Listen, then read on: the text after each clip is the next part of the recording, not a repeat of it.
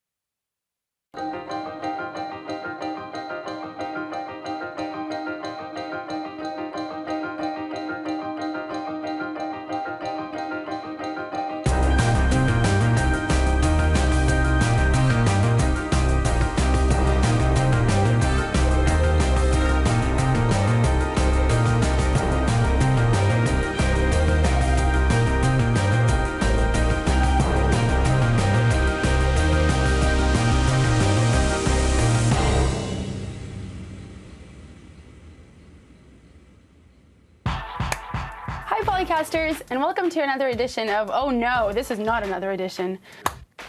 Hello, oh, don't make me laugh.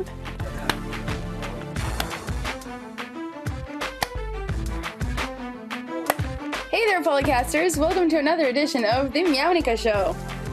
Sorry, all my went berserk.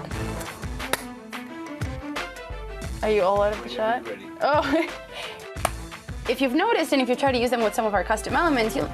The rapper is going to take these inputs and make them pretty... Guys, I forgot what this demo did. Do you have tape? Why don't you just tape it to my back? Oh, Look at that! I have an argument called birthday that is in the right format, which is a thing that the server wanted to...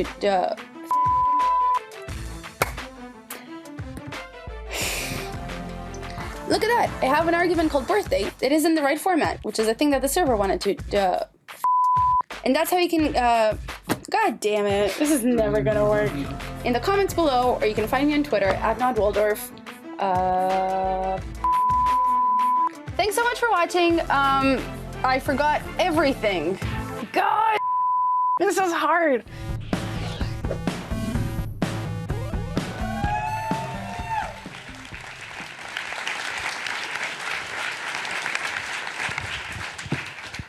So I thought this was going to be a disaster before that happened. Great. Good morning, everyone. Welcome to the second day of this amazing Polymer Summit. I was super nervous about this. Oh my God, that is Matt. Matt does these things to throw you off. Welcome. I am your MC for the day. I've never MC'd before. It's going to be a disaster. Please be nice to me. I have to remind you of things. So all of the videos from yesterday are already on the YouTube channel. So if you've missed everything, you can go and watch them again. I want to remind you of our community guidelines because we want to make sure everybody's going to have a good time today. Our code of conduct is posted outside, it's posted on the website. If you have any feedback or if you notice anything wrong or anything that's happening well, you can give us feedback. Any of the speakers, people whose faces you've seen on the screen, or any of the staff, they're wearing black shirts or white shirts. I'm running out of breath. So now to tell us about the state of the internet today is Dion. So to introduce the speakers, I've been asking them for fun facts, and Dion's fun fact, which is a dubious fun fact to begin with, was that he was a national chess champion when he was 12. And I was like, sure, sounds great. Only about an hour and a half, he came back later and he was like, I made a mistake. It wasn't chess, it was Scrabble. So no, I'm concerned he doesn't remember his first 15 years of life. So give it up for Dion, everybody.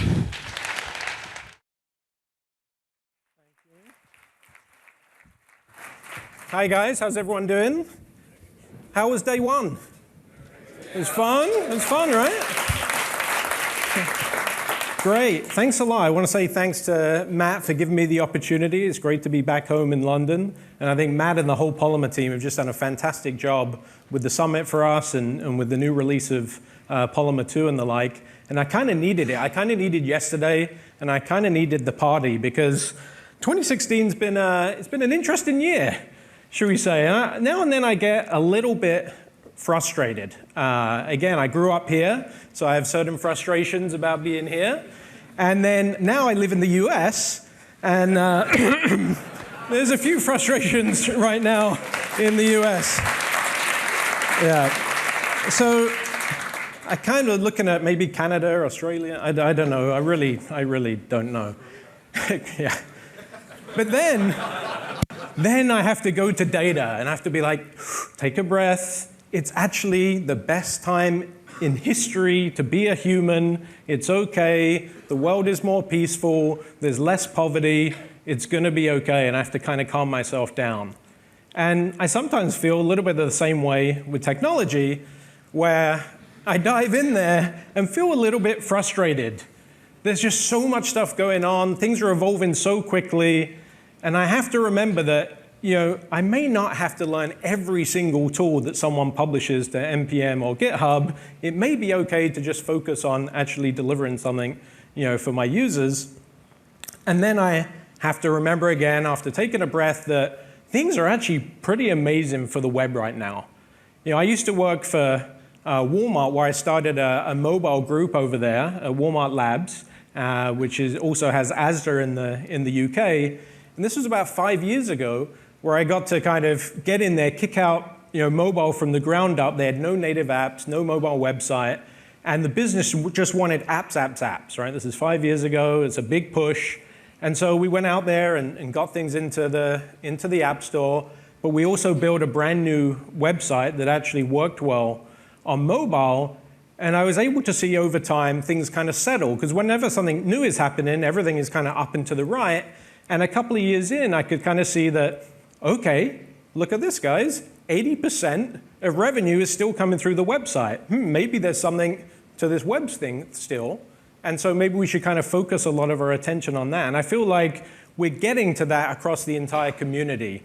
We see a lot of the kind of macro picture on what's going on, but then we can actually look at our data and see how things are kind of balancing out. But as well as being an important end of the tap experience, we also need to become really native on mobile. And that, to me, is what the Progressive Web Apps thing has been about, is about actually delivering all of those capabilities. And that's been incredibly exciting over the last year. But I kind of feel like this at the moment. I feel like I'm regenerating from desktop apps web to mobile web. And I feel like as a whole ecosystem, we're still going through this change and we're not fully there yet. But it's important to note how far we've actually come. You know, when mobile finally took off, it was the pinch and zoom web. And it was actually a genius strategy of Steve Jobs and friends to do this, because the web then instantly became the back catalog, right? If he didn't deliver this, remember at the time everyone was working on WAP and these other kind of weird things for mobile, then there wasn't the path to be able to get access to all of this content. But we've been able to go from that and move away. We don't want the web just to be the back catalog. We want it to be at the forefront. And we can now deliver these fantastic experiences like Shop and Polar and a lot of the things that the partners have been showing. And this is really kind of a sense of where we're able to get to over the last few years. But we've got a major challenge. And we're at an interesting crossroads right now. And I think it's important to realize that there is still an existential threat going on here. And that's about building our mission for our users to deliver this fantastic experience, but to do it on this platform that is very different. On the web, you have the browser and the runtime that's obviously already on the device, and so you have to use that as much as possible, hence use the platform and the things that we've been hearing. But we've also got this whole slew of stuff that has to sit on top of it. We've got all of our frameworks and libraries, all of our app code, and then all of the data and things that we need. How are we going to get that onto the device and in a way that mobile can actually run this thing? And Alex Russo is going to tell us a lot about the actual constraints that are here, and it's really vital to realize the threat that we're in, because we need to deliver that in 3 seconds or we're dead. And so it's kind of important for us, the framework developers, and the browsers, to keep evolving this runtime to actually work really well for mobile. How do we solve this? We have to do magic, right? Computer science tends to be a lot of illusion. As you're interacting on your desktop computer, it looks like the computer's there trying to do some work for you, but we all know that it's really going through a whole slew of tasks in the background, and at the last minute it's saying, oh yeah, repaint that cursor, just being there ready for the user. We need to work out a way to do that. Monica and Steve talked about this yesterday, about being lazy and doing less. It's important that we really push hard using all of the tricks and smokes and mirrors that we can. Paul Lewis is going to be talking later. He's kind of our master magician, and he'll be here with his sidekick, the safety Surma. And so you'll be able to watch him do live coding and see the different tricks that he's getting up to here. But we need to do 2 things really importantly. We need to squash everything down and get our frameworks and libraries down to a point where they're optimized for mobile. The same with our own code, the same with the data, etc. But the flip side is we also need to take and be able to take a slice of our information, of our UI, our UX, and be able to quickly deliver just that slice and then be able to lazily load things later. It's really important for us to be able to do this, and we need to do it in a way that actually makes sense for us. So again, back at Walmart, we did a lot of what's now called isomorphic JavaScript, server-side rendering, but it became a little bit of a spaghetti mess. If you went into the code, you'd see some little cheeky hacks of like, if I'm on the server, actually do this, and if I'm on the client and do this, and it was really painful. So we need to have the ability to do less work and do work later for our devices, but we also need to be able to do that as developers. And for that, we need to have all of the right tools to give us the abstractions where we can kind of fake this out and let the illusion actually happen. So this is why I'm really excited about being here at the Polymer Summit, because I feel like Polymer's got the right match here. It's a great tool to allow us to actually deliver this experience. And I'm super excited for you to see what else comes up later on in the day. And now I kind of want to get off stage and allow you to kind of see what's going on in the world of tooling, because I think it's going to really impress you and show you what's going to be possible as you meet that challenge. Thanks so much.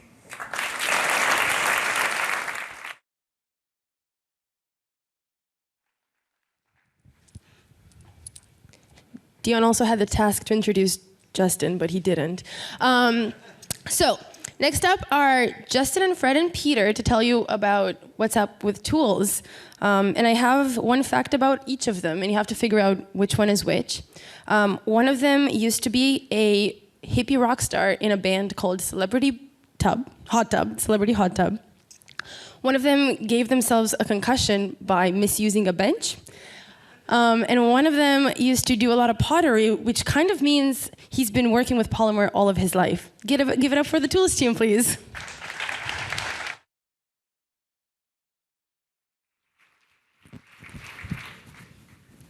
All right, hello. Good morning, everyone. Thanks, Monica, and thanks, Dion, for getting the day started. And thanks, all of you, for being here. I hope everyone's really excited for day 2. My name is Justin Fignani. I lead the Polymer Tools team, and I'm really, really excited to tell you this morning what we've been up to recently. So yesterday, you got to hear all about the future of Polymer and web components. You heard about the new web component standards, which are now starting to ship native in browsers like Chrome and Safari. And you heard about Polymer 2.0 and how it builds on these new standards and is even smaller, easier to use, and more interoperable with other libraries. And just like the Polymer core library, we're also working on some major upgrades for the Polymer tools so that they work with those new standards, Polymer 2.0, and so that they're useful for the entire web components ecosystem. In the next 45 minutes or so, we're going to take a tour of our tools. We'll cover some thoughts about why we build tools, updates on a few of the core tools in our toolbox, and finally a look at how we actually deliver these tools to you so you can use them. Let's start by looking at why we build tools and why we even have a tools team on the Polymer team. The Polymer team hasn't always built a lot of tools. In fact, the core library team is famously averse to tooling. What they, and really probably most of us, love about the web platform is the immediacy of working on it, that instant edit refresh cycle. So their tools consisted of basically an editor and a browser, and that's pretty much it. Components and apps and tests would load in the browser without any build step required at all. By not adding too many layers of abstraction, the hope is that there's not as much need for a complex toolchain. But you almost always need at least some tools. And because we're using these new platform features like custom elements and HTML imports, many of the existing tools didn't quite work how we wanted.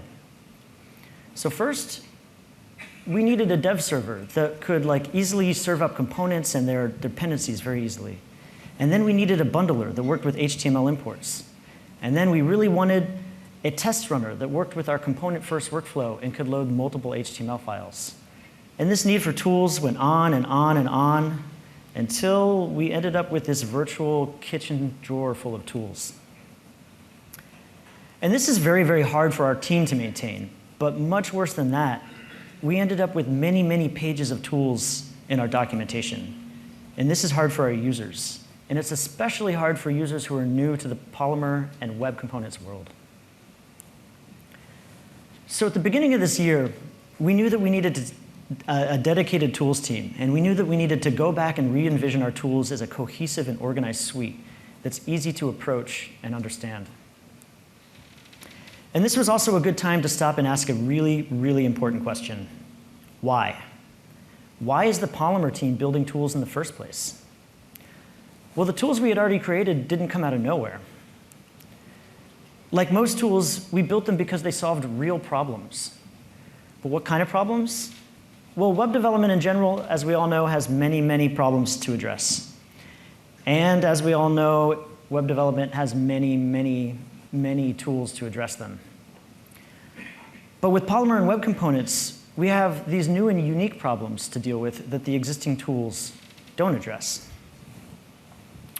For one, HTML and CSS are now extensible. Understanding HTML used to be pretty easy. There's a fixed set of tags determined by a committee, and tools like text editors and linters could just build in a hard-coded database of elements and their attributes. With custom elements, this all changes, and now HTML is an open-ended set of tags. So how do you know what's valid HTML anymore? Same thing with CSS. CSS used to be global and have a fixed set of properties. But now with Shadow DOM and custom variables, CSS has scopes and an open-ended set of properties. Knowing what's available to use is a lot harder now. There's also many different ways to write an element. Already at the summit, you've seen a few. We have Polymer 1.0, Polymer 2.0's class syntax, its legacy syntax. We also have vanilla custom elements that don't use any library at all. And we have these other web component libraries like Skate.js, Bosonic, Xtags, and reactive web components, and I'm sure a lot more that I'm not even aware of. And then with HTML imports, HTML files can now import each other like libraries and modules in other programming languages. This ability for HTML to form a dependency graph is completely new to web development tools. And existing bundlers and linters and minifiers, they just don't know about this new structure of HTML. And so we can notice something about all of these problems. They're not Polymer specific. They apply to web components in general. And this brings us to a really, really important principle that we have on the tools team. That Polymer tools are not just tools for the Polymer core library. They're tools for web components in general. Our goal is to help all web components developers and users. I think this is something really, really unique to the web components ecosystem. That because of the inherent interoperability of web components, the success of any one web components user or library is a success for us all. Because together, we grow this entire interoperable ecosystem. So this is one major motivation for tools, to solve problems that are unique to web components. But at the same time that we're in the midst of this web component sea change, other parts of web development are evolving as rapidly as ever. There are a whole slew of new technologies and expectations that are drastically changing the way we build web apps, and especially mobile web apps. To offer a truly great mobile experience, apps now have to have what was until recently a fairly sophisticated structure supported by a sophisticated toolchain. On the Polymer team, we've been trying to codify these best practices into a pattern that helps you craft an optimal loading experience. And we came up with this acronym that you've heard about, PRPL, P-R-P-L, and that stands for push, render, precache, and lazy load. PRPL involves things like using HTTP2 push to push exactly the resources needed for a given route, service workers to pre-cache an app's resources, and per-route bundling when push isn't available. These techniques are critical for engagement and to compete with native apps. And tools can help make this manageable. The goal of even defining a pattern like PRPL is to make it easily repeatable. And repeatability is something that tools are really, really good at. So this is another motivation for Polymer tools. We want to take these cutting-edge techniques and make them standard practice. We want to make things like optimal loading and offline support the default when starting any new app. So that's why we're building tools. This is what gets us to work in the morning. Let's look at what we actually build. Our tools are organized around a set of core single-purpose libraries, like the project initializer, test runner, and the build system. These tools each address a problem along the life cycle of a project, from getting started all the way through building for production. And then we take these tools and we integrate them all and deliver them to you in the Polymer CLI. And then powering most of these tools is a common analysis engine that allows our tools to really understand your project. Now let's take a look at that engine that powers our tools. A few months ago, we embarked on a project to build a new and flexible static analyzer for the web, which I'm really happy to talk about for the first time. It's called the Polymer Analyzer. The analyzer helps other tools understand applications and components in this new extensible world.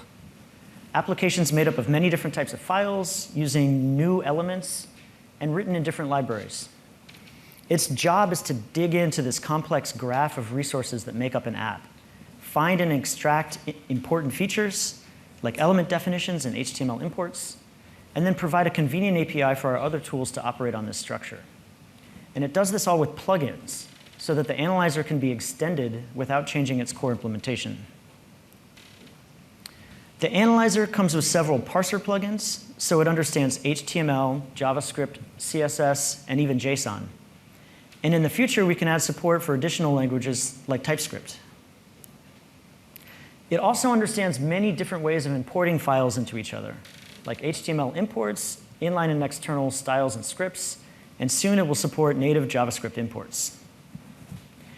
And it has a large set of plugins to support different ways of writing custom elements, like Polymer and vanilla custom elements. So when the analyzer processes a file, it parses it with one of its parser plugins, here HTML. And then it scans the document looking for important features with its set of scanner plugins. For instance, we have an HTML import scanner and a DOM module scanner that can find a DOM module and parse the templates in them. And then we have a Polymer element scanner, which can find a Polymer element declaration and find important features of it, like its properties. Next, the analyzer parses and scans any imported and inline documents until it's analyzed everything in your application. So here we have an import that's importing another file, and the analyzer finds that. And then finally, the analyzer can resolve references between features and really understand what's going on. And here we know that this tag is an instance of a definition in another file. The analyzer extracts a lot of information about elements. It understands its basic API, its attributes, properties, and events. It knows how to style an element. It knows about its prototype chain, its superclass and mixins. And it knows how to use the element too, how to import it, and it can get its documentation. And then this information is available to all the other tools that build on the analyzer. As part of the analyzer work, we're also adding a new feature to help our tools better understand app shell style apps that use lazy importing. We call this declarative lazy HTML imports. The analyzer and its plugins work well because of the declarative nature of HTML and Polymer. The more that your application is declarative, the more that we can tell what it's doing without having to run it. But lazy imports today use an imperative API that trips up static analysis. If we take a look at a typical app shell style app, we usually have a shell that's loaded before rendering. It then dynamically loads the code needed for a particular route. To actually load a route, you almost always see a snippet of code like this. This is a method that takes a page name, and then it loads the associated HTML import with the page with import href. But our tools don't understand this imperative code, and so you get problems like linter warnings, or maybe the bundler might miss some files. Declarative lazy imports allow you to specify the imports you will load right in your markup. Lazy imports are like link tags. Like HTML, they're link tags like HTML imports, but they use a different rel attribute, and they have a group name. When it's time to actually load an import, you do it by group, not by URL. And we provide a behavior to help with this. And by using group rather than URL, tools like the bundler can change URLs around without breaking your code. And by being in markup, tools like the analyzer and the linter can see these lazy imports and know that you're going to import this URL in the future. So you can try out a preview of lazy imports today that works with Polymer 1.0. We'll be adding Polymer 2.0 support pretty soon and doing a real release. And before I finish with the analyzer, let's talk really quick about linting because it's such an important consumer of analysis information. We're rewriting the Polymer linter right now on top of the new analyzer, and this is going to bring some nice improvements to you very soon. The existing lint command in the CLI is already very useful. It checks things like you declared properties that you use in data binding, or that the elements you use are actually defined and imported. But the current linter has a hard-coded set of rules that only works with Polymer 1.0 elements. And like I just talked about, it doesn't work very well with lazy imports. So because the new analyzer powers the linter, it understands all the different types of elements that the analyzer does. Not only that, but we're making the linter itself extensible so that new linting rules can be added by users. This is especially important for internal use at Google and for our enterprise customers who often have stricter policies they want to add and enforce. We're also adding rule sets, which we're going to use to offer different linting modes, like a Polymer 1.0 mode, a Polymer 2.0 mode, and a hybrid mode. Choosing the right rule set will make sure that you're only using the features that are available in the specific versions of Polymer that you're targeting. So the main insight of the analyzer is that web applications are not just HTML, and they're not just JavaScript. They're built from many types of files and many ways of importing them. We might have HTML, JavaScript, CSS, images, and more. And so we can't rely only on JavaScript tooling or only on HTML tooling. We need something that brings them all together, which is exactly what the analyzer does. And then we can do some pretty awesome things with the results. The new analyzer is key to our goal of supporting many different tools and many different web components library. If you use or write a Web Components library, we encourage you to get in touch with us so we can help you write plugins for the analyzer. And if you write tools or are interested in using the analyzer, please get in touch with us so we can help out as well. It's still very early. The APIs aren't completely finished, but we want to launch with support for as many Web Components libraries as we can. All right, so let's next talk about package management. Yay. All right. As you all know, we use Bower to distribute all of our Polymer packages. And Bower works really well for us, actually. But the ecosystem has been coalescing behind NPM. And many of you have asked for NPM support so that you can use a single package manager. And there's even an infamous issue on our GitHub repo, issue 326, publish subprojects on NPM and add them to package.json. If you can see the small text there, this issue was open almost exactly 3 years ago today, and it has 202 lively comments on it. Now, NPM support, it turns out it's much harder than it seems at first. And while we haven't solved this issue yet, I don't want to get your hopes up. We're not going to announce NPM support right now. Yeah, I'm sorry. But we did come up with a plan, at least. And I want to go over that plan, and I want to talk about some really, really awesome progress that's been made recently. So the plan looked like this. The first thing we want to do is publish raw packages to NPM, so not make any changes to them. We generated package.json files from our bower.json, so we just threw them up on NPM, and we said, if you can figure out how to use them, let us know. We knew there would be some problems, especially because NPM installs things possibly in a nested structure, and that's difficult for us. So the next step was to find or build a flat package installer, something that might take an NPM installation and flatten out all the packages. And then step 3, we needed to build a Bower plus NPM release tool, something that smooths out some differences between Bower and NPM packages, and then actually tries to install and test our packages from both Bower and NPM so that we can make sure that we push working packages to both repositories. And finally, once we have all that, and we know that you can trust that when you install something from NPM or Bower, it's going to work, we're going to publish all of our working packages to NPM. So step 1 we did a while back, and we published things as is to NPM. And like we suspected, people weren't able to get them working that easily. So we started working on this design for a flat package installer, along with everything else we were up to at the time, when Facebook got in touch with us and gave us some really, really, really awesome news. And that awesome news was Yarn, which you might have heard about. So they were working on this new package manager, which uses the NPM registry. And they asked us what we would need to use it. And so we started working with them and gave them requirements and filing issues. And we were a little busy to submit code, but they were very happy to add the features that we needed. And we got Yarn to do the one thing we really, really needed, which is flat installation with proper version conflict resolution. This is huge for us. And not only that, not only can a user say that they need to install things flat, but a package can say that it requires a flat installation. And this is what all our packages are going to need to do, because they won't work if they're nested. So this finally makes Yarn a viable replacement for Bower, and it really unlocks our NPM support plan. Step 2 there was by far the most difficult thing, and the Yarn team basically did it for us. So now we can move on. This is where we're at now. We can build this release tool, which is going to change some small differences between Bower and NPM, and then we're going to be publishing everything to NPM, although you have to use Yarn to install them. Yarn is a really, really big deal for us, for NPM, for the entire front-end development community. We're super excited. I think some of the Yarn team is here today. We're very excited to continue working with them and make sure that it works great for Polymer. So this is our plan for NPM. Stay tuned. We'll have news on this very soon.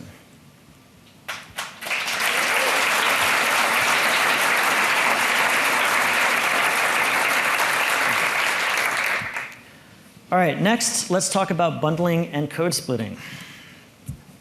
All right, today we're announcing a new version of our Vulkanized bundling library, and we renamed it to simply the Polymer Bundler. Bundling your code is extremely important to reduce load times of your application.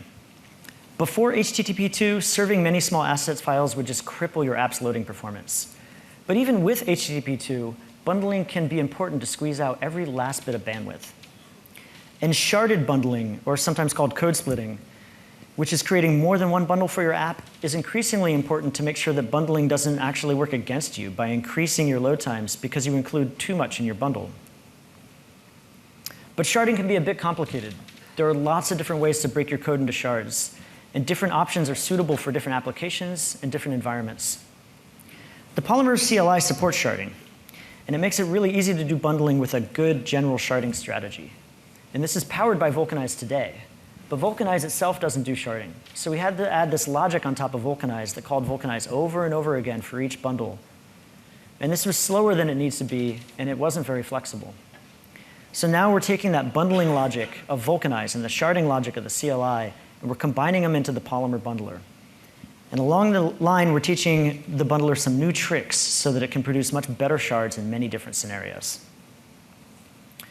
To understand what the bundler does and how it works, let's imagine a simple apps shell style app with a shell and 3 lazy loaded routes.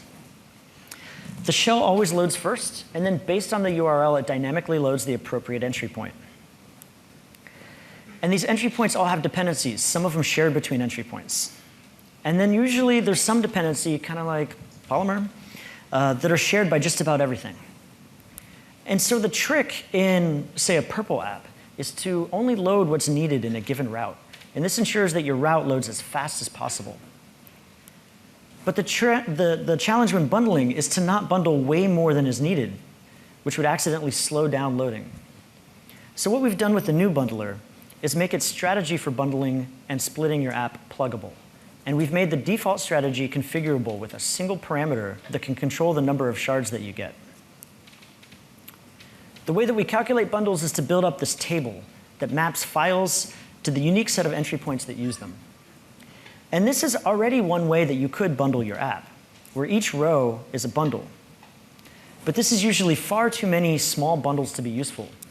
You might end up with a bundle for every possible combination of entry points. So this is where strategies come in. The bundling strategy takes this fine-grained bundle plan and modifies it. One strategy could simply be to merge everything together in one huge bundle, and that's what Vulcanize does.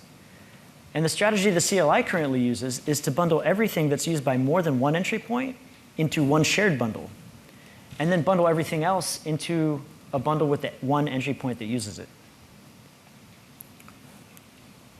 This is what it looks like in the CLI. You end up with one shared bundle for the shell, the common dependencies, and then you end up with a bundle per route. This is usually a pretty good approach, but in a really big app, it can result in a really big shared bundle, which basically defeats the purposes of sharding.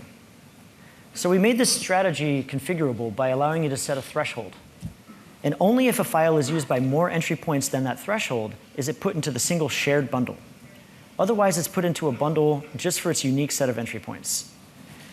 So we think this is a way that lets you easily go from one bundle to one shared bundle to many bundles depending on the needs of your application.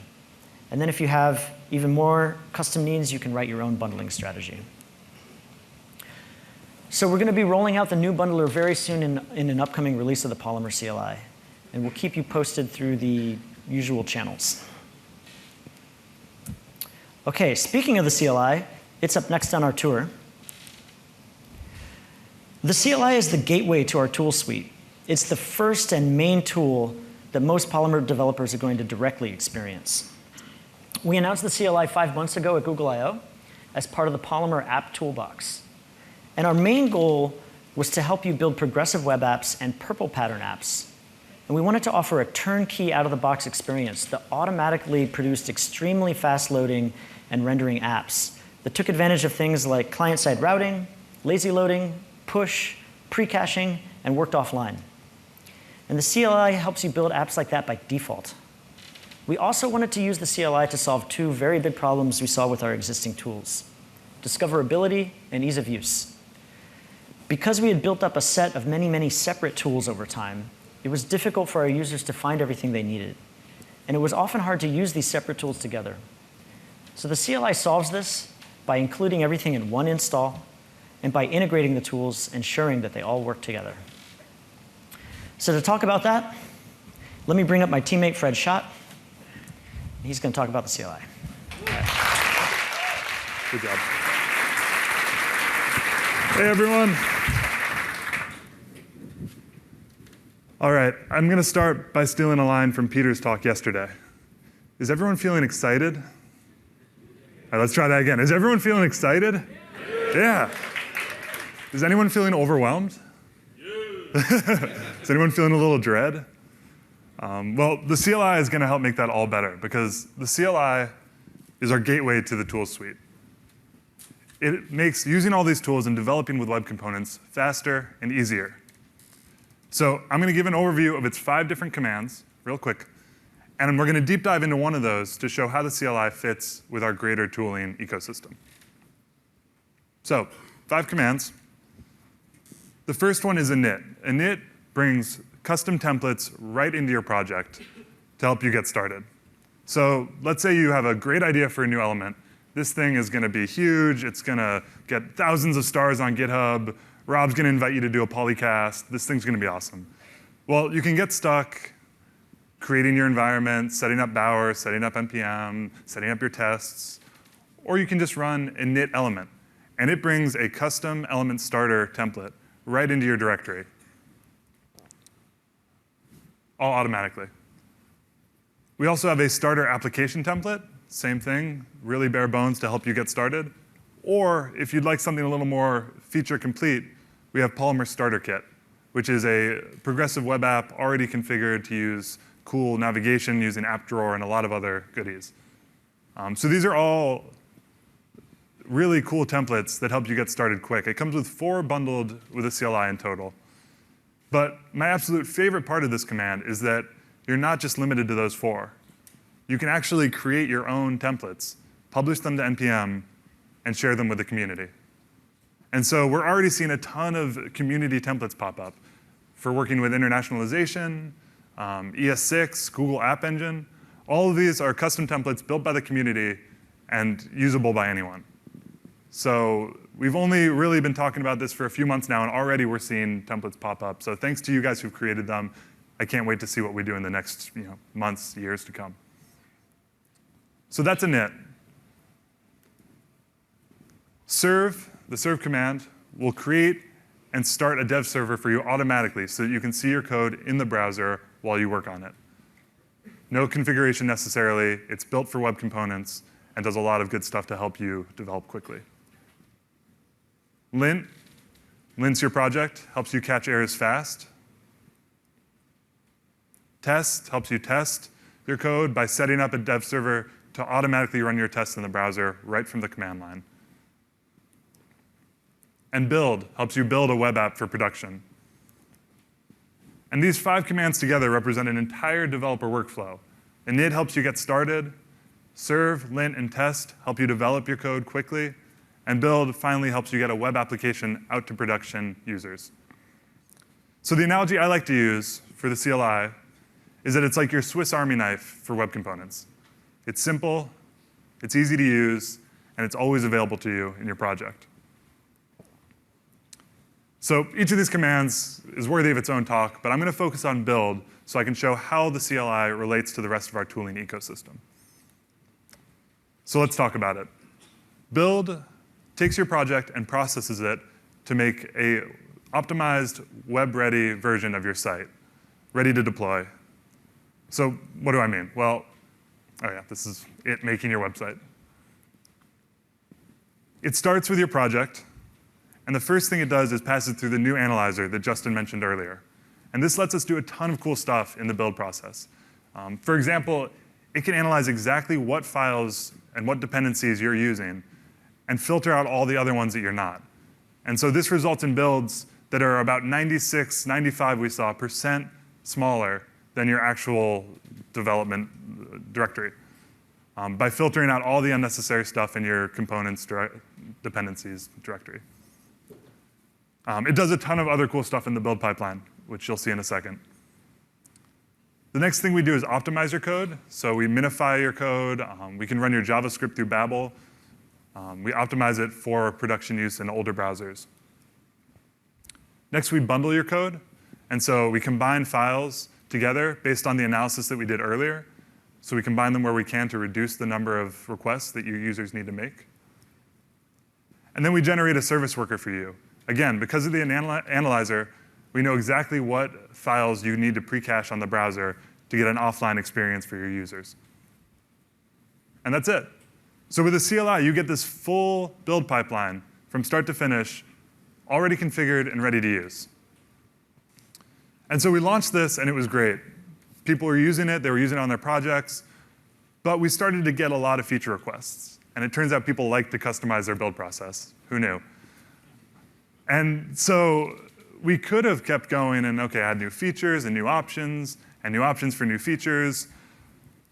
But we had to take a step back and remember that we were working on something that was simple and easy to use. And we were doing that, but we were kind of leaving our advanced use cases, more complex apps out in the rain.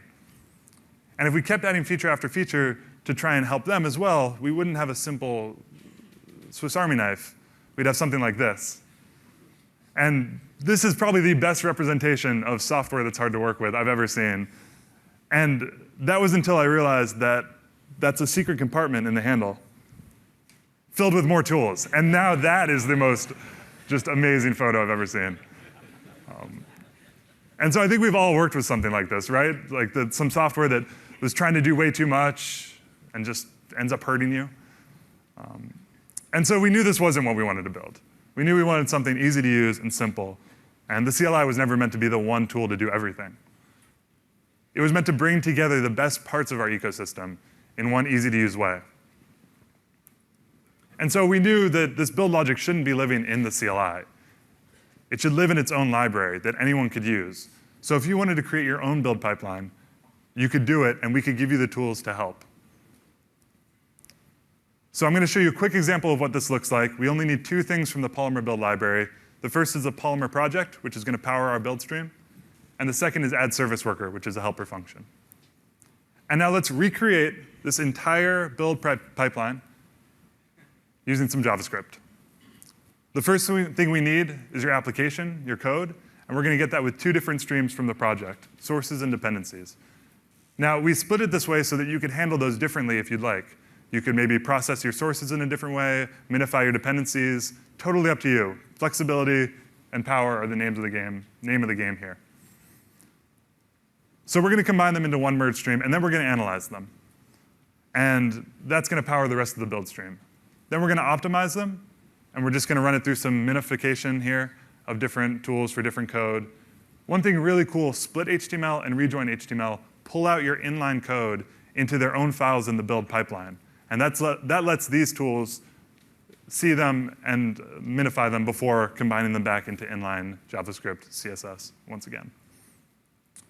Next, we run it through the bundler, which helps bundle them, which Justin talked about earlier. And finally, we write your build to disk and then create a service worker. The order on those is flipped, but the result is the same. You now have a complete build pipeline written in only a few lines of JavaScript. And now you can do anything. So now with JavaScript, you can hook into one of these places to run something else. You can remove things. You can add new code, add new minifiers. You have complete control over what you want to do here. And so that's really what we're talking about when we talk about the CLI and the rest of these powerful tools. We want to give you one way to bring them all together that's easy to use, doesn't take a lot of work to get working. But we also want to give everyone the tools to go out and explore and create their own different implementations as they need them. So this provides a really nice off-ramp from beginner to intermediate usage into the more complex use cases as your project grows and matures. So that's just a quick overview. Both of these tools are available on NPM. The CLI helps you work with web components really easily. Polymer build helps you build if you'd like to do something with a little more control. And we're really excited to keep developing these. I'm now going to hand it back to Justin to talk a little more. Thank you.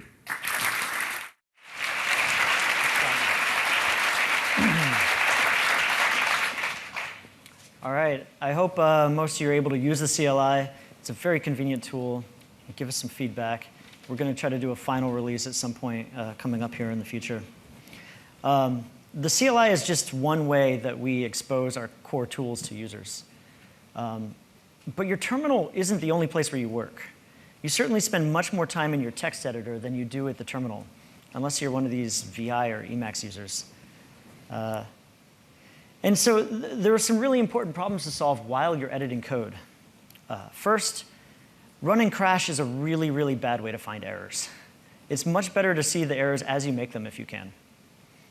Next, APIs and documentation are hard to remember, and jumping between your editor and documentation just slows you down. And also, large code bases are hard to navigate. Text search isn't really advanced enough for programming, and you want something better than that. So luckily, these are all solvable problems, and they're solved in a lot of other programming environments. And the declarative nature of HTML and web components gives us the opportunity to deliver a world-class editing experience for web apps. So it only makes sense to bring our tools right to where you work in your editor. Oh, I forgot to advance my slides. Here's some bullet points. So I'm happy to announce today that we're releasing a set of text editor plugins for Polymer.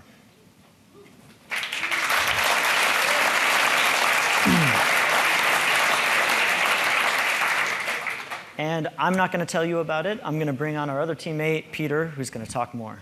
Welcome, Peter.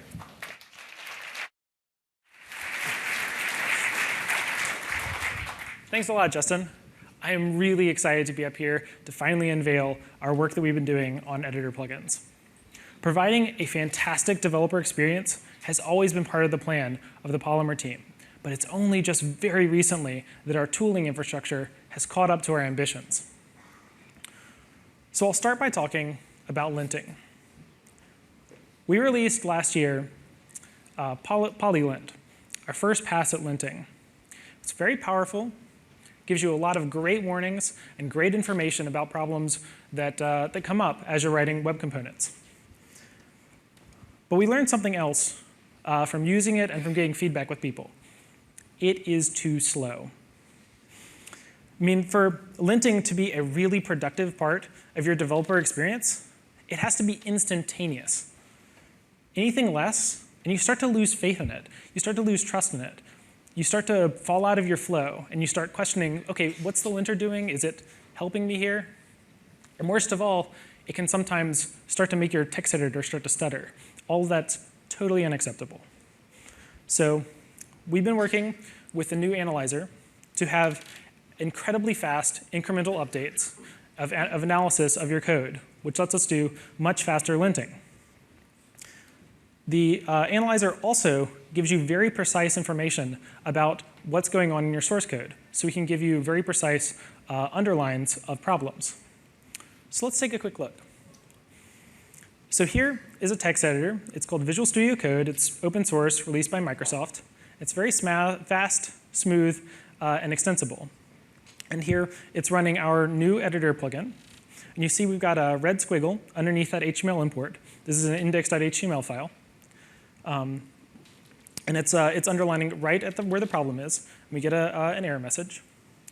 Also notice how fast it is. As I'm typing, each single character, the moment it's correct, squiggle goes away. It also understands inline JavaScript. So the moment that there's a syntax error, let is fine, foo is fine, equals syntax error, string, everything's fine. OK. So that's linting. Linting is nice. Linting is good. What else can we do? What about intelligent, contextual, as you type, autocompletion? So here, we've auto-completed the paper spinner element. I can hit Control space.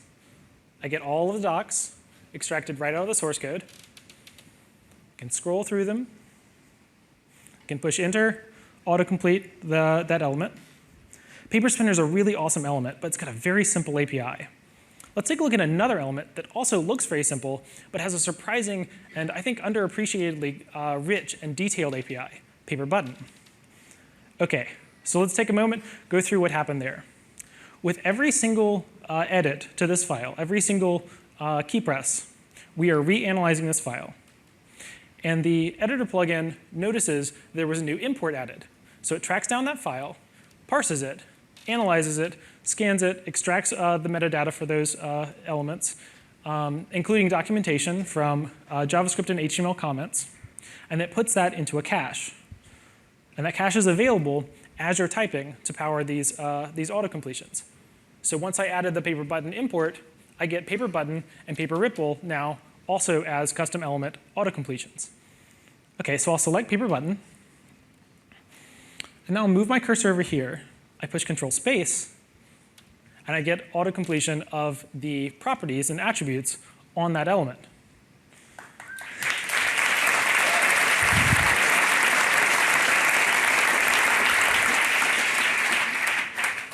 And we're able to extract a ton of structured information about these attributes.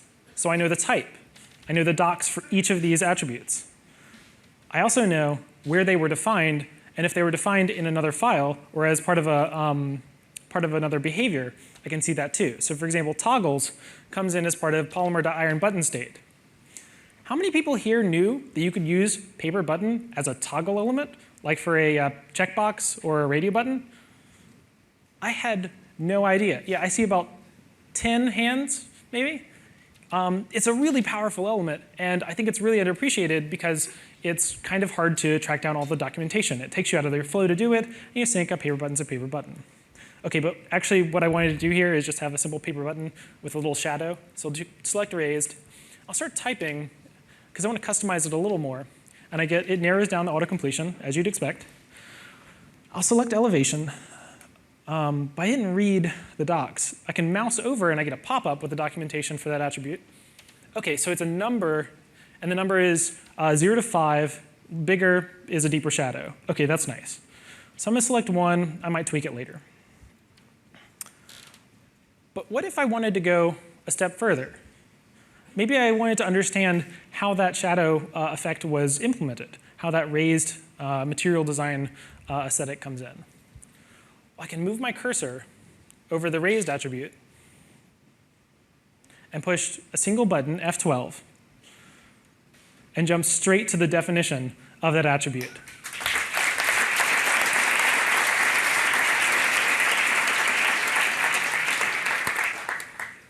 Notice that this is in a totally different file. This is paperbutton.html.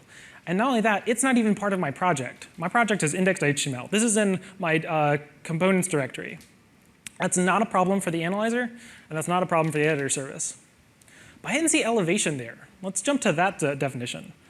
Oh, right, this is in a totally different file. This is in a behavior, right. So now I'm in paperbuttonBehavior.html.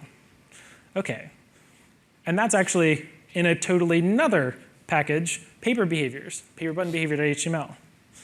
So that was coming in from a behavior, mixed into the paper button element, and then made available right there in your editor.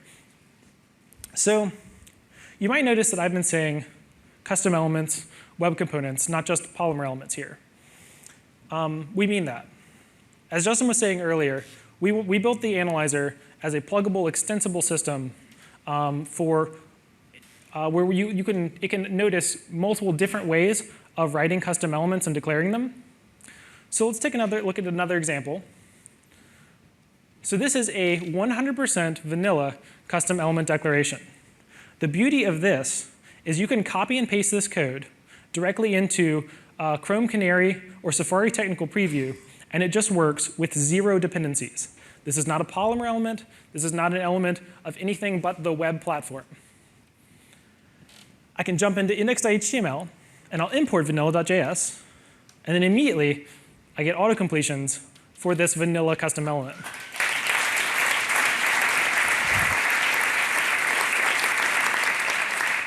We've extracted the documentation, and I can autocomplete it. Go over to its attributes. I get autocompletions of its attributes as well with documentation and type if it's annotated. I can mouse over for the pop-up and select it and jump to definition. That's right, every single feature that I demonstrated today for Polymer elements works exactly as well for vanilla custom elements.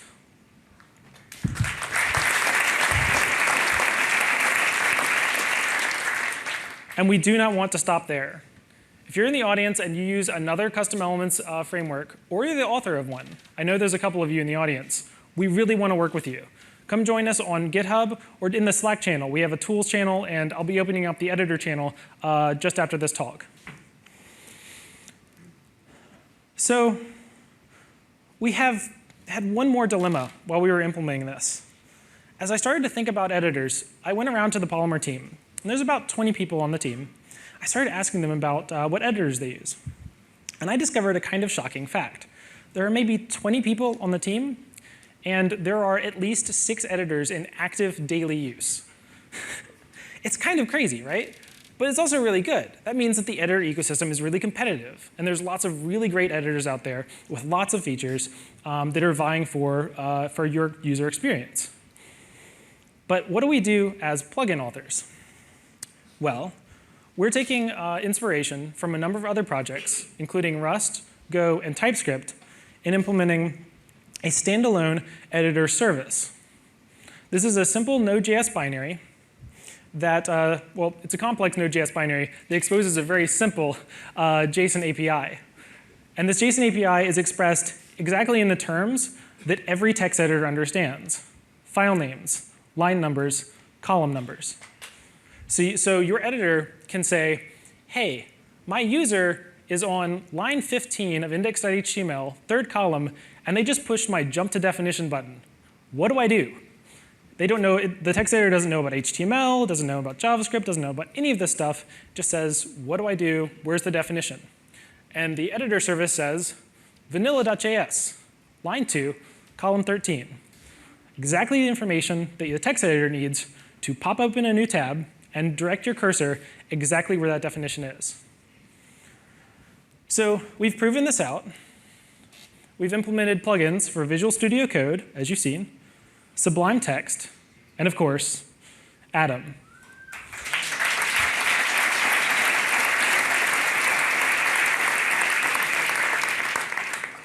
All 3 of these plugins support instantaneous as-you-type editing, linting, and contextual intelligent auto-completion of custom element tags and attributes.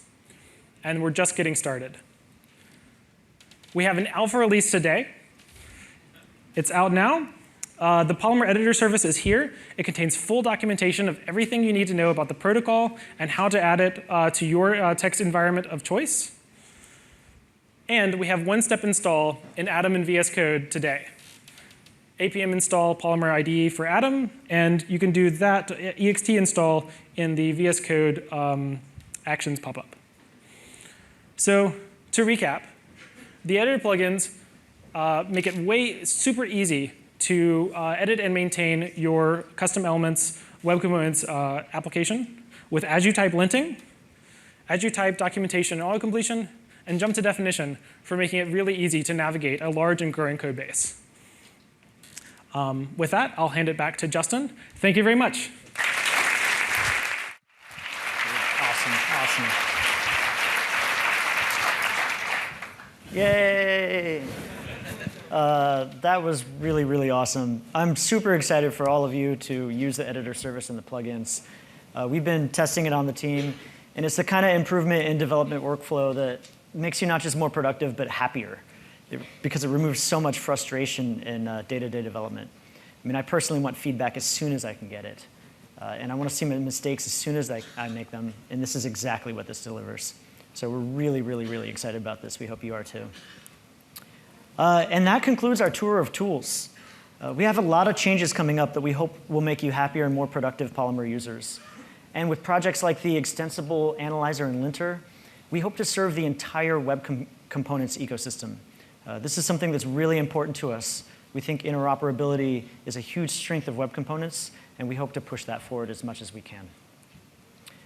You might be wondering when you can use all this. So as you saw, some of it is available today. The CLI is in beta now. The IDE plugins are in preview now. And the new linter and bundler will be in preview soon, available through the CLI. And then we're going to be working on NPM and Yarn support very, very soon. All right, that does it for us. Thank you so much for joining us. Have a great day.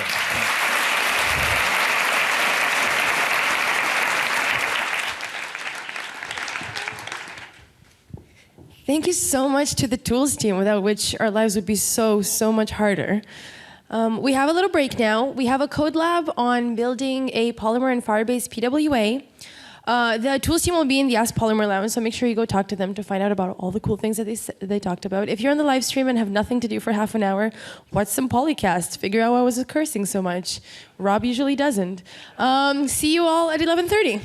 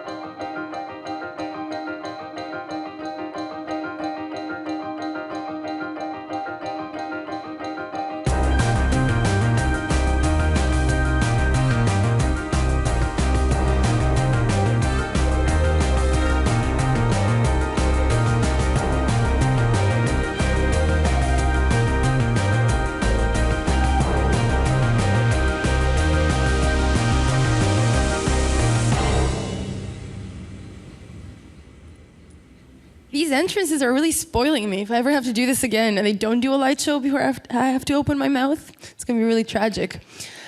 Next up, we have Chris and John from Comcast. So I recently found out that Comcast has been using, so Comcast is, if you don't know what they are, they're a big internet provider in America, and we've recently found out that in production they've been using Polymer since Polymer 0.3, which is kind of bananas, because that would be dragons.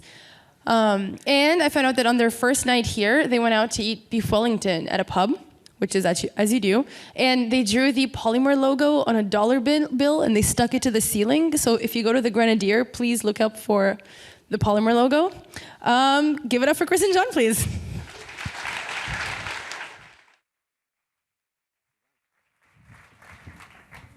All right. Good morning, London. Hello. Okay, I told the people in the front, they're like, good morning, London. Thank you. I'm Chris Lorenzo. I'm John Riviello. And now we have to share the beef Wellington story. So when I travel, I don't really set goals for myself as far as where I'm going to go eat or what I'm going to go see. I usually leave that up to my wife. But unfortunately, due to some poor planning on our part, she's currently 8.5 months pregnant. And we're here. Yeah, we're here. Apparently, it's really hard to travel when you're pretty pregnant. So she's at home watching right now. Hi, love. And we set this goal because my wife is a foodie. We watch MasterChef together with Gordon Ramsay. I'm sure some people might have heard of Gordon Ramsay. He's apparently from the UK. And every year, he makes the contestants make a beef Wellington. I'm like, wow, a beef Wellington. So this is a beef Wellington. It's kind of like a Polymer app. It has the app shell, and inside you put the meat, and it's just delicious. So I asked my wife, where can we get this beef Wellington? And she tells us about Grenadier Pub. So John and I venture out. We go see the Changing the Guards at Buckingham Palace, and we go to Grenadier, and we're sitting there, and we look up at the ceiling, and we're like, look at all this American currency. Wait a minute, we're Americans. I have a dollar bill. John's a graphics designer. So I pull out the dollar bill. The bartender gives us a marker, hand the dollar bill to John, and we're talking. We're like, what should we do? And I'm wearing my Liberty JS shirt, which has a Liberty Bell on it. We're from Philly. We're from Philadelphia. So we're like, OK, we'll put the Liberty Bell on there, which happens to ironically represent, America's exit from the UK. So we decided to put that on there, and we put, of course, the Polymer symbol. And so we got up on a bar stool, glued it to the ceiling, and if you go to the pub, it's on the left-hand side. You can look up, and you can get a beef Wellington there or a Bloody Mary. They're famous for both of those. So let's talk a little bit about Comcast. That's a company we worked for back in the US. We're based out of Philadelphia. Comcast is the largest cable TV and internet service provider in the US. It's a Fortune 50 company. We have over 30 million customers, and we own NBC Universal. So that includes the whole family of TV shows, movies, and theme parks. So my cousin that works at Harry Potter World at Universal Studios in Orlando, Florida, works for the same company that I do, which is pretty cool. And she has a cooler job than I think. And we use Polymer, of course, and we have over 500 components that we've created. So we get to work on a variety of different web technologies at Comcast. To give you an overview of some of that stuff, this here is the MyXfinity website. This is where a lot of our customers start their days to get the latest news, check the weather, check their email. And this was built with Ruby on Rails. This is the My Account website. And this allows customers to go in, view their bill, pay their bill. If they're having issues, they can troubleshoot their equipment. They can manage their account, stuff like that. And this was actually built with Angular. So here we have the Xfinity home site. This was our first Polymer app, which we started with 0.3. It has 500,000 customers, and it allows our customers to control their security system, change locks, or turn on and off lights, change their thermostat. We also have the X1 platform, and this is Comcast's premier TV experience. It's actually one of the best ways to watch television. The guide is awesome. And we make this guide available on all platforms. And if you happen to be using the Web 1, that's also written in Polymer, and it serves over 1 million customers a day. And so the first question is, why Polymer? Why did we choose Polymer? And so the story starts 2.5 years ago when our product team asked us to build the Xfinity Home. And of course, this is the final product. It didn't look like this when we started. But we had this new project, and we got to choose whatever framework we wanted. So as a lead, it was my job to start researching what was available. And as everybody knows, there are like hundreds of frameworks available. But I narrowed it down to Angular and React. And I was checking them out, and I'm like, I've been a web developer for 15 years. I didn't really feel too comfortable with these frameworks. And so I'm talking to my buddy Phil at work one day. And just to give you a little background on Phil, he's the guy who lives on the cutting edge. He reads all the latest news blogs, and he watches all the latest Chrome developer tools. And he's like, service workers, and this is 2.5 years ago, like as soon as it was available in Chrome Canary, he's like, we should be using this in production, and fetch, and promises. And I'm like, Phil, just calm down. We gotta wait until our customers actually have this. So I'm talking to him, and he's like, we should use Polymer. This is my son, Theo. I taught him to say progressive web apps. And it's so cute when he says it. He says, progressive web apps. And he understands like the sounds, and he can repeat it back to me, but he has no idea what it means. And that's kind of how I felt when Phil said, we should use Polymer. But unlike my son, I was actually able to use the internet and could Google it and was like, OK, what's Polymer? So I started looking through the documentation on Polymer and checking it out. And I got the team together, and it was time for us to make a decision. So of course, we asked the whiteboard what we should do. And we created a pros and cons column for whether we should use Polymer. And one of the big things that we really liked about it was that it was backed by Google. And like, I am just overwhelmed, impressed by the Google team, by the Polymer team, and how great their engineers are at building stuff. The other thing that I really like about Polymer is it's future-oriented, right? Web Components spec is going to be built into browsers, so eventually all the polyfills go away, and we get great speed from that. Also, the documentation on the Polymer website is amazing. Their technical writers are great and probably don't get enough applause, and we should probably applause for them. So thank you, Polymer technical writers. That's going to be our best applause of the day. That's great. And developers always like doing something new. But some of the cons at the time was, like, this wasn't even beta. We were looking at 0.3. And it wasn't even alpha. Apparently, Taylor was like, oh, this was experimental. And I'm like, I didn't get the memo for that. And at the time, Polymer 0.5 and below used Shadow DOM. And we were trying to write tests for that. And Selenium had no idea what Shadow DOM was. So we were trying to like click on a button that was in the Shadow DOM. And Selenium was like, I don't know where this button is. I can't find this button. So there was no testing. There was no tooling. Web Component Tester was not out yet. And there was limited browser support. It was IE 10 and above. But for Xfinity Home, we had to use WebSockets. So we were OK with that. And of course, we decided to go ahead with Polymer. And when we first started, I was really nervous, because we were building a production-ready app for 500,000 customers in an experimental technology. And when I first started, I was really nervous. Like, I was just like, I was on the con side, too, by the way. I was like, we need to abandon ship. We should switch to Angular or React. But as we were developing and we were like discovering and getting over the hurdles, I really enjoyed Polymer, and I really enjoyed Web Components, to the point where I'm excited to go around talking about Web Components and telling all the other web developers out there, like, you should be using Web Components. They're great. And I'm especially excited where the project's going with Polymer 2.0. So ultimately, we did finish the site. You can see here's another page of our devices. Each one of those pieces that you see on there is a component. So we have the XH thermostat, we have XH light. And it's really great when your UX team comes to you and is like, hey, can we put that light on the overview page? And we're like, yeah, sure, it's just a tag. Like, it's no problem. But we started the site with Polymer 0.3. We eventually released with the Polymer 0.56. And as we were releasing, Polymer's like, OK, we got a 0.8 version, and we're checking out the 0.8 version. And then they're like, OK, here's the 1.0. And now you got to upgrade. And we're like, oh, great, we'll upgrade. And I'm telling Phil, like, oh, this should only take a couple weeks, right? It's no problem. He's like, no, this is going to be hard. And we spent 3 months upgrading So I'm really excited about Polymer 2.0 and that Google understands the pain of upgrading.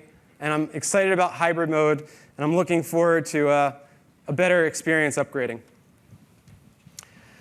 So let's talk about sharing. And if you're playing slide deck bingo, there are Legos on this one, so keep paying attention to different slide deck bingo items. This is a picture of my kids sharing Legos. And as I've learned, sharing does not come instinctively when you're a child. You don't want to naturally share your toys. And as you learn to share, there's some screaming and some crying involved. And this is kind of like learning how to share components with Polymer. But I promise you can get through it without any screaming or crying. So it's this potential to reuse components that got people really excited about Polymer at Comcast, because before Polymer was even a term in the vocabulary at Comcast, we were already looking at how can we make a consistent user experience across all of our devices. Because again, we're building for TVs, tablets, phones, laptops, watches now, of course. So our UX team put together this presentation on what they called modular design systems, where basically a single component could appear different based on the context. So here's an example here of the Xfinity Home's arm disarm widget in the usual context on the right-hand side. And on the left, you can see the way it could appear or behave in a different context. So we're no longer designing and developing websites. What we're building instead are components that can expose functionality on any website. See your camera, record a TV show, pay your bill, really anything. So when the Xfinity Home team started talking about the potential of sharing components with Polymer, this got everyone really excited. UX was excited, product, business. I heard executives that weren't technical saying the word Polymer in meetings. I'm like, what is going on here? This is really catching on. So a little over a year ago, I hadn't had a chance to work with Polymer yet, and then that day came when my boss comes to me and he says, so John, the Xfinity Home team, they've been building with Polymer a lot. They're talking all about sharing components. It's time to actually prove that this is actually a possibility. So what I want you to do is take that Xfinity Home arm disarm widget and put it on the My Xfinity website for a demo in 2 weeks. Whoa, whoa, whoa, whoa. And I'm like, all right, that sounds cool. You know, I've never used Polymer before, but I'm excited for the opportunity. And so I go ahead and I look at it. I'm like, OK, look at the documentation. Documentation's went pretty well. I go and look at the Xfinity Home code base. I'm like, OK, there is a bunch of components here. I figure out which one is the arm disarm widget. I'm like, all right, how am I actually going to take this component and put it on the My Xfinity website? I'm not exactly sure. So I talked to the Xfinity Home developers, and the immediate response is like, whoa, slow down, buddy. You know, you can't just take a component and drop it on another website. And I'm like, but that's what we sold this on. That's how we got the company to use it. And then in talking to them, it became obvious. I mean, as Chris said, they started building with 0.3. They upgraded to 0.5. They upgraded to 1.0. So they were learning Polymer as the Polymer team was learning Polymer. Now, they didn't have time to focus on making a shareable component. They were learning on, how do I ship this app, ship this website? But that didn't change my demo date. I still had 2 weeks. So Chris and I, we worked together. We looked at the My Xfinity website. We're like, OK, where are we going to put this thing? We looked at it on the right-hand side. There was a spot, so we put it on the right there. And then in 2 weeks, I was at the demo, and I successfully armed my security system at my house from the My Xfinity website. And this was a defining moment for Polymer at Comcast, because this proved that, yes, we can actually create shareable, reusable components and use this across the board at the company. And this opened up the door for more projects to actually be using Polymer. So right now, Chris and I have been working on a number of projects over the past year. And we knew when we were starting these projects that we wanted to build shareable, reusable components. This was a key aspect of what we were going to build. So we set out to build these components that were actually going to be shared across websites. And now that we've been doing this for a number of months this year, actively and actually sharing components, we can see what it's like to actually do this, and we've come up with a set of best practices for building shareable, reusable components. The first one is to use CORS, which, if you're not already familiar, is cross-origin resource sharing. This is what allows you to go ahead and, if you're on one domain, to make an API call with an AJAX or Fetch to get data. So this allows you to get around the same origin policy by passing some headers that say, hey, I'd like to make a request here, and then if you're on the whitelist, you can get back that data right there. And this was a key piece of what we had to do for the Xfinity Home arm disarm widget, because that was built for Xfinity Home. So when I dropped it on the My Xfinity website, it was expecting a relative path to the API, which didn't exist. I then hard-coded it to go to the Xfinity Home website, and the browser just said, not going to happen. So we had to add the course headers there, and then we could then get that API to pass through to another website. Another thing is to separate the data from the UI. And what I mean by this is a single component should not be in charge of fetching, processing, and rendering data. Your UI component should take in the data it expects as attributes and properties and render it. Any processing should happen outside of it. We've actually tried to create data components, and that just strictly dealt with fetching data and processing it, and it kind of worked. It had some issues. Chris will touch on those in a little bit. We've also tried Redux, that in early indications seems to be working well. So those are other options, but the key thing is to separate your data from the UI there. We also care a lot about testing. So you may be wondering, do we practice test-driven development or TDD? We don't enforce that. Some developers choose to, but what we do enforce is code coverage. So we use the Istanbul plugin for Web Component Tester. That's pretty much the industry standard for code coverage in JavaScript. And you can see here that one of our Polymer projects has nearly 100% test coverage. And for our shared components in each one of those repos, we actually require 100% test coverage across the board.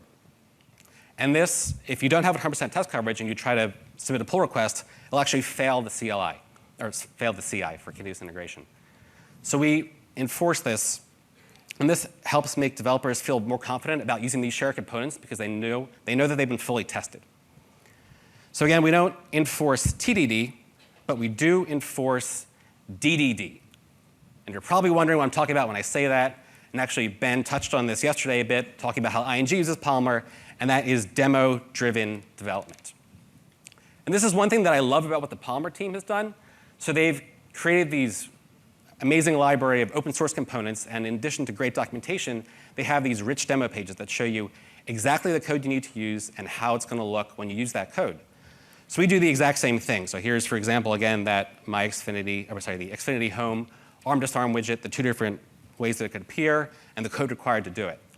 And our teams have agreed that this definitely has helped focus them better on making shareable, reusable components, because when you're constantly looking at the demo page, it's pretty clear what your goals are and what you need to be building. This has other advantages as well. For one, it kind of forces you to think in Shadow DOM, even if you're using Shady DOM. And what I mean by that is we've had developers getting started with Polymer, and since we're using Shady DOM by default, they'll have an element that's contained within a couple other elements, and then they'll set styles in the outer element that impacts the inner element. And that's technically possible because we're just polyfilling Shadow DOM. But if we were to turn on Shadow DOM, then that would break. And when you're building the different appearances of each component on the demo page and looking at it, it really forces you to think, OK, if this component needs to look a different way, I'm going to go ahead and put that on the demo page. Another thing is, so we're, again, using these on multiple websites. If we make an update to a shared component, we don't want to have to go in and test that update on every individual website. If you have every use case on the demo page, it's much easier to just go ahead, look at the demo page, and if it works there, it's going to work well on the website. And then if there's a new use case you need to add, you just add it to the demo page, and then you're good to go. So remember, DDD is the answer to creating shareable, reusable components. Thanks. So I couldn't let John be the only one with an acronym, so I came up with SPC.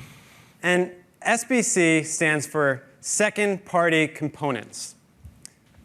Or it could mean Shared Polymer Components. It really doesn't matter. Acronyms are everywhere. This one's not important. What I mean by it, though, is we have this thing called the universal header. And it appears on top of every one of our sites. And it also comes with a universal footer. And the product team wants to be able to have this header and footer be shared across all the sites and be easily updatable so that they can change the link and all the sites get it instantly. And this thing's been around for probably about 7 years now. And when it originally started, it was a script tag that you would put on the page, which would then load 2 iframes, an iframe for the header, an iframe for the footer. And everybody's already like, yes, it was an iframe. It was pretty disgusting. And then we started using Ruby on Rails a little bit. And we started doing it server-side. So you can make a server-side call and get it included in the page and serve it before the user needed it. And then we started doing these single-page apps. And we don't want a server anymore. So we came up with a new way of doing that.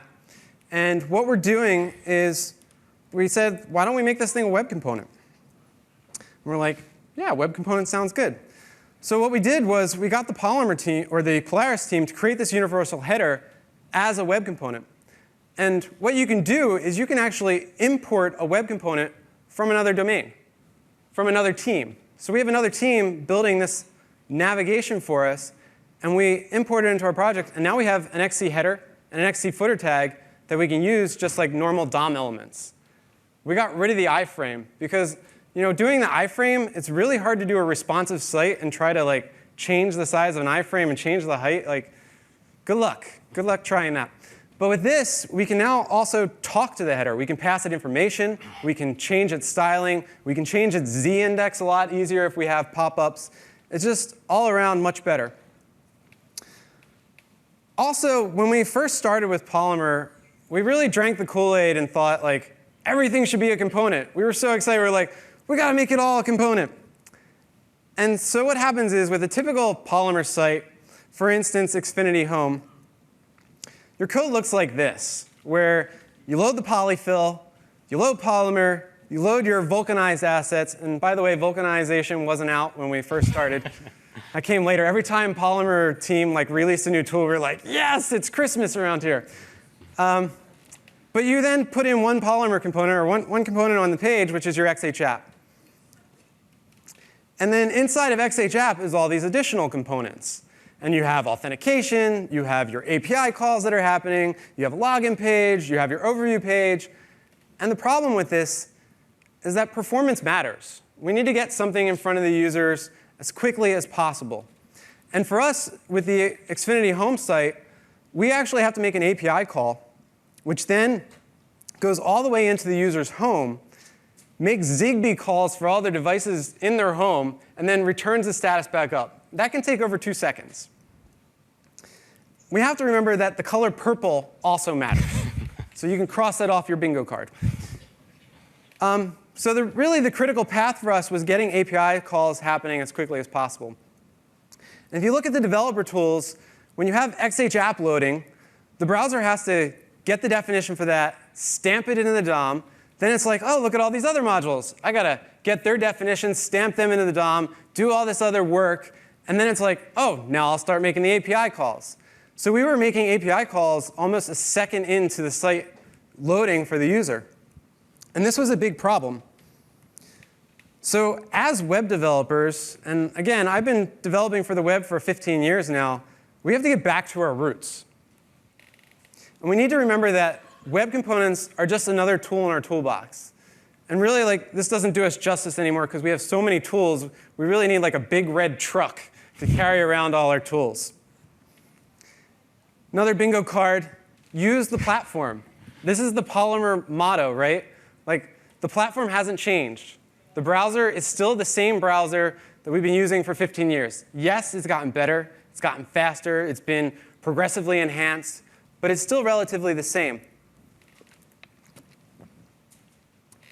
And so we need to remember when we want something to happen sooner in the browser, all we have to do is put that piece at the top. And so what we did was we pulled out our authentication checking and our API calls, and we stopped making them Polymer components. We just kept them as JavaScript, pure JavaScript. And we're actually checking whether the user is authenticated before we load up the app. And we start making the API calls as soon as they come to the site so we can get it, because that's our critical path. And then while the calls are being made, we load the polyfills, we load the app, and we get started. So the user gets a much better experience. And we've also checked out this app shell architecture. It's always great, because we build all these apps, and then the Polymer team's like, here's the recommendation after we built this stuff. And we're like, cool, app shell architecture. It's pretty awesome. And for those who don't know, this is about splitting out your assets and giving a small package to the browser. Because it's a lot faster to process things that are small. But it takes advantage of this notion of unresolved elements. And what that means is when the browser sees a web component, anything with a hyphen in it, it goes, great, you're a web component. Wait a minute, I don't have your definition yet. So I'm just going to keep track of you. You're in limbo. And as soon as I get your definition, I promise to come back and upgrade you. And we can take advantage of this just like the app shell architecture is doing. So here, for instance, is how we normally create a definition for XH app. And by using IMD, yet another acronym, import module definition, this is based on the AMD specification. It allows you to define modules. And this was written by the Polymer team to do modular definition with HTML imports. So now what we're doing is we're defining XHApp as a module. And we're able to push it down to the browser, but actually not load the definition yet. And by doing that, we can then have additional JavaScript, like this loader module, which can do checking of, hey, is the user authenticated? If they're not authenticated, I'm not going to spend the 500 milliseconds to instantiate XHApp. I'm just going to show them the login page or send them to the login page, because that's much faster than having to do all this JavaScript processing. So that's it for performance. So we've been talking a lot about how to build these Polymer components well and effectively. Let's talk about building the team of engineers that are actually going to build these Polymer components and apps for you. So the people we've brought on to work on Polymer projects at Comcast, either externally or internally, probably only 20% had any experience with Polymer before working on these applications. And that really hasn't been an issue. And I really feel that's due, again, to Polymer's missioning, which is to use the platform. So if you have engineers that have a solid understanding of HTML, CSS, and JavaScript, that's all you really need. Again, the documentation for Polymer is great. You can go and look at the elements they've created, take a look at the documentation there, the demo pages. You can really get a quick understanding of how Polymer works. Chris and I also have run hands-on training sessions multiple times. And basically what we do is give a bunch of exercises. We'll then we'll bring in some of the videos from the Polymer Summit. So I'm excited to see that that library is now doubled in size. And we'll also, of course, use Polycast to bring in those videos as well. And that gets the team a nice quick introduction to how to use Polymer in production. And from leading those training sessions and also reviewing developers' code, we've realized that one of the hardest things for developers to wrap their head around initially are these core parts of web components. And that's encapsulation, composition, and separation of concerns. Polymer was designed with these principles in mind, and you should be building your components with these principles in mind as well. An obvious red flag to when this is not being respected is something like this. So we've seen this from a number of developers just getting started. They maybe come from building large-scale web applications, and they're used to putting just a lot of code in a file. So they start trying to build a component, and they put a ton of code in that file. Like this one here has over 2,000 lines of code. This is real code, too. Yeah. Chris and I saw this, and we're just like, oh no, like what have we done? Polymer was supposed to make things smaller and easier to work with, and we're still having developers write code that's looking like this. So we knew we needed to refocus the mindsets of our developers a bit. So in our training and our code reviews, we're basically driving home that a component should do one thing and one thing well. If it starts to get too large, then just break it up into smaller components. And again, focus on those demo pages, because no one's going to want to maintain this massive demo page of all the different permutations of a component. And once your team can internalize those, they become a well-oiled machine, and you can become a Polymer champion for your organization. So just to wrap it up, we really love Polymer. Polymer has been spreading like wildfire at Comcast because it's really simple to use. Like, it's much easier to learn than some of the other frameworks out there. The ability to reuse components, too, taking the Xfinity Home ARM Disarm module and dropping it on another site, it like blows product's mind when you can do that. And it's also much faster than anything else that's going to be out there. Once web components are native and running on the metal of the Chrome browser or any browser, it's so much faster than any framework can do. So again, that's why we really love Polymer. I'm Chris Lorenzo. I'm John Riviello. And we're from Comcast. Thank you for your time. Thanks for having us. Thank you, Polymer team.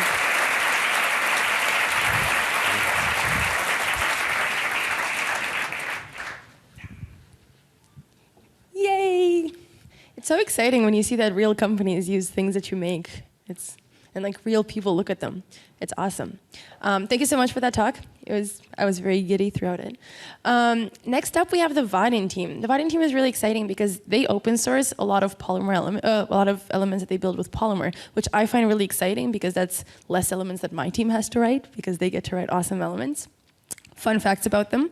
So Marcus is one of my people. We both hate cilantro or coriander, as you call it. There's like 10% of people who think that cilantro tastes like soap. And we want to start a movement to stop cilantro from being a decoration on food because it's disgusting. Joni is oppressively Finnish. He does the most Finnish things that I've ever heard. He does Finnish folk dancing and also ice hockey. And as a Canadian, I'm kind of proud that other people are doing ice hockey. So please welcome the Vaadin team.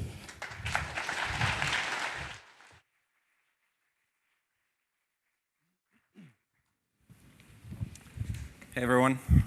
Hi.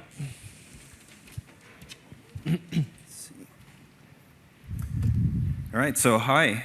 My name is Marcus Hellberg. I work as a developer advocate at Vaadin. I've been doing web stuff for the last 10 or so years, everything from front-end to enterprise Java systems. With me, I've got Joni. So hi, my name is Joni, and I'm a product designer at Vaadin, and I've also been working on the web for over 10 years now, and actually at Vaadin also over 10 years already. And today we're here to tell you why we think, and like Comcast just now showed us, why web components and the web platform make so much sense in a business or enterprise context. Great. So just to give you a little bit of context of where we're coming from, our company, Vaadin, has a 16-year history of helping developers and companies build web applications with a Java-based framework that we have. Now, that framework comes with a really big library of components. So in a way, we've been building web components for about 16 years. So you can imagine that we were pretty excited when web component standards started coming out. What that allowed us to do is take everything we've learned over the past 15 years and translate that into a new set of components that we can run directly on the browser. By doing that, we can have a much larger audience of people who are able to use it, and also all the framework users that we already have get access to a much wider library of components. So in the talk today, we want to really make the case for why we believe that the web platform with all these new features coming out really makes sense for business applications. We also want to highlight the things that we at Vaadin do to help this become reality. So how we build high-quality components internally, how we improve compatibility with other frameworks such as Angular 2, and finally, how we make web components customizable so that they fit into your company's look and feel. Now, in this talk, we want to focus on business applications. I know a lot of the material and a lot of the talks on progressive web applications and web components tend to focus more on websites and maybe web shops. But we want to make sure that people developing business applications also understand that these are technologies that really make a lot of sense when doing these applications. What I mean by a business application is the types of applications that really help run a business. They're in a very critical part of running that business. They're more often internal applications, and they tend to have very long lifespans. So even if you start building one today with the latest and greatest technologies, 5 years down the road, it's still going to be in production and running something you probably consider legacy technologies. And I think business apps get a pretty bad rap. They don't need to be slow and ugly. And in fact, these are the applications that a lot of your users spend their entire working day working on. So it's really important to be able to deliver a good user experience to these people. And that's why we at Vaadin have made it our motto to really fight for simplicity. We want to make it as simple as possible for developers to build great end-user experiences. The way we try to accomplish that is by giving the developers the tools and the components that they need to really build these great experiences. So if you're checking the bingo card, you can do it right now. Let's take a look at the reasons why we think that businesses should use the platform. So first off, when we're talking about business applications, especially the internal-facing ones, these are typically built with a very tight budget because they don't directly bring in any revenue to the company. So building on the web platform, we can really save time and effort by focusing all of our work on building one great application instead of spreading our effort into building 2 or 3 different applications on different platforms. So that means that there's less for us to build and maintain, It also means that we don't need to have separate teams within our company that have the skill sets needed to build all of these different apps for the different platforms. Also, it takes care of the distribution problem. We don't need to go around updating people's computers and devices. We can just have everyone use the latest version. And this ability to stay updated is something that I think is really a strong suit for the web platform. So if we think about these web business applications that have a long lifespan, it means that somewhere down the road you'll have a need to update it to stay relevant and to kind of address things that you couldn't think of in the beginning. But at the same time, the application is in a very critical position in your business, so you can't just like toss it all in the garbage and start a new project. With the web platform, we have the possibility, like Taylor mentioned yesterday, to incrementally upgrade our app in place. So for instance, we could take our application, add a service worker to it to make it work better in poor or no network conditions. We can also find the kind of problem areas in our application and start replacing those with web components. So that can allow us to start bringing in this component-based thinking into our existing app without needing to re-architect the entire surrounding application. Then later on, if we do decide to do an entire rewrite of the application, we can bring those components along with us. So this reusability that web components allows us to do, not only across projects with the same framework, but a lot across projects that are using different platforms or different frameworks, is really something that I think is unique to the web. And in a business context where you have apps that are written years apart with different technologies, that's a really big thing. That allows us to bring a consistent user experience through all the different applications. Now, we're not quite there yet. There are still a few things that we need to work on to get this level of reusability that we want to achieve. One is, how do we make web components work great together with all the frameworks out there? And two, how do we make web components so easy to customize that we can just drop them in any project and make them look like as if they were built for that project? But before I get into that, I want to bring Joni here to tell us a little bit about what it takes to build a high-quality business-grade component. Yeah, so what do we actually mean when we say business-grade components or enterprise-grade components? Is that like stuff for people in suits in fancy offices or gold-plated buttons or something like that? Well, of course not. So for Vaadin Elements, that means components that you need when you build these complex business applications.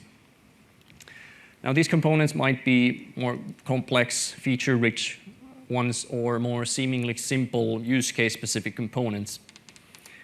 Now, all of our elements are open source on GitHub, and we test them with all the latest Polymer versions, and we provide support for them to ensure compatibility and functionality.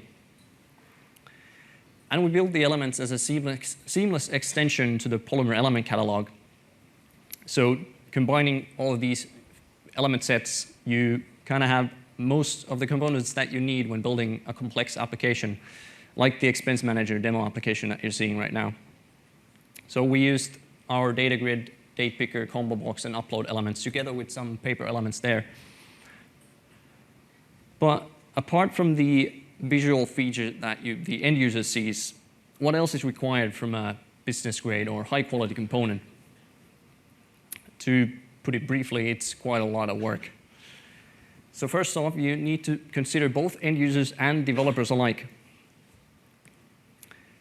And starting from end users, there's already multiple aspects there that you need to take into consideration. First, usability. Can the user accomplish a certain use case with your component and hopefully with ease? There's accessibility. Can the user perform that use case regardless of their own abilities? There's performance. Does your component load, initialize, and respond to user interaction quickly? Responsive design. Again, can the user accomplish those use cases regardless of their device, screen size, or input methods? And last, robust or complex interaction design. Does your component handle the user input and interactions as intended in all of its different states? Now, this is especially true for these more complex business-oriented components with a large number of different features that need to work nicely in concert, no matter what the combination of those features might be. Like Taylor also mentioned in yesterday's keynote, doing all of this work on the web is very hard. So it requires a lot of specific technical knowledge and attention to detail to get things right. And I also want to thank the Polymer team for actually providing us tools that make this a lot easier. So that covers end users somewhat, but there's developers that you need to treat with equal respect for a component to be considered high quality. And again, for developers, there's usability, but this time from the point of view of the API. So is the API of your component intuitive and flexible? So can the developer make the component do what they need to do in their app? There's compatibility. Does your component, is it usable together with various tech stacks or layout environments where the developer might want to use it? And last but not least, like Comcast mentioned many times, great documentation is really necessary in order for developers to learn how to use your components efficiently. Now, this seems quite a lot already, even though it's not really an exhaustive list of what you need to consider. So how do we actually succeed in building these high-quality components? How do we tame the complexity? So I'll give you a brief look at how we do this at Vaadin internally. We basically do the regular agile process with these, so regular design, development, and testing cycles. Even though it's not a really formal process that we follow there, it is on a high level how we do things, and it applies to like the whole components as well as to the individual features of those components as we work on them piece by piece. So we start with design. And that begins by identifying the use cases that we try to cover with the component or with the feature. And those use cases usually come from existing projects, customers, or users directly. And as examples, when building a date picker, you might have just simple use cases like, well, select a date near today, or select your birthday. And for us, it's not very difficult to come up with these use cases as we're rebuilding some like well-established UI patterns. But it's still a good idea to check that those patterns are still valid today and accommodate any new requirements, such as small viewport sizes or touch input. And it's also a clear place to apply our motto and fight for simplicity. Now, researching existing solutions and reusing the parts that still hold up is a natural next step. But we're still not afraid to pursue and experiment with alternative or unconventional designs, like with our date picker here. So we could have easily gone with this more traditional paged calendar design, but we wanted to see if this alternative design of an infinite scrolling calendar list would actually perform better. So once you have some designs, you usually want to validate your assumptions somehow. So you might not be sure of your alternatives, which one is the best, or you might have some technical uncertainties that you want to validate or clear out somehow. And for that, you build something you test. So prototyping is the next step. And the type of prototype you build or use depends on the level of complexity of the use case, how confident you are in the design, or what type of feedback you're looking for to get with the prototype. So for example, if you want to know if a design is technically feasible, you probably want to actually code that in the browser to get a really concrete feel of that. Or if you're just unsure if something is visually prominent enough for end users, you might just go with a static or animated mockup instead.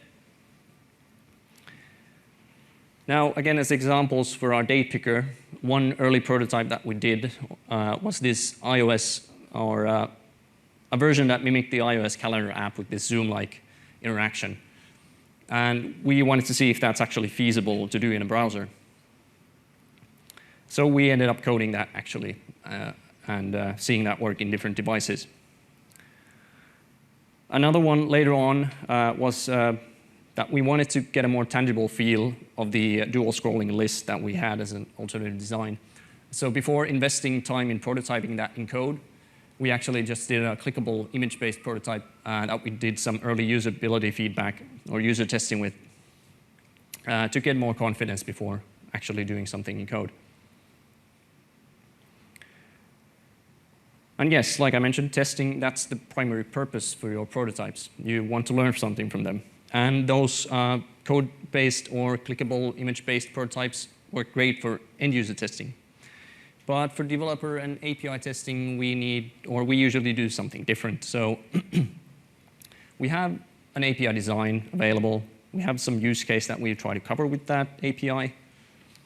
And then we draft some code examples based on those. So we use kind of the API already, even though it's not implemented yet.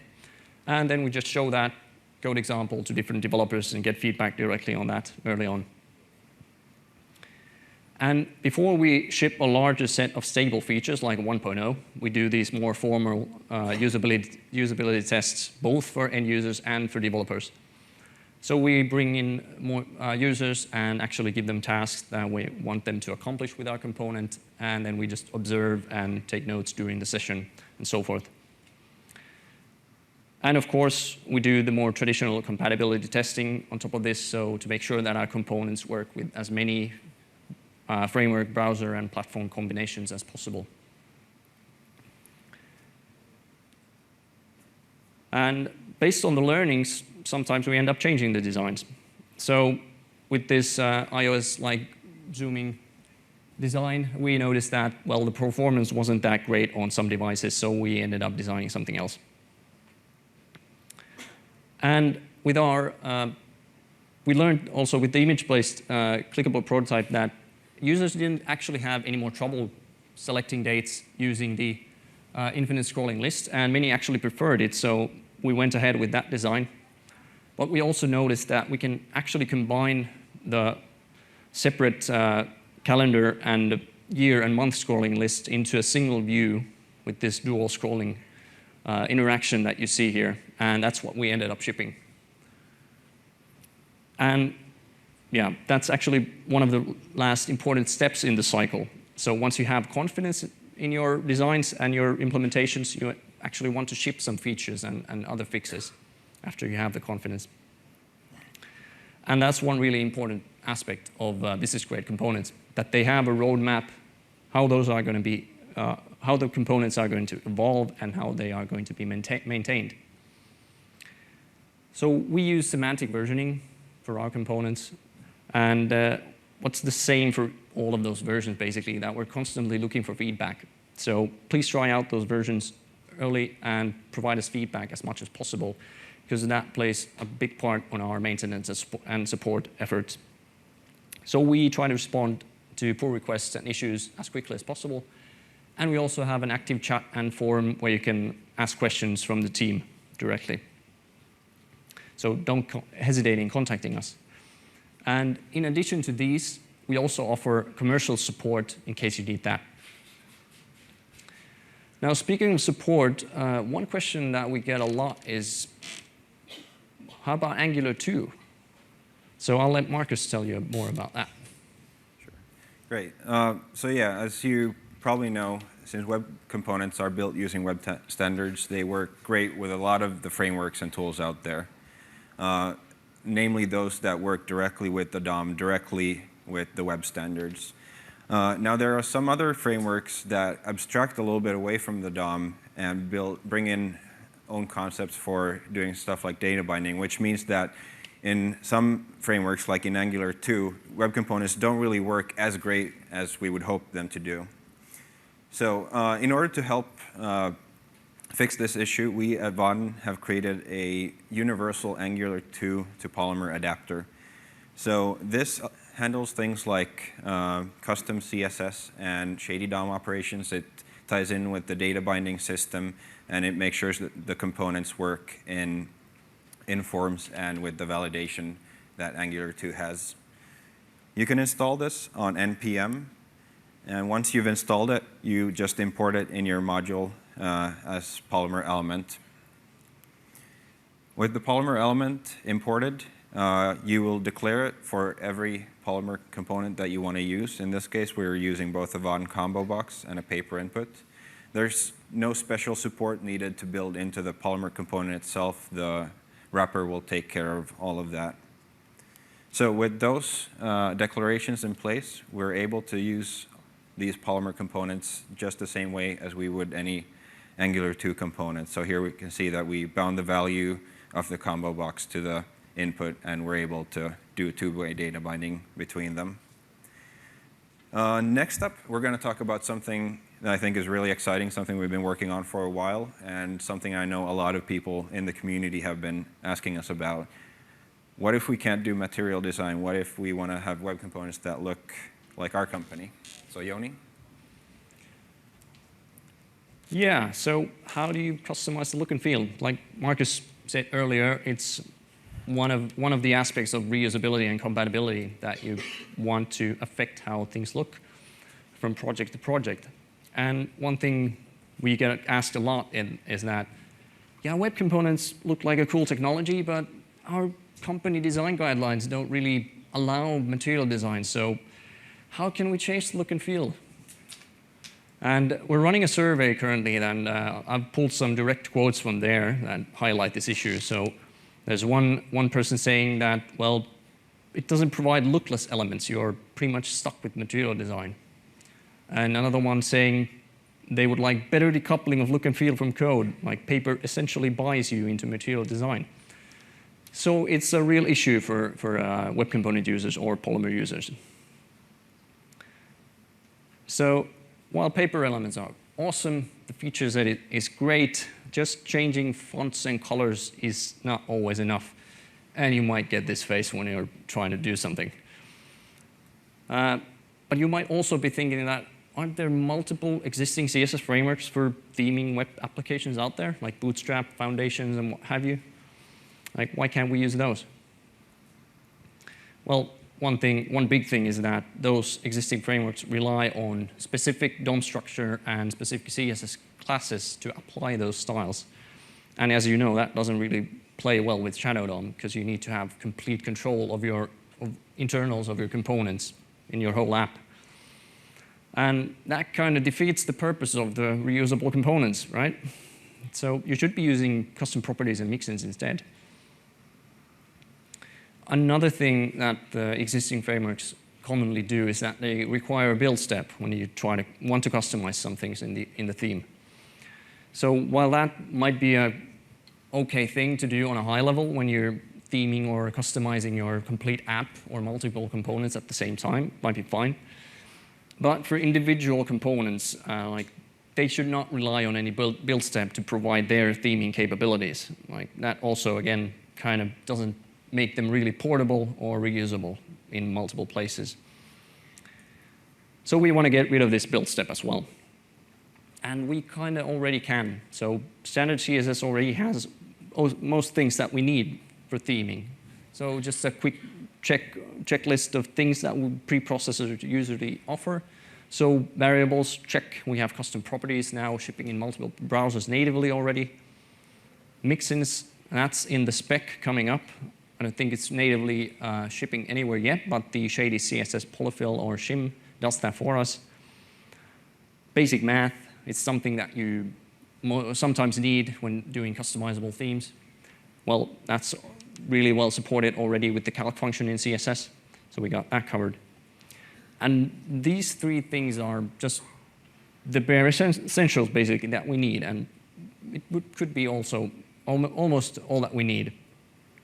Now, there might be some limitations with the Shady CSS shim, but once native support gets better, we actually get more benefits with the like native inheritance and cascade of CSS.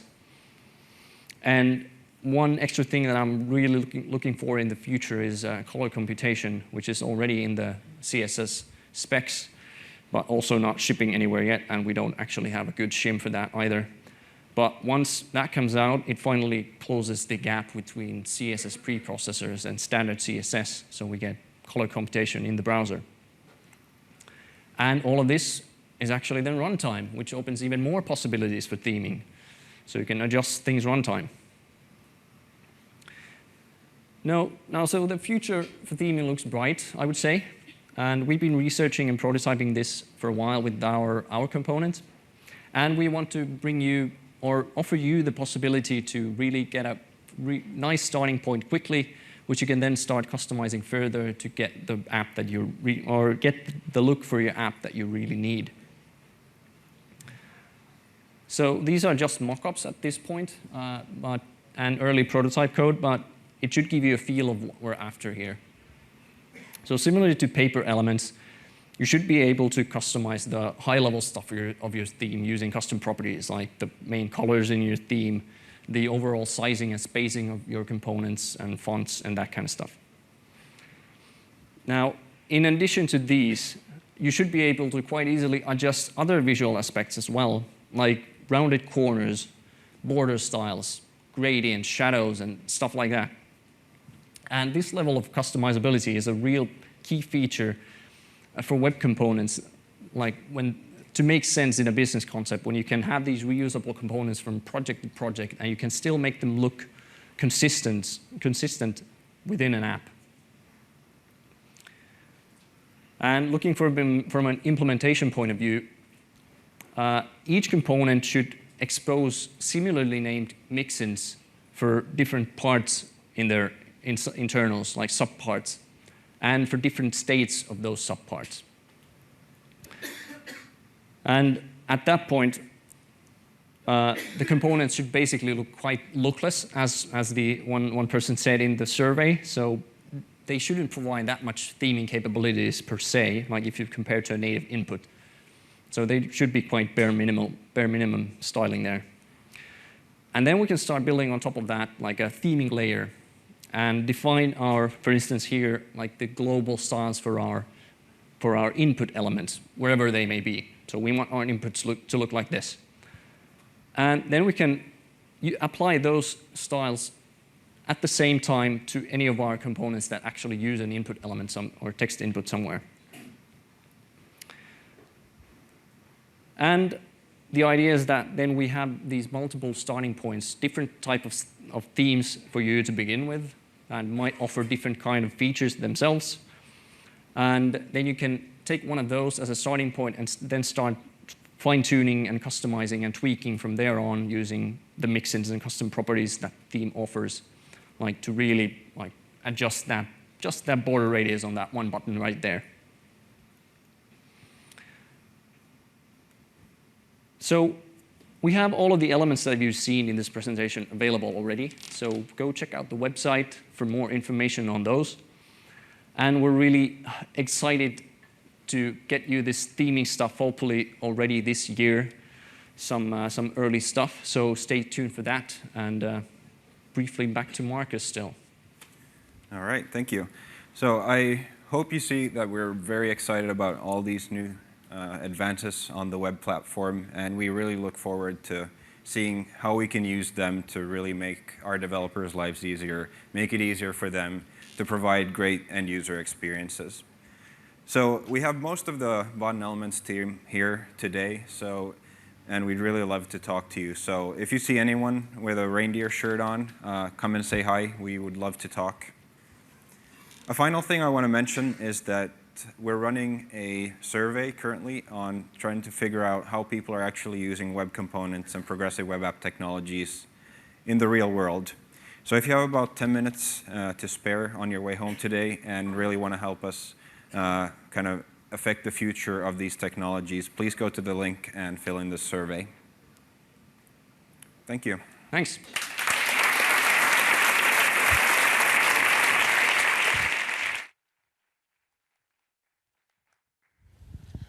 Awesome. Thanks so much, Marcus and Yoni. I always feel I'm really late walking on the stage. Our next speaker is Robin, and I'm really excited for his talk, partly because I think it's going to be really good, partly because it's the only thing standing in the way of me and eating lunch. The good news is I've heard rumors that Glenn speaks almost as quickly as me, so he probably is going to finish early, and food for everyone. Give it up for Robin.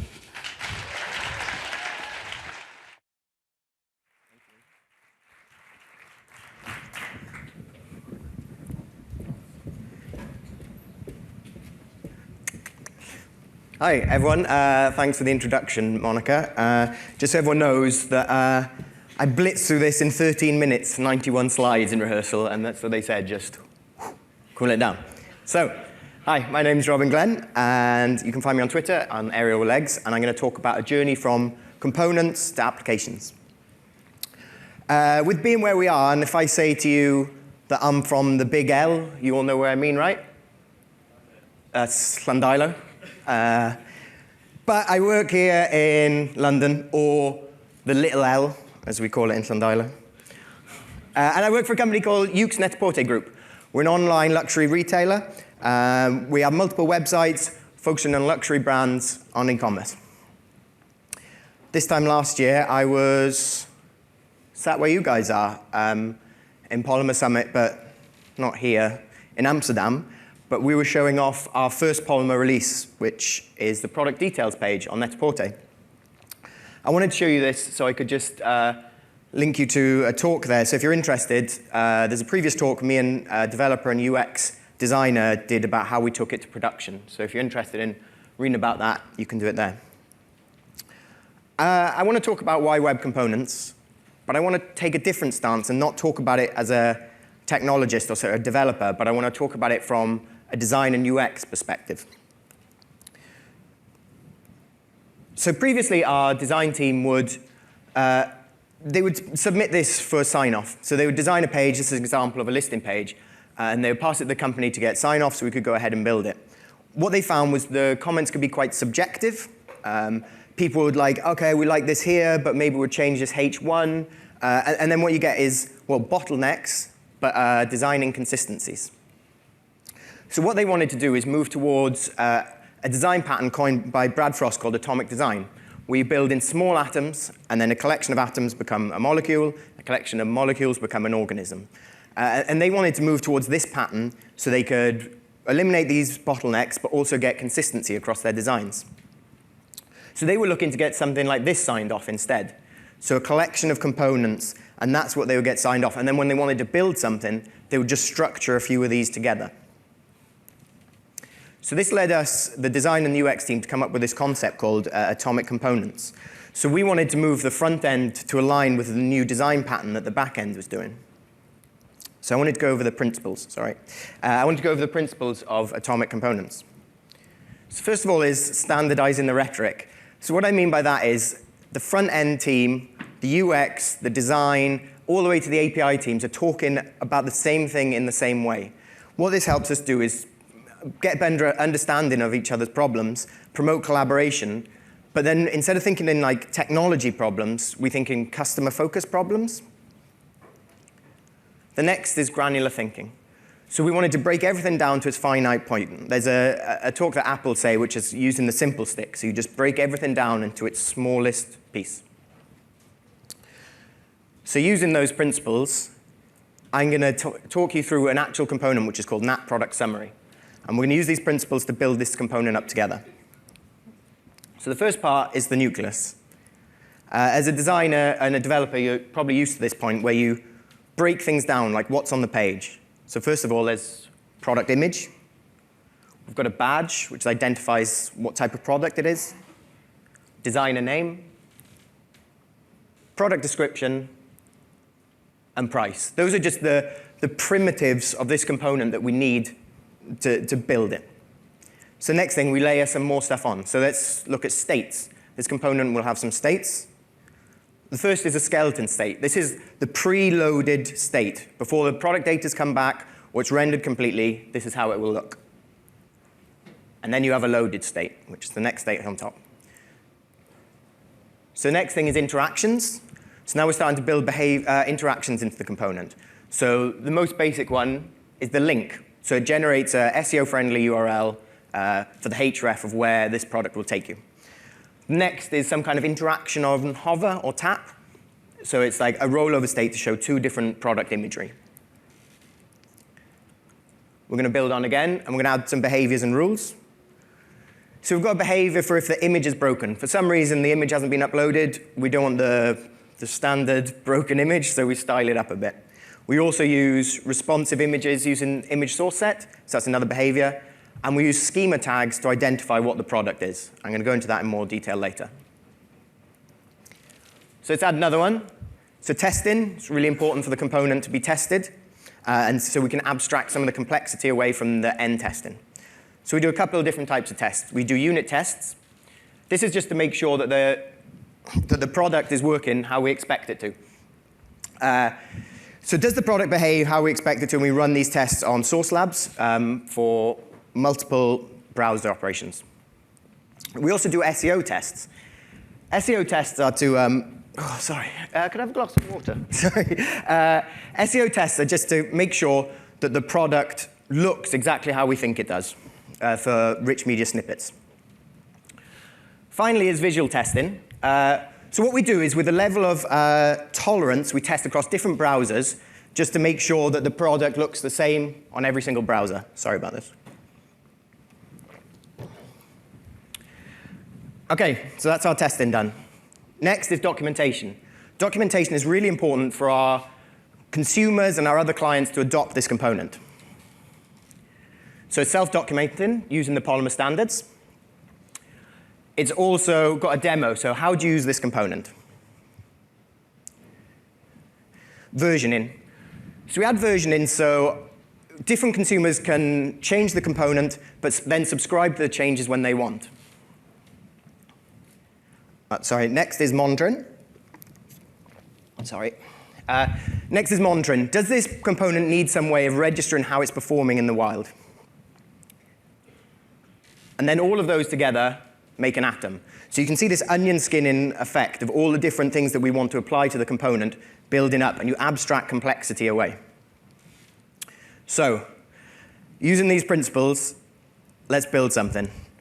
I am nowhere near brave enough to do this in front of you, so in Blue Peter style, here's one I built earlier. And this repo is available and open, so if anyone wants to check this out and apply this work that I've done, feel free. The repo's there. My GitHub is the RG, so you can get it. So we're going to build a simple product component. So it's the Net-a-Porter one I showed, but we've just removed a few parts. OK, so it's going to be code heavy here. This is how you would use the component. There's a product attribute, and that has a stringified bit of JSON. And that's the data contract for that component, that everything that it needs is inside there. I don't expect you to understand it all, but this is how you line up with your back-end teams to make sure that you get this data through. So here's the template. This is how you would use it. You can see there's a bunch of product.image or different product attributes that are just being passed through from the attribute we previously seen. But I want to focus on one specifically, which is price. You can see that we never pass price through. So let's look about how this works. So price is a property, but it's a computed property, which means it's going to get generated before the component actually gets rendered. So you can see a simple private method there, compute localized price. You pass it the product price and the locale. Let's have a look how that works. So here's a simple method. It's private. It's documented at the top. This is how you, if you want the self-documenting code, if you write like this, you'll get it all for free. So what does it do? It's basically just returning the price, but using locale string to put the currency and, depending on the country, where you put the comma or the full stop. So that's all that method's doing. Let's look about how we might go about testing this. And we do two different types of testing. The first we'll call it a unit test. So we use Web Component Tester, as you've probably heard people talk about today. And we also use fixtures to stamp that in the DOM to make sure it's clean every time we run a test. And what we're actually testing here is we're calling the private method, stubbing some data in there, and just making sure it works how we expect it to. So it's like, this is a unit test. The next type of test, however, is a component test. This is to see, does it work inside the component? Is the component doing what it's expected to look like? So you can see here we're doing a simple assertion, again using fixture, but the assertion is checking the text content inside a selector, making sure it's the right value. And we're using this element $$ notation. And the reason we do that is if you just did a query selector directly, when you try and run these tests in Shadow DOM, it can't pass the shadow boundary, so it'll fail. So we use that. It's part of shorthand for Polymer DOM, just to inspect. The next is structured data. So structured data is a way of identifying what a product is, what it looks like, so Google can come along and see what it is. there's a link there to a product schema, so that how you mark up a product.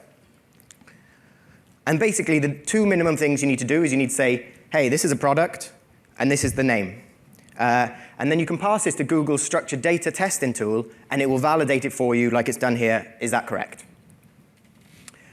So what we need to do first is put on the host attribute that it's a product. So this is all this is doing. The host attributes inside your Polymer constructor will allow you to do this. The next is we're going to mark the name as the name with this item prop. We're just saying that property name is the name of the product. So we want to be able to do this at CI level, though, right? We want to run these tests at automation. We don't want to just copy and paste into Google Structured Data Tool.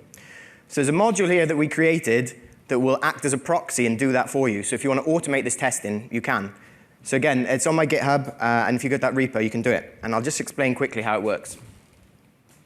So this bit of code, when you're setting up your tests, you grab the entire outer HTML, and you're going to pass it into this method that's basically going to proxy a call off to the API, return you back some JSON that you can run some assertions on. So you just need to get all of your HTML and pass it straight into this module. And then you can run some assertions. So these assertions are saying, are there any errors? Is it a product? Is the product name correct? So now we've got automation testing of rich snippets, which is awesome. So we've built a little component. We want to get to applications now. So this is a simple listing application, again, built. It's on GitHub. It's available for you to check out. It's got full automation tests, and you can play around with it. It's pretty ugly, I'm sorry, but I just wanted to show you some simple features that you can do. So this is the template. You can see it's got a few subcomponents. So we're using Iron Ajax as a wrap around XHR requests. We've got a thing called product list header, so that's just the name of the list. We've got pagination, which is the controls. And we've got a list of products. So you can see how we've broken apart these subcomponents, and each one of these subcomponents can have their own levels of tests, so they can be tested in isolation, so you don't have to test everything together, just how you expect it to work. But let's look through some of the things on here. So we've got auto on Iron Ajax. And what this will do is it will automatically make the XHR request for you. And then if you make a change to the API call, it will again automatically make that call. So we've got URL. Again, I would just want to look into this because it's going to be important when I build up this structure. Again, the computed style, and we're going to pass in products per page and page number. The page number here is the key part that we're interested in. So just picture this, and I'll build it all back up. But just so you know, so page number here is going to pagination, and it's got two curly brackets, which means it's got two-way data binding. And that's, again, going to be really important when we build up this application. So let's look at some of the components. The header one, all it's doing is generating the title, so I'm not going to go into that. But the one below is pagination, which I've just tried to highlight for you there. So let's look into that component. So what's it got? It's got some buttons, previous, next. It's got a description to tell you what page you're on. And then on the buttons, we've got some on-click events. And let's look into those. So we're going to call pagination next. So when we click it, we're going to set page number, and we're just going to increment it by 1. So that's all we're doing. We're just saying, hey, when we click that, update the page number by 1, and that's it. So what does that do? Page number's got this notify property on. So I know that there was a Dataflow talk yesterday, so people might be kind of aware of this now. So this notify is just going to say, hey, I've changed, alert my parent that something's happened. So now let's look at the list. The list here is a collection of products, but it's in a DOM repeat. So what we're going to do is we get an array of products back, and we're going to iterate through each one of those and pass them into our simple product component. So we had that big stringified JSON earlier. What we're going to do now is we're just going to pass this reference directly into there. And this is called the mediator pattern. And I'm going to try and talk it through, so it's hard to understand, so I'm going to try and build it back up. So in pagination, you hit next. It increments that page number. That's alerting the application above. So the application's wrapping around these two subcomponents. So pagination tells application, hey, the page number's changed. The page number's computed URL then automatically updates the API call, and Iron Ajax on auto goes and makes the call. So it's gone and made the call, got some more data. It's then passed it down to the application, and then the applications pass it down to its children. So you can see the list would update. Okay, so now we need some more real-world stuff. So we've added some pagination, but our customers want to know, or our clients want to know, hey, is anyone using pagination? Let's add some tracking. So we can do that with behaviors. So what we're going to do is we're going to fire this event, pagination, and pass the page number. Then in our pagination component, we're going to inherit this behavior. So we're going to add this behavior called product tracking behavior. So when you create a behavior, I'm going to show you how you do that here. It's just another HTML import, and you define it like this. So you're saying, OK, let's create a new behavior, add this property. And inside there, we'll have a listener. And the listener is going to listen for pagination. And when it gets it, it's going to fire track event pagination. And here, there's just a simple example of how you could use request idle callback to do some beaconing of pagination.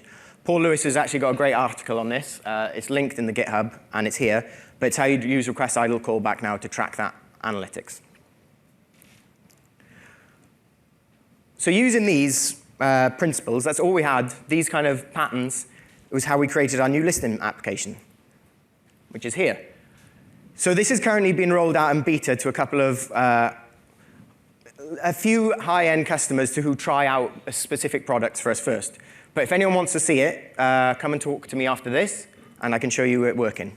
So I want to talk about some specific parts of this, and we can look at how some of them work and what we build on top of it. So this is a sample of the application, and I know there's a lot of stuff, so don't worry about reading what's there. But what I wanted to show you is it's multiple components, all broken down in top of this one.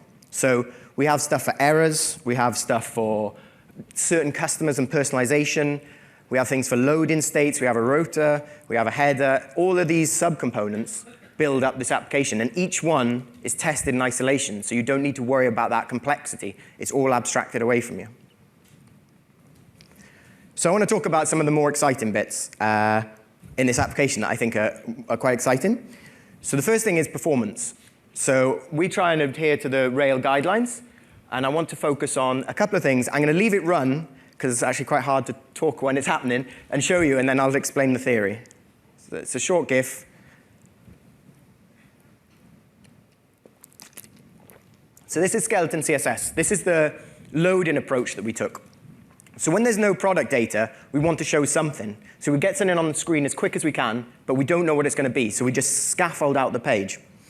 And in testing, what we did is we put this versus a spinner with artificial latency and showed it to customers, and people thought the one with the spinner was actually slower, even though it's the same artificial latency. So it's just to get something on screen as quick as we can. OK, so the next one is pagination. I'll leave you watch and then try and explain what happens.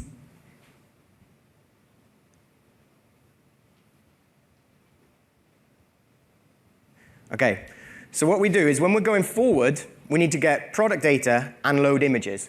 And we put a spinner only when it takes more than 400 milliseconds based on Rails guidelines. So, and what it's actually doing as well, the spinner's only there and it cares about the images that are in the user's viewport. So they don't care if the bottom image hasn't loaded. They only care about what they're looking at. So the spinner is based on the promise of the image loading that's inside their viewport. And when they go back, you can see that it's instantaneously moving back. And so we don't show the spinner or any transition. It's just to keep it going. Again, this is to adhere to the guidelines of Rail. Next, I want to talk about telemetry. Or is it working? If so, how well is it working? If you've ever looked into the Web Components polyfill, you'll see that it fires an event called Web Components Ready when it's bootstrapped itself. You can actually latch onto that, and we do something that's quite clever with it, where we add an event listener for Web Components Ready. When Web Components Ready happens, we run this try-catch. So we look for the component of the listing page, and we look for this .is method. And the .is method, if the constructor's been upgraded, will become available. However, if it's not available, it will fail and throw this error. So what we're doing is we're saying, has that component been upgraded to a Polymer component? If it hasn't, let's catch that error.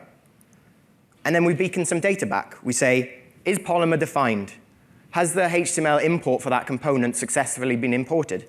And then this just allows us to understand what's happening in the wild. Is it working? If it's not working, how do we debug it? When you move a lot of stuff to client, you lose all of the logging that you would have got on server, so you need to compensate for that somehow. And this is one of the ways we do it. Also, we do some API availability and performance checks.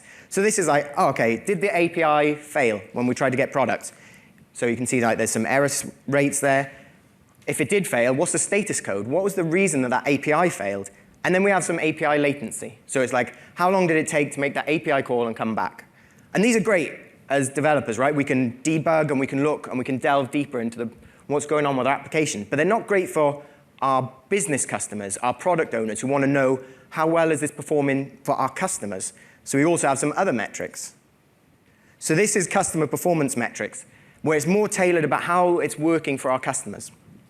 So the first one is time to remove skeleton. So when you saw the skeleton state, and when the products come in, that's how long it's taken. But not since you landed on the page. Since the first network request came to our site, it's rendered, painted, and then removed that skeleton. How long has that taken? So we can tell our product owners, OK, we can say it's within under 3 seconds, 3 seconds-ish, that they will see products from first trying to land on that page. And then there's time to load paginated products. So this is when you go, right, I've clicked next, I'm waiting for the spinner, and that's removed. And we can have metrics on that as how long it takes them. So, to summary, I went a little bit fast, I'm sorry. I hope that all made sense. And there was a lot in there. But I just want to kind of summarize these things. Invest time into reusable, accessible, tested, granular components. And what that'll help you do is promote code reuse. Your developers will be able to find this code, adopt it, and not reinvent the wheel every time you create something. This also helps for design and experience consistency, so your site works and behaves the same each and every time. It also allows you to abstract complexity away from your applications. So because you've put all of this testing and effort into these small little components, your applications don't need to have as much coverage. Plug and play components straight into your application, so you can spend more time on customer experience, collecting and understanding customer-focused metrics, and do the fun stuff. You don't want to reinvent the wheel every single time. No one wants to write fetch or XHR requests multiple times. You can use that component and plug it straight in. I thought of a really nice way to summarize this as we're in London as well, which is if you look after the pennies, the pounds will look after themselves. And thanks for listening. That's me, Robin.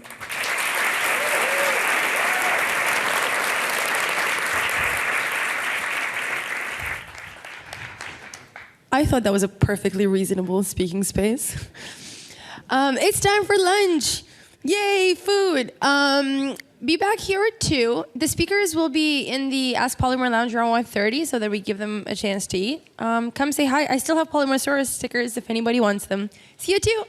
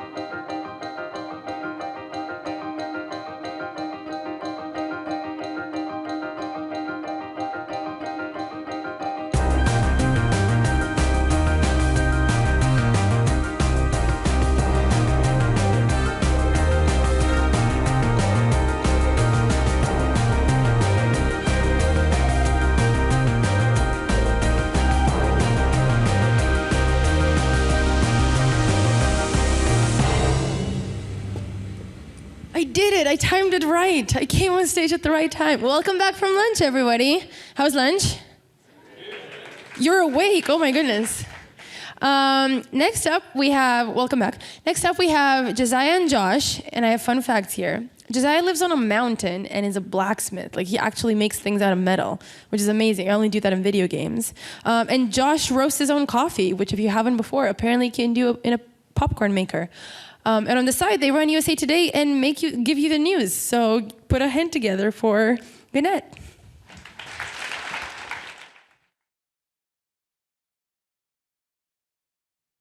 All right. The first thing you'll notice is that why did they send the completely opposite height people here? It was mainly to confuse the cameraman, so they have to zoom, and so we're just gonna stand next to each other the whole time. I don't like to call it short, I like to call it vertically challenged.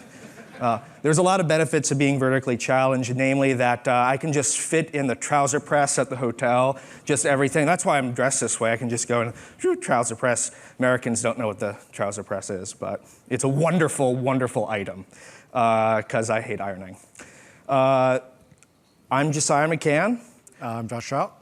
I manage the core web development team at USA Today Network and Gannett. I'm a principal developer, also on the core web team. And we're super happy to be in London today, and we're gonna kind of tell you a story.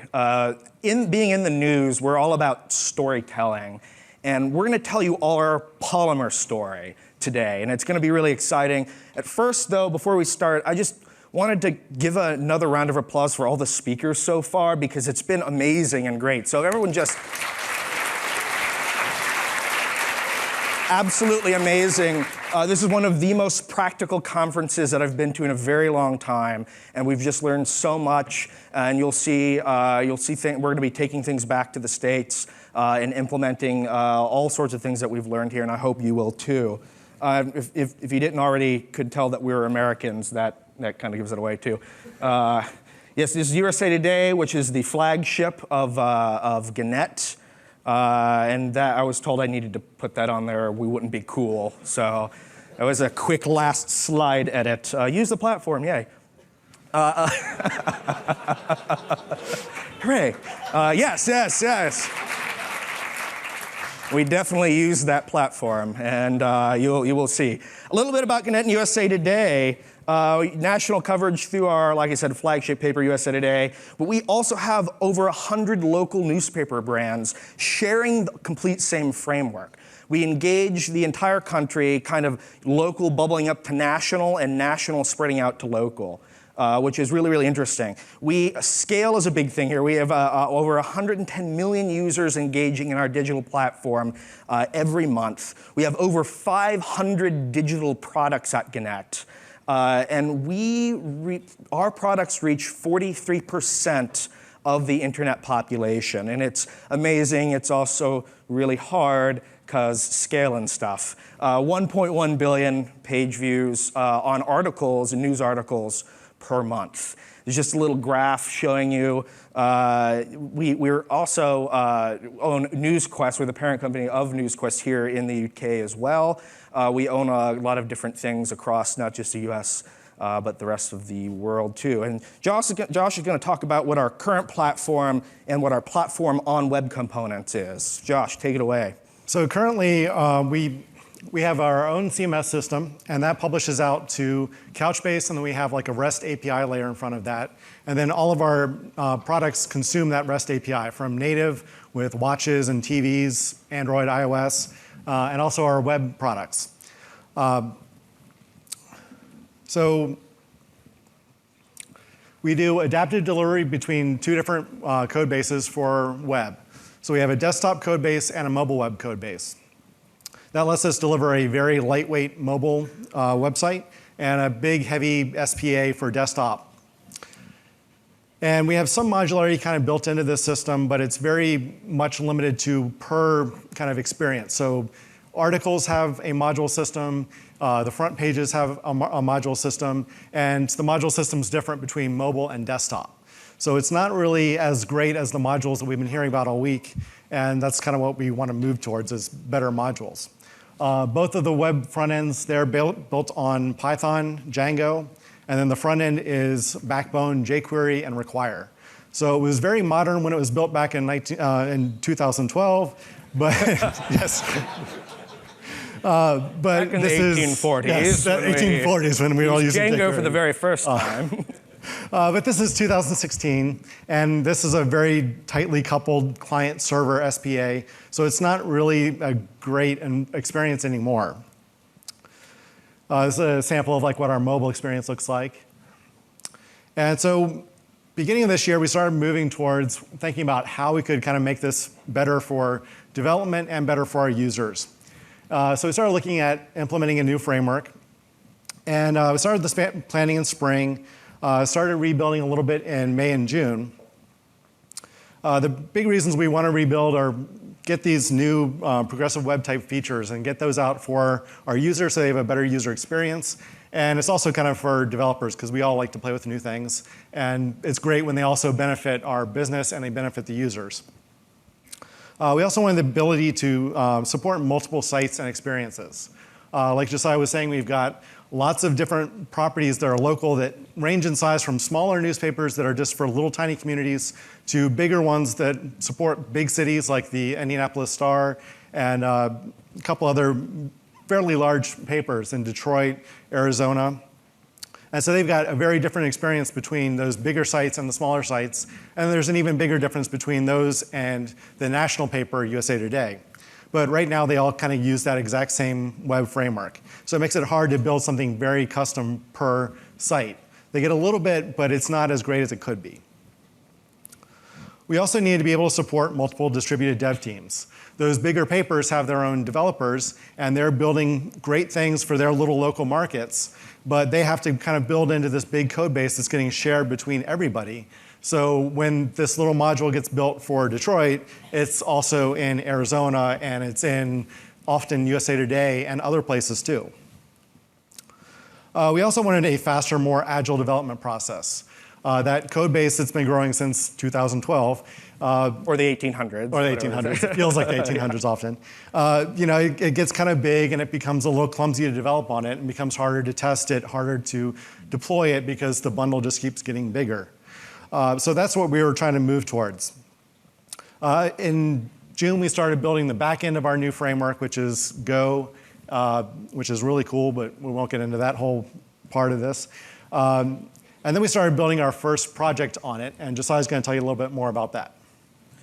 So we jumped headlong into Polymer, and the first experience that we built out with Polymer ever, we said, oh, maybe we'll do something in small, not that big of a deal. No, we're going to build the whole Olympics experience with Polymer, and that's what we did. We jumped into the fray and said, you know what, this is going to be our proof of concept, is our Olympics data-driven experience. And this is kind of a summary of the project, and then I have some shots of it as well.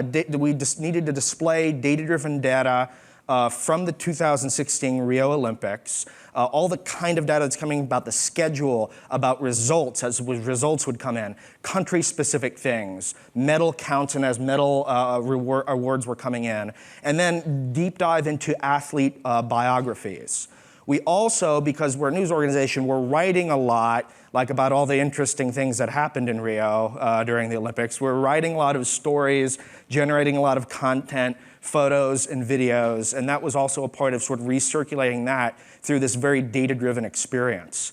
And once again, this is something that needs to be available on the domain names of all of our different properties. So not just usatoday.com, but available through IndyStar, through the DemocraticChronicle.com, and the framework needs to know the context of what site it's in.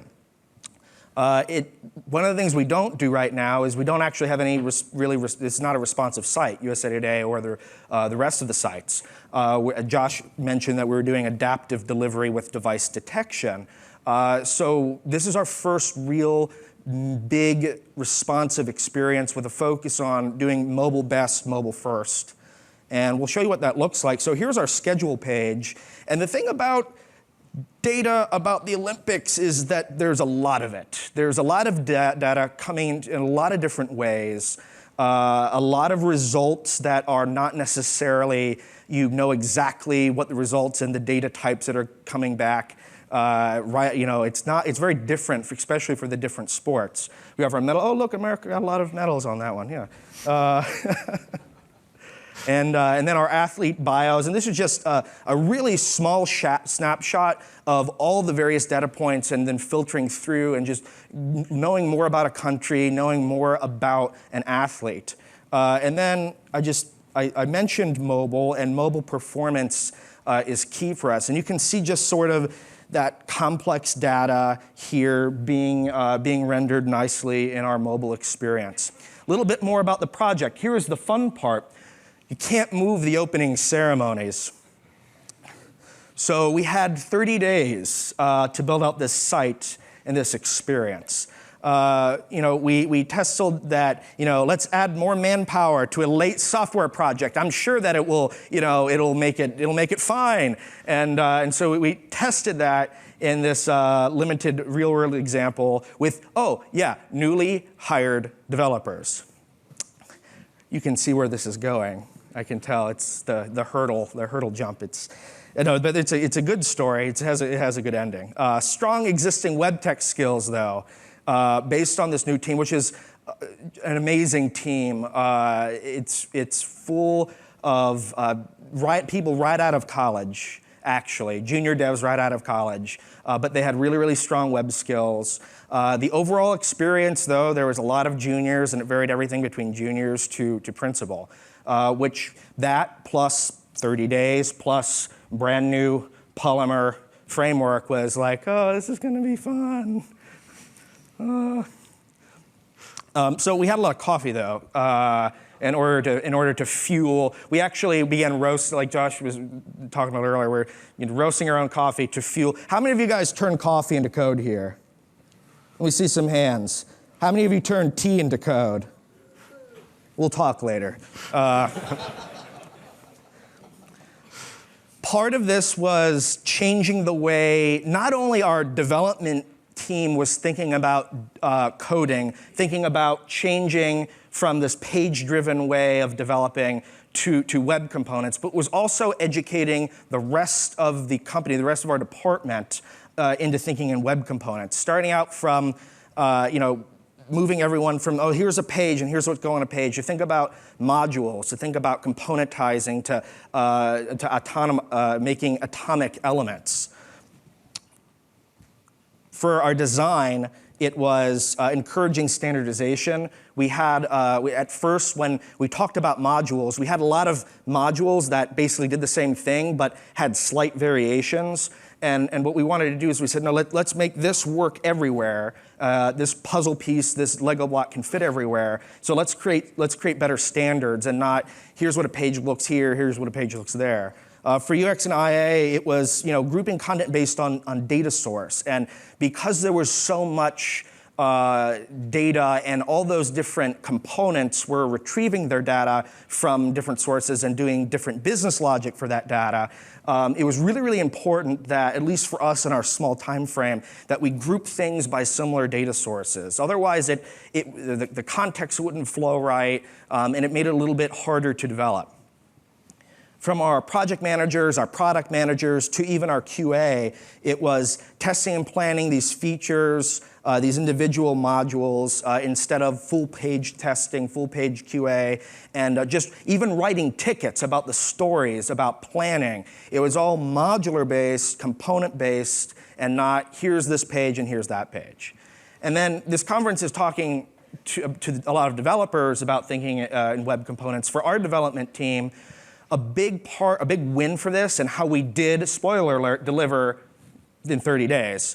The division of labor was really important. We could have some people working in this component, some people working on that component, and that was able to play to a developer's individual strengths, meaning someone who's very, very, very front-end focused could do a lot of the styling and could help others that weren't with the styling. And then we had some more data-driven individuals who are connecting all the complex pieces of data from different places all together. So that division of labor played a key role. How that looked too was there was some interns that we had for the summer, and we were able to throw them on just modules where they didn't need to really know about the Olympics and what was happening or all the complex data that was going on. They could just focus on this little one thing. Here's a story, research that you're building, and I can just focus on that, and I don't need to all the noise that's going all around me because there was a lot of noise.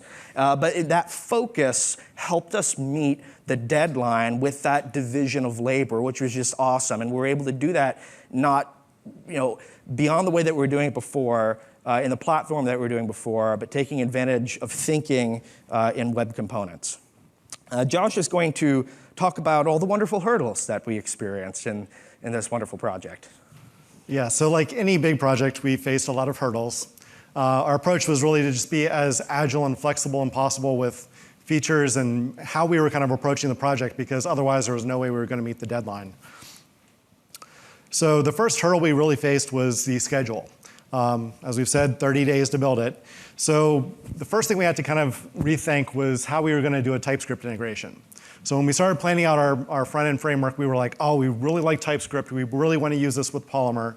So we had these great ideas for how we were going to try and do it, but getting that integrated before we started doing all this development just really wasn't going to get that developer experience where we wanted it. We ended up kind of going with a bit of a hybrid approach where some of our developers were just building plain vanilla Polymer elements, and some were doing with TypeScript with a kind of a code behind approach. So we did one file for the JavaScript, one file for the Polymer element, and then just use a script tag to link over to the JS version of the TypeScript file. And that way we were able to do some coding in TypeScript and get the benefits there.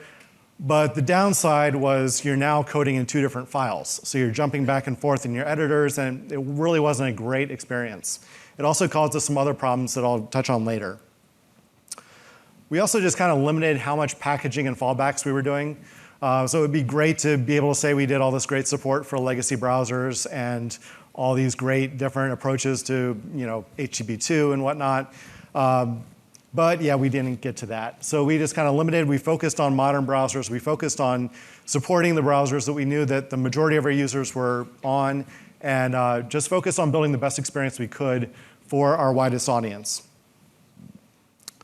We also kind of delayed this System.js and JSPM integration that we had planned.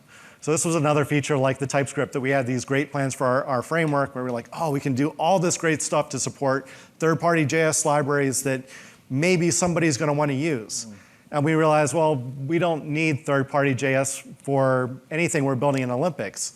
So we don't need to build this now. It's something we've put in there now in our framework that we're kind of working on. We'll touch on that a bit. But we found we really didn't need any other libraries. We were able to just use Polymer for this. So our next hurdle was performance. We were very new at building Polymer, so we made some of the same mistakes that we've heard from some other companies that they made when they first started. The first one was too many components.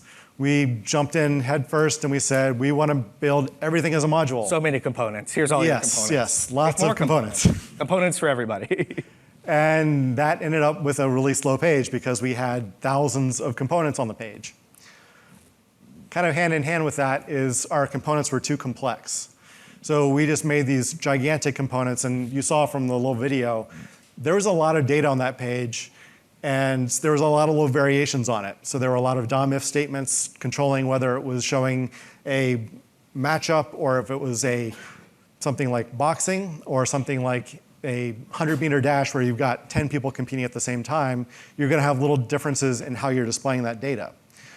So those complex things ended up slowing us down, and we had to kind of go back and watch some Polymer videos from last year's summit, figure out ways we can improve things. And after just spending a couple hours, we were able to improve the speed of some components by over 10 times. And it was, we were able to get things really good and get the performance to a place we were really happy with. But when we first built some of the very first components, we were a little nervous just because of how slow it was, but that was because we hadn't thought about performance at all. And so it just kind of is saying that, when you're building stuff, you do have to think about it a little bit. You can't just go out and build everything as components and build them crazy complex and expect it to be super fast. But if you do it right, they are super fast and they are awesome. The last thing was flash of unstyled content, which was, as things were loading in, we initially weren't doing much to do anything about it. And so the page looked really funky. So we just put some basic styles in that focused on like the navigation and the page structure, and that helped get the page to look a lot better as the content was coming in. The last hurdle we faced was testing. Partly because of that schedule, we didn't really get to have a testing framework in place, and we kind of pushed off a lot of the testing towards the last minute, which meant we ran into some CSS things that we probably should have caught sooner, mainly around Flexbox, because this was our first time really using Flexbox drastically across all the stuff we were doing. And so we found all these little variations between different browser manufacturers with how they implemented various features of Flexbox. And so we had some really weird looking pages at first, and it took a little bit of going back through the CSS and making it standardized across browsers. Also with JavaScript compatibility, this is where the TypeScript integration kind of hurt us a little bit, because we started using ES6 features that aren't cross-browser everywhere because we were using them in our TypeScript code. And then you would switch back over to a plain vanilla Polymer element, and you'd start typing let, you'd start using arrow functions because you're so used to doing it. But then some other browser would say, hey, I don't know what let means. And now you've got a compiler or a JavaScript error, and your component doesn't work. So that's where like switching back and forth between TypeScript and vanilla JavaScript really wasn't a good idea. The final thing was HTTP 2 delivery. This was also the first time we had done anything with HTTP 2 and having the whole site on SSL. So we ran into some issues where we thought, okay, we've heard all these talks about how great HTTP 2 is. Let's just throw it on, push all of our resources, and things will be awesome and fast. Not always the case. There's a lot of times where you don't want to push resources, and there's times where it's better to preload them. And we hadn't thought all those things through, and so when we first launched, there was a lot of stuff that actually could have been faster if we weren't pushing it. We found those things out post-launch, and we were able to fix it now, but that was something where more testing and thinking about A/B testing for performance and saying, is this feature really going to make us faster, or is this actually going to slow us down, even though we've heard it's the great thing to do? So now Josiah is going to tell us a little bit how things turned out. So let the games begin. One of the other interesting things with onboarding, basically in a new team for that matter, into a new framework, was the strategy for us in building out a platform on web components was not to use a monolithic JavaScript framework, and keeping on anything that was frameworky very, very light and slim, and really just playing up to components. You'll notice that in that video and another one that I'm going to show in a second, that it's not really SPA driven. It's not actually using kind of the app shell stuff, which is very interesting. It's still multi-page kind of loading, which I'll talk about a little bit more in a second. Thankfully, deploying iteratively saved us. We've been moving away from these really, really long deployments where it took an hour, 2 hours, to really moving more to a continuous integration approach to delivering these web components and these pages that had web components on them. We're also able to launch with a subset of features because they weren't awarding any medals right away on the opening ceremony, but we started with the schedule because the schedule was really, really important. So we were able to do kind of subset iterative delivery in order to meet our deadline.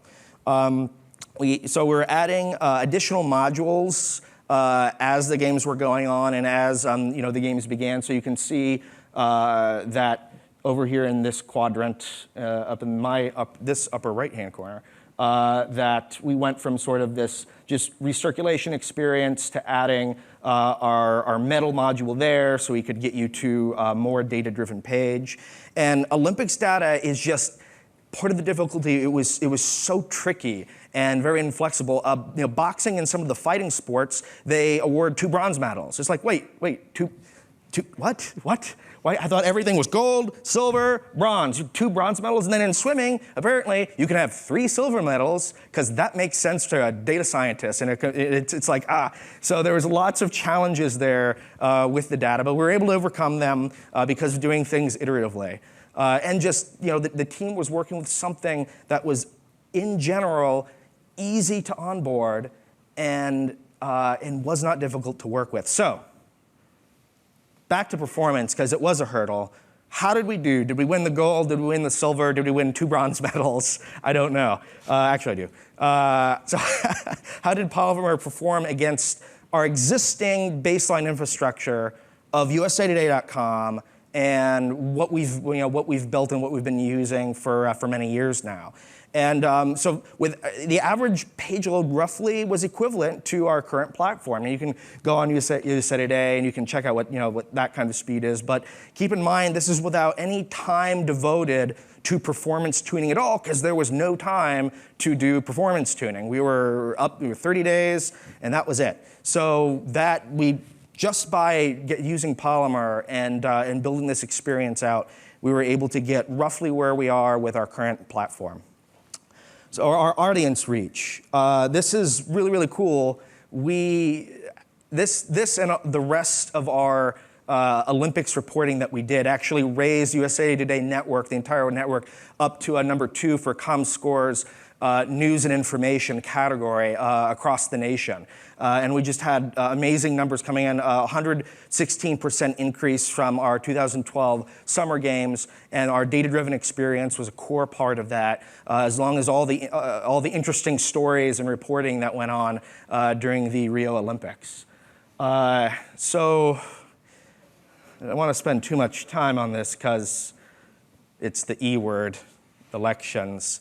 But they're coming, whether we like it or not. It's happening. But guess what we did? We did it again in another 30 days. We were like, this is insane. This was pretty insane. Let's do it again. And we did it again. But what's different this time, based on what we learned before, we had more thought into module composition, how we were making modules, not putting DOM ifs everywhere, and using DOM ifs properly, things like that. Optimizing, this is our chance to optimize our loading, our caching, the preload and push, and the HTTP2 things that we were talking about earlier. And then, from a mobile performance standpoint, it was part of our platform is, maybe you don't need every single module loaded on your mobile experience. Maybe that's kind of a subtractive experience, and you have a lighter page load delivered there. And so that experience, which is it's kind of a sneak preview, looks something like this. We have a nice map loaded in, and we have data from key races that are going to be battleground states this year. Let's check on let's Google California. So let's see specific state outlooks, race ratings, poll averages, and I guess we can. I mean, we could change the data to make. Yeah, they're just elements, so you can go in there and tweak it. But yeah, we can make anyone win, right? That we want, right? It's not going to really change it, but I mean, you can make it whatever you want. And that's the great thing about web components. Is change it, and then all of a sudden I'm winning, and it's great, which might be better than some of the other options. That's all the time we have for you today. That was our 30-day, and then really another 30-day march with the power of web components on our side, being able to do the impossible with a brand new team who had never worked with web components before, which says a lot about both the enterprise readiness of Polymer and about that onboarding developer experience. Thank you so much. Thanks.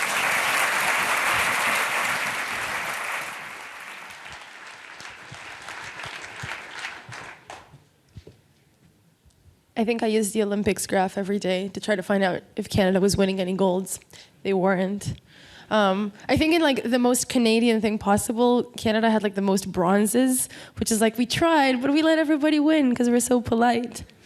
I had 2 announcements to make after lunch, and I forgot, so I have to do them now. The first is we're going to have a panel at the end of today, and we would like questions from you, from the audience. So if you have any questions, tweet them at #AskPolymerSummit. That's one. And the second is that if you want to fill in the web component survey, which we would really appreciate because we want to know who knows about web components, the link is bit.ly/web-components-2016. Maybe Web Survey 2016? Web Survey 2016. Thank you, audience. Next up, we have IG, and he has the best fact of today. It's my favorite, and that is he's born on a leap day, which makes him literally 4 times younger than everybody else in the audience. So put your hands together for IG.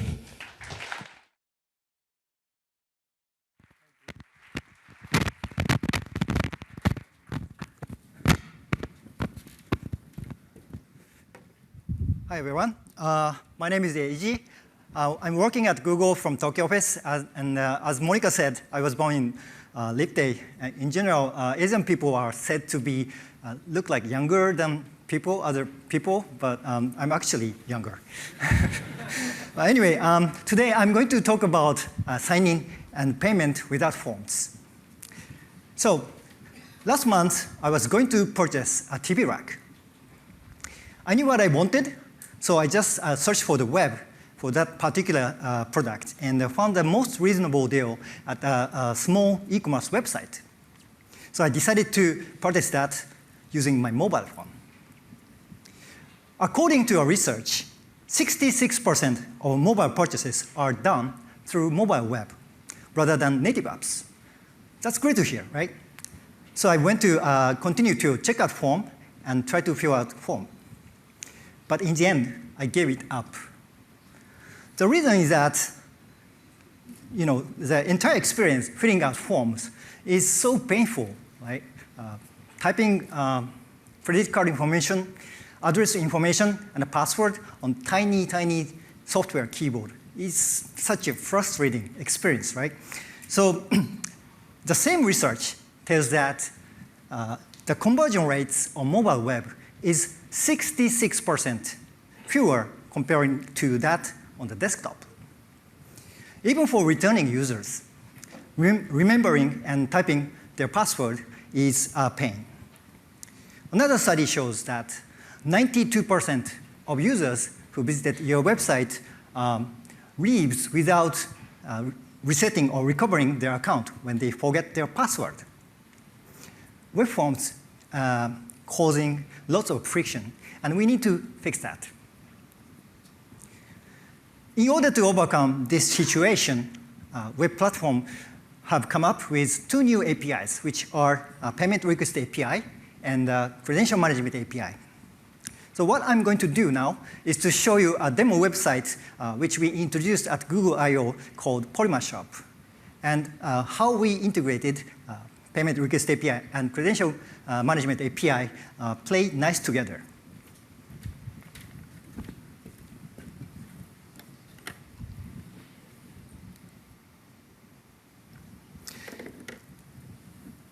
Okay.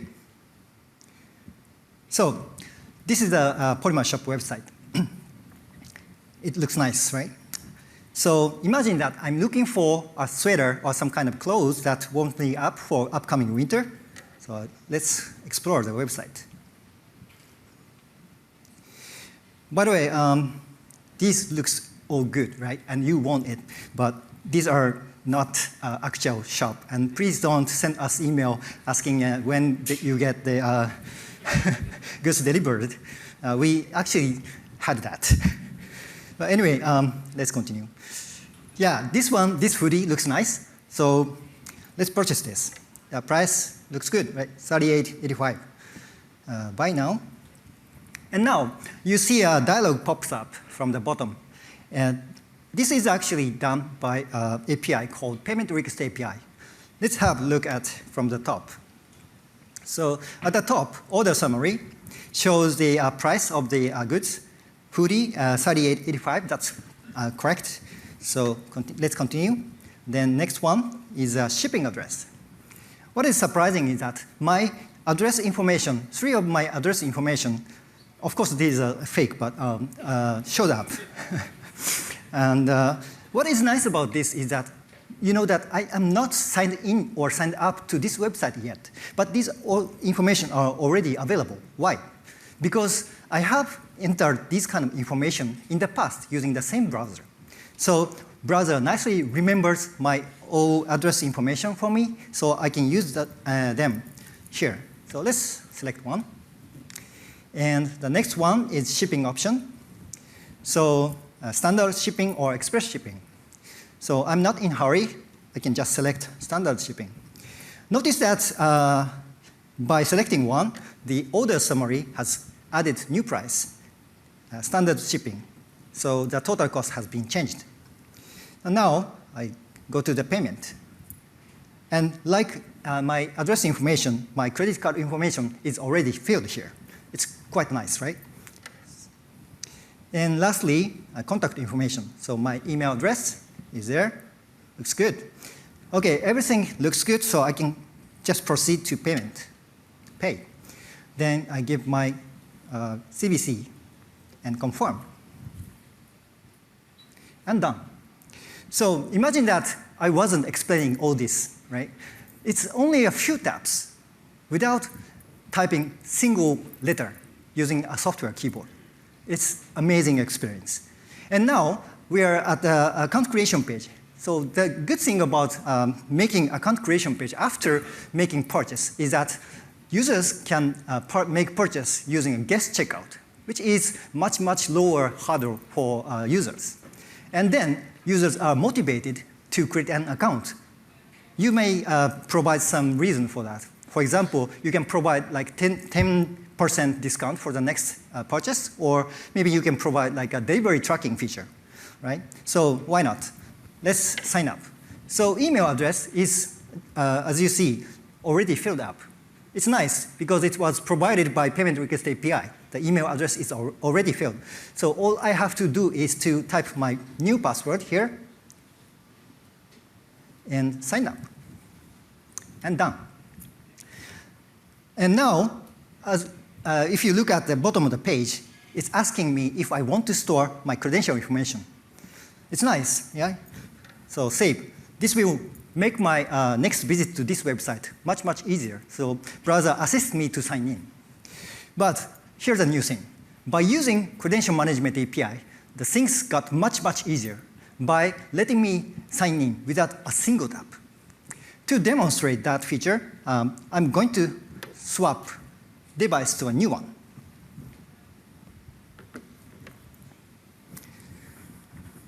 So what is going to happen is that the credential information I have just stored to my other device is synchronized across my Google account, and it is now, it should be now in my other device, and hopefully it will work. And yeah, let's see. To be honest, this sometimes fails. So fingers crossed. OK, ready? Look at the bottom of the page.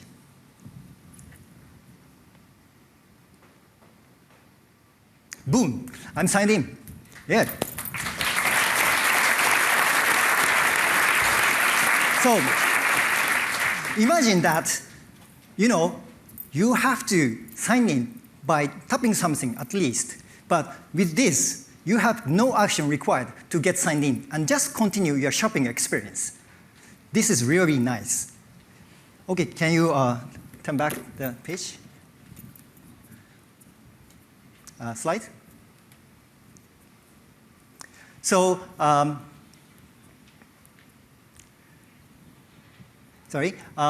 this beautiful integration was possible because of a Payment Request API and Credential Management API. And I'm going to introduce each of APIs now. So, Payment Request API. So, Payment Request API provides a standard compliant online payment flow. Usually, making payment requires you to fill a long form and submit that to the server. But with Payment Request API, you can, instead of filling out form, you can just a few taps to submit the same information. If there are no address or credit card information already available, users can just add them on the fly using the same native UI. The address information can be stored and synchronized across devices and available from anywhere for their future shopping experience. The best part of Payment Request API is that once those information is stored to the browser, we basically have all the data required to get the payment flow, get through the payment flow, and without creating an account. Even for the users who have never visited your website before can make purchase, and it's easy. Payment Request API also allows third-party payment methods to be part of the ecosystem. Anyone will be able to provide an app or a web app for merchants to process payment in the future. One such effort is Android Pay for Payment Request API, which is currently in beta, and you can try it out. To learn more about Payment Request API, we provide integration guide and demo site and so on, so you can just follow the link, g.co Payment Request API. So integrating Payment Request API into Polymer Shop, we created a component, Shop Payment Request. Nice thing about making it a web component is that the sum of predefined parameters can be set as element attributes declaratively, like currency, supported methods, and request pay or email, and so on. It's declarative. Requesting payment can be done through a function call. Because it returns a promise, you can just continue with sending the result to payment processors when the promise resolves. And now, about the Credential Management API. So Credential Management API provides a programmatic interface to the browser's password manager in a secure way. So you can obtain or store users' credential information on behalf of the user. As you have seen at the Polymer Shop demo, you can enable auto sign-in by obtaining the credential information, then send that over to the server on behalf of the user, which is authentication. Signing in using a third-party identity, such as Google or login, is quite popular because it allows users to sign in just by one tap, right? And it also good for your security. But the problem is that that kind of information is not stored to the browser. So you forget which identity provider I use to sign into this website, right? But by using Credential Management API, it can even remember that information. So by storing the choice of your federated login account, you can invoke identity provider's authentication logic to let the user sign in. Even if you choose not to use auto sign in, you can still skip the sign-in form by using an account chooser without typing a password. This feature is also useful for those who have multiple accounts, so it's handy. Android apps have a similar feature called Smart Lock for Password. By associating your Android app and your website, you can share the same credential information between them. So if a user stored credential information to Android app by signing up, the user can come back to the same website, the associated website, to get all signed in, which is awesome. To learn more about Credential Management API, we also provide an integration guide and so on, so you can just follow g.co/Credential Management API. And integrating this Shop Credential Management API and entire authentication mechanism we created by Shop Account component. We put various features into this. For example, Form UI, it actually included UI, and loading UI, notification UI, as well as authentication logic, federated login logic, and Credential Management API, and also managing profile data. So it's very complex. And the point is that a lot of different parts of the app require to access those kind of information or logic. So what we've done is to decided to split that into two parts. So one is Shop Account, the same name, with all the UI related things. And the new one is Shop Account Data, which handles all the authentication logic related things, as well as managing profile data. By adding IROM meta behavior to the shop account data, we've made it available throughout the app. Also, by returning a promise, things got much simpler by changing functions to reflect results to the UI, depending on the context. So recap, Polymer Shop, I started with a Polymer Shop demo, and it integrated 2 APIs, which is Payment Request API and Credential Management API, and how we integrated these APIs into Polymer Shop.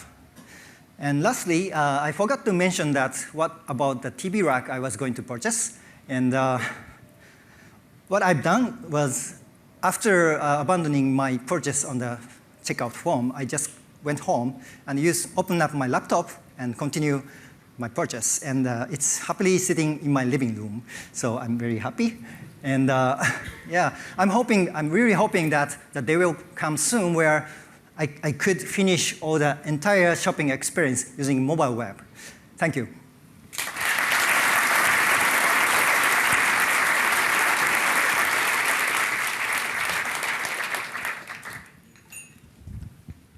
Thank you, Aiji. As somebody who has a tormented relationship with the input element and forms, I'm excited that there's something better than that.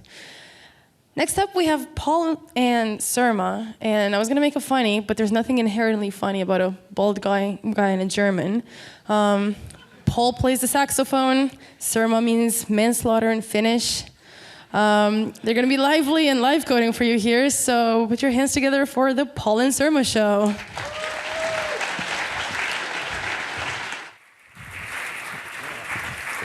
Hello. Ooh, can you hear me? Am I on? Am I on? Am I loud? Yes, I'm loud. Good. Am Hi. I? Yes, I am. How are you doing? How are you doing? Not bad. At the back, how are you doing? At the front? Left? Right. I love the idea that you can figure out where, broadly speaking, people are from the way they cheer. I came out the Tower Hill station this morning and yesterday, and it reminded me the last time I was at Tower Hill was to go to the Tower of London with Paul Irish. And we went on the tour. Who, by the way, is not Irish. Who is it's shocking. And we were there, and the yeoman went, are you ready for the tour? And everybody went, way, in that British style, apart from Paul Irish. It went, woo! Now, I enjoyed it because the yeoman just went, there's an American in the crowd. And I was like, okay, but I think he's allowed. I think he paid. It's fine. Anyway, that's not what we're here for. So Surma and I, we run a show called Supercharged on youtube.com/Chrome developers. Well done. Well said. Hashtag branding. And what we normally do is we normally spend some time live coding on a live stream some UI elements. And we thought we'd do it live for you today. That kind of idea of doing live coding. If you've ever watched the show before, we usually have the YouTube live chat, and I read it, and I distract them with a question that comes up. It really does. Today, we're going to use the Polymer Slack channel. So for you people in the room, the people watching the stream at home or at work, wherever, come into the Supercharged channel and ask your questions throughout the live stream here. I'm going to be watching the chat and reading it, provided I can keep up. Yeah. And I'm going to try to weave in all the questions that you have and we'll try to answer them if we know. Yeah, so the idea is I'm going to build a UI element, and normally they're quite practical, like side navs and stuff that you... No, not today. It's going to be overblown and ridiculous, or as ridiculous as I can bring myself to make it. We call that showbiz. We do. Showbiz, right. You can see what's on my screen, so I may as well get started. With code. Yay. Because we get that question all the time, this is VS Code. Yeah, HTML. There we go. Snippets are your friend. And he's a fast typer. I am a bad typer. Pauline Summit. Give it a title. Right. If anybody wants to do like a count how many typos he does, I would be curious to see that. Don't do that. Right. Rel equals import. Oh, async. Because it is the Polymer Summit, I thought I'd do web components. I'm not going to do Polymer. I'm just going to go. I'm going to use the platform. That's what I'm going to do. I'm going to go straight in and see what happens. I've never heard that before today. I know. Weird, isn't it? Use the platform. Hashtag branding. Damn. Okay. Href equals. And now I'm going to make a. Here's what I thought. Let's make something where, like, imagine a disk, and it's got like a value on the front, like 1, 2, 3, 4, whatever. And you click it, and it flips over in 3D. Why not? And on the back, you can choose like 1, 2, 3, 4, and then it flips back over and show you what the current value is. Sounds ridiculous enough? Good, let's do it. It's like a tab. So I'm going to call it, but in 3D. I'm going to call it flipswitch.html. So before in the show, we have used custom elements. Oh yeah. But only V0. So I'm going to be new to this. I plugged my ears. I didn't watch any of the talks, so I didn't know how V1 works. I don't know how anything works. So I will be educated by this, and I will probably ask questions that even you know the answers to. Cool. Right, so flipswitch.js. How's everybody doing in the chat? We're actually, suddenly we have a surge of people coming in, which is great. Awesome. Right, so what I've got is let me see if I can explain what I'm actually doing. I'm going to... My first question would be, you're in a separate file already, which is just like no doc type, no... I know, right, because it's an HTML import. So I've got an HTML import, which I've called async, because I'm being good about that. And I've got my custom element. So my theory was I'll use all the web component primitives that make sense here. So I've got an HTML import, which I'm going to use, basically, I'm going to have a template which I figure is going to be stamped into the shadow DOM of the thing that I'm making. And then I have the JavaScript itself. So let's make that, why not, flipswitch.js. And friends don't let friends write out custom elements by hand. They have snippets. Oh, yeah. Because if I was left alone to write things like the constructor, I would forget to call super. And that would break everything. I don't know why it breaks everything. But if you don't, the browsers all go, "Ah." But if you put in super, it's like, sure, yeah, that's fine. It's an HTML element now. So for me, this is already new, because previously you had the constructor would never be called, but instead you would have the created callback. Correct. And now in V1, we apparently moved to the actual constructor, which I like. I like how you bumped it to V2 there, dude. Whoa, don't do that, VS Code. Come back. Right, well, let's do, because, by the way, this is grumpy at me. See, class, it doesn't like it. It's like ESLint, it's like, no. So let's make it okay with it. ESLint env. ES6. And now it's fine. Oh, it didn't know you were using it. It didn't know. It didn't know. It's fine. Right, let's make sure this is actually working. Console.log. Flip switch. Ooh, there's my server. Come on. Yes. That's a start. So we actually have. What did we just do? It's figured out that. See, now every time I switch, it's going to be right. There we go. It's figured out that I actually have a flip switch in my page, and it's called the constructor, and now it's spat out flip switch. We're going to have to go faster than this if we actually want to make some progress, so I should get on with it. Right, so let me make sure that this is actually going to work. Let's do some styles in here. And I'm going to tell the host that I want it to be background red display block. Width 200 pixels. Height, don't be marking my typing because it's awful. Width, height 200%, 200 pixels. That seems good. Units are hard. I know. They are for me. All right, okay, so now here's the thing. What we're going to do is we're going to try and stamp it into the shadow DOM. So I need to know, because it's in an import, I have to know which import it is. So doc equals, that's the main document, current script. Yeah, it'll be current script. Who's running? Which is this. And then I say, who's the owner of that doc? And there we go, I own a document for that. And he goes, yeah, it's this one. So now I can say... Wait, so document and owner document can be different? Yeah, document is the main document, and the owner document is the owner of the current script, which is the JavaScript. Yeah. So I can now say doc.query selector, like so, and I can ask for my FS temple, which is going to need the hash on the front because it's an ID. And then I can do, this dot attach shadow. Sounds so good every time I say it. Mode open. Open. I'm going to leave it be open. So what is? Yeah, that's what it means. Basically, I think it's are you allowed to access the shadow root from outside or not? If I'm wrong, somebody's going to correct us, probably on the chat. But I'm pretty sure if it's closed, it means that you can't.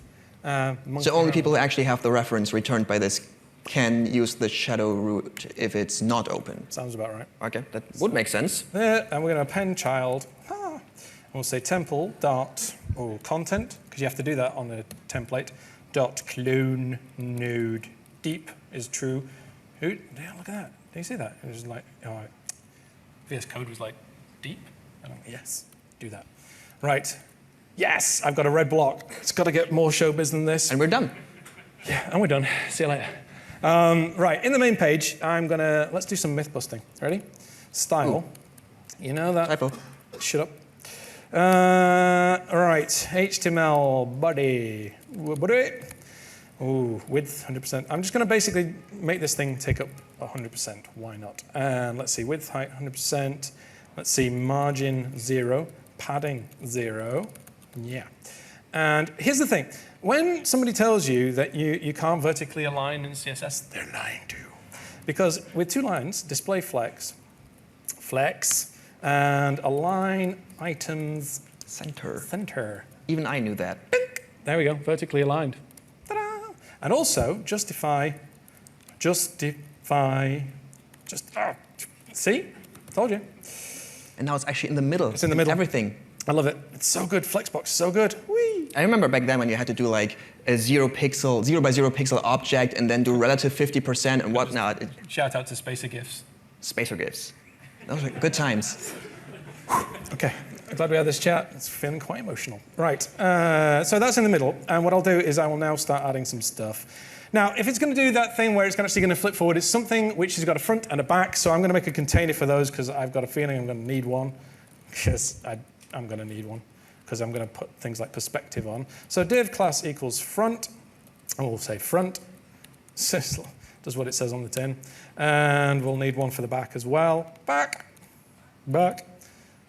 How's the chat doing? So I'm assuming this is like the front side and the back side eventually of the thing that you mentioned will be flipping That's over. the one. That's the All right. one. So we'll say... We've done something similar before with a 3D card flip. Yep. Where we, I guess, talked more about the shadow than the actual card flip in the end. Correct. Because we had to do it efficiently to get the 60 FPS. But we had the same setup. We had like a front and a back, and basically one thing was becoming visible and the other one becoming invisible when things are flipping over. Front. So if you don't know that, watch that episode. They're all on YouTube, on demand. Maybe good to fall asleep with or something. Yeah, it's the sound of our voices. Probably not. No. Right, so I've positioned them absolutely and told them to be width 100%, height 100%, top left 0, and they've decided to break out of the containing element because their parent, which is container, is statically positioned. So we'll have to say position. We'll do relative. And that'll bring them back in. It looks pretty. Yeah, I know, it looks amazing. Give me time. Give it time. I've got a lot of faith in where we're going. Right, they're still not 100%. Wow, you need to be width 100%. That's why. So the container needs to be 100% of the thing. There you see. Now, they are in the middle, but they look ridiculous. So let's fix that. And what we'll do is we'll set background. Ooh, here's an idea. Let's do color. Yay. Custom properties. 1EA32. This will be a greeny color. Of course you know that. Oh, by the way, just because that before anybody calls us up.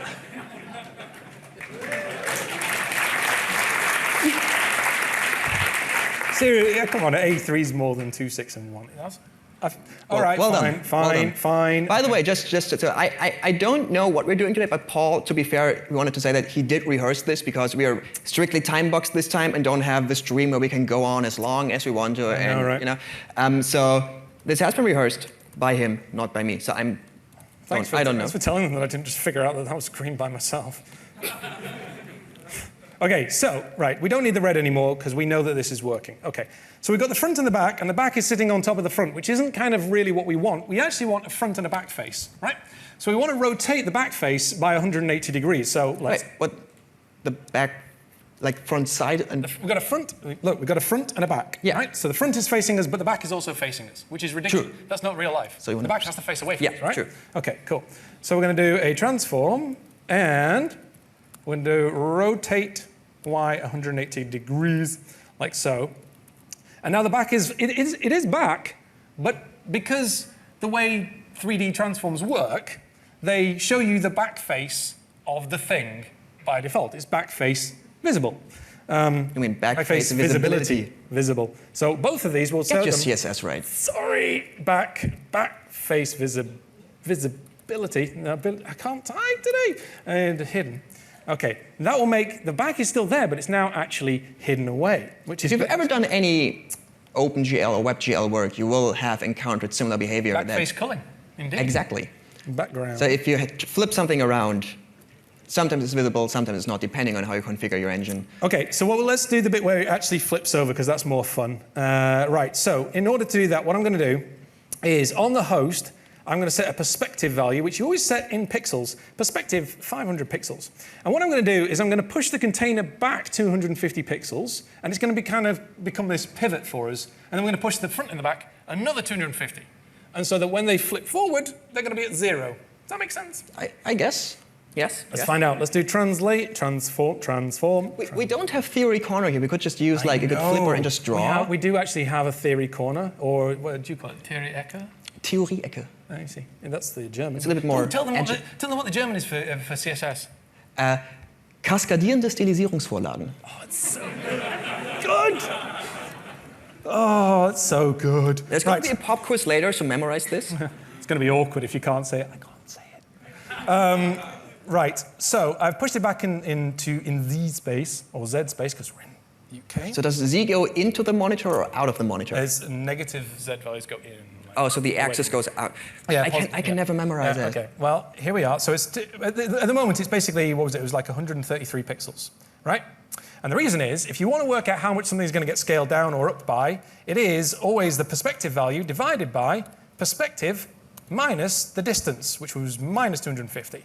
This is literally in the spec, but it's in like a note. One-liner. By the way, if you would like to know, this is the math you're always looking for. So it's like, so now that's why it's like 133, because that's like 66% of the 200, right? So that's why it's that size. So what we'll do, tell you what we'll do, we'll push the front and the back back like so. Like so we have 80 people in the chat room right now, which is good. Could be more. Are they asking anything? Like Rob is almost answering anything, but yeah, so there are some questions. Go Bob Dodd. Shout out to Bob. It means you're, I don't want to say you're redundant, but I'm glad you're here with me and having the chat. Shout out to Surma. Yeah, my safety Surma. He's here when I go wrong. Right, I put the, you might not have seen actually, I put in the extra transform, but it didn't actually do anything. Like so. It's still at 133, whereas you'd expect it to have gone another 250 pixels back. Well, that's not going to happen. The reason it's not going to happen is this. The flip switch has a perspective value of 500. The container is pushed back by 250 pixels, but then we push something else, another 250 pixels, but the container's in the way between the item with perspective on it. So it goes, huh, lol, no. What we have to do is we actually have to ask the container to preserve the parent's perspective and pass it down to the children, which we can do by doing transform style preserve 3D. And now it'll get smaller. Okay, so that now it's basically said, okay, I'll take the parent's perspective, pass it to the children. So now, that's all good, isn't it? How are we doing for time? We're doing all right? We're about 18 minutes. Easy. Yeah. Okay, let's, so we were doing the thing where the container, what we'll do is we'll flip it. Flipped. So one theme in the questions is right now, like, is it going to work in Firefox? Is it going to work in Safari? With polyfills, yeah. With polyfills, it probably would work. Right now, this is, as always, we always say this in our show every time, this is not production-ready code. No. We're doing this on stage. This is probably going to be horrible. So just don't just copy it and paste it out, but this is about the technique, and it's going to work in Chrome right away because we're developing Chrome, and you probably can add some polyfills to make it work everywhere else. This stuff, if you didn't use the HTML imports, if you didn't use the Shadow DOM and all that, you could make this completely work as far back as whichever browsers were the last to get 3D transforms. So I guess it should be fine in IE 10 even, maybe. Yeah, it should be. I think, I don't know. If you want to try to make this work in IE 10. It's your homework. Right, so basically what I've got is I've got the container, and when the container gets a class of flipped, it's going to rotate x 180 degrees, because it's in the pivot, so we should see our cards basically go over. Now, what we have to do is go back here, and we're going to have to ask for the container. This dot container equals the root dot query selector. And what was it called? It was called container. That's why I can't. People are asking you to zoom in a bit. Zoom in, like this bit? Or why not? Yeah. Okay, fine. Probably also on the website, maybe. Hang on. Although, maybe not. This dot, well, we'll see how we go. Add event listeners. Add event listeners. So I like to do this. I like to have the Paul trick. I know. I'm not going to do that today. I'm just going to do this. It's fine. But I'm basically document.add event listener. When you click, I'm going to basically do it this way just so we can check that everything's working. This dot flip. I'm going to flip things over like so. So I need a function called flip. So you're also giving the element an actual API. I am giving the element an API, and I can just say this dot container dot class list dot toggle flipped, right? Which is going to do nothing. Oh, no, it is. I'm an idiot. You don't have the dot in there. You only have it in query selector. There you go. Right, zoom that in a little bit. For now. Now the back is upside down, which looks ridiculous. And it's not animating, which is also ridiculous. So let's fix both of those. Transition on transform, and we'll do 0.8 seconds. And I do honestly think this is one of the nicer ease in out curves. 0.60, 0.31. Oh, that's a new one, though. I know. I don't normally use that, do I? Usually you have 0, 0. Now you see that? See that's broken, isn't it? That's really broken. Let's fix that as well. Do you know why? No, I don't. I do, because I've seen this bug before. The front and back, I've got a transform there, but then I override the back with its transform rotate rotate Y. So I need to put that in there so that it remains. So we have a pushed back. question. Hang on. There you go. See how that's, woo! The only downside is that's actually upside down. Because I suppose if I did that with my hand ends up upside down. It is physically correct in that sense. Yeah, so let's rotate it in Z, let's rotate it with like that. Through and then whoop, like that, just like that. So 180 degrees. And yeah, look at that, showbiz. Right, what's the question? You added event listeners in unconnected or in something like that? Yeah, so I'd normally have... So if you remove the element from the DOM and moved it somewhere else and added it, you would have multiple event listeners, right? I would normally, in a disconnected callback, I would... Clean up. Remove event listeners. For time... Production ready code. Lol. There we go, I'll put that in front. Right. Where were we? Right, so the thing is, when you click on this, that's kind of okay, but let's actually add some buttons, because I did say that we were going to have some buttons, which we'll do in here. So we'll have a button. Speaking of, now that you have basically had experience with both V0 and V1 of custom elements and maybe even Shadow DOM, preferences, differences, doesn't really matter. No, I rose by any other name. I think it's still awesome. I really like the fact that it now uses the constructor instead of created callback. I like that too. And I mean, this is just attached and detached callback by another name. An attribute change callback is still attribute change callback. So for me, mostly, this hasn't really changed. This one caught me out that you have to, if you're going to change an attribute, you have to declare it as a static Which I guess is a performance optimization. Yeah, it's just like, these are the only ones I care about. And it's called custom elements define and not register element. Document.register element, it was before, but mostly, it's So it's just syntactic changes, it seems like. Really it's really quite fine. Right, so we had buttons on the front, right? Yeah, it's got really attractive looking 1 and 1, 2, 3, 4. Okay, let's style up the front button. Let's do that. It's, oh dear. Right, front button. Right, width. Let's see how much I can do here. 100%. Height, 100%. Oh, let's see. Seems repetitive. I know, right? Border radius, 50%, because we're going to want that. Outline none, because I'm going to do a hover state in myself. I'm going to do font size 60 pixels. Oh, background none, because it's that gray at the moment. Border, none. Don't want any of that. Yeah, okay, color. La la la. Make a white color. There we go. All right, let's do there we go.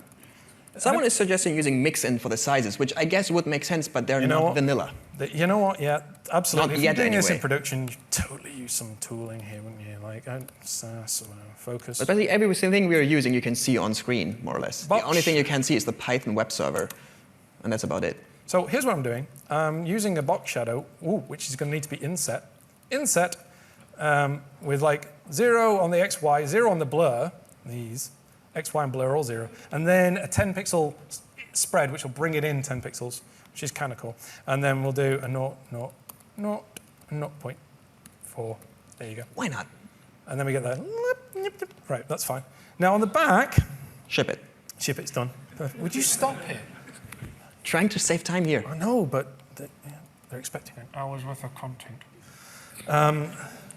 Back, we'll do the back buttons. Oh, I get to do something I quite enjoy on this, I think. 25%, because there's 4 of them, so we'll make them smaller. Make that a little bit smaller. Someone suggested that we should use a transition box shadow, and to that I think no. No. Bad. No. If you don't know, that is what the card flip app was mostly about. Yeah, you don't animate box shadow. You don't do that. Never do it. Because it will trigger paint on every frame of the animation. And so far, you've seen me stick to transforms, and you'll see me stick to transforms and opacity for that reason. They are the only properties that today will animate in an accelerated version, which basically means that we create layers for them on the GPU, and then we can move them around with the transform, or we can fade them in and out, and that's really, really fast, and that tends to be fast in all browsers. Painting on every frame, it's a gamble. You might get away with it if you got a on fast mobile, machine. you mostly will not. You might not, you probably won't, and I think you can, with a lot of sleight, well, a bit of sleight of hand. Depends on the thing. You can get away without. But usually transform, opacity, nothing else. If I was just doing have. this differently, I'd probably use a before or an after, and I'd probably do that box shadow on it, and then I'd just fade it in and out, or I'd scale it, or something like that. There's ways to do it which don't involve paint, mostly. Right, where was I? I was doing the background for this, wasn't I? VAR. We're going to do like an inverse color thing going on. So on that side, it's like that, and then woo, 1, 2, 3. Let's make that smaller. 4. Okay, now they look ridiculous where they are, don't they? So let's put them in a nicer place. Oh, position, absolute. Top, 50%. This is one of my favorite little things as well, is when you do that, and you've got them, they are actually in the middle, but it's the top left corner that's in the middle. And sometimes you're like, yeah, but I'd like to just, middle would be good. You can just do a translate, transform, translate, minus 50%. Because the fun fact here is that in this case, the translation works on uses for the percentages. The dimensions of the elements are being used and not the parent. So handy. So handy. So good. Right, so now let's see. We've got back buttons, but let's position them in a little more, right, nth of type 1. I'm just going to assume we've only ever got 4 boxes because, you know, it's prototype code. So 1, 2, 3, and 4. Right, so button 1, here we are, is going to be staying at minus 50, and we'll bump it up by another 100%. There we are. 2 is going to go out to the side, so that'll be a plus 50 with a minus. Oh, you're going to do like a ring around. Yeah, like thing. 1, 2, 3, 4, like a compass like a gamepad thing. Yeah. Are we going to use the gamepad API? No, shut up. Let's find out if that works. I mean, normally you just... Sounds about right. Let's find out. 1, 2, 3, 4. Yeah. Okay, cool. So we've got buttons, but I think because they've got a transform here as their default, and then they've got a transform here, we could take advantage of the fact that their parent gets flipped, and so we could just do a nice little animation for them here by doing this, and then let's do, I've already got it. Don't repeat yourself, Paul. Grab that. Let's make the button animate. So, now you probably didn't see that. Let's slow down. Slow it down, animations. Great feature of DevTools, by the way. Slow it down. Slow-mo. Oh, you can see it just... Yeah, there's a little spread. But you can put a delay or something, or like a curve, or... Thanks for stealing my thunder. Transition delay. I know some stuff. You do know loads of stuff. 0.1, 0.15. Let's delay the animation, and we'll do it, you know. I think that a bit of a delay there we go. So, you see how they spread out at the end? And then when we... Yeah, that's good. Right, let's do it so that they actually change the value now. When you actually click on one of those buttons, let's actually have it update the value on the front. So we can do that with, let's think about this. Let's do a setter and a getter. Set value. Oh, now you're going fancy. I know, right? So good. This dot value, equals value. Fair enough. Except that you've got to make that an underscore, Paul. Get value, return this dot value.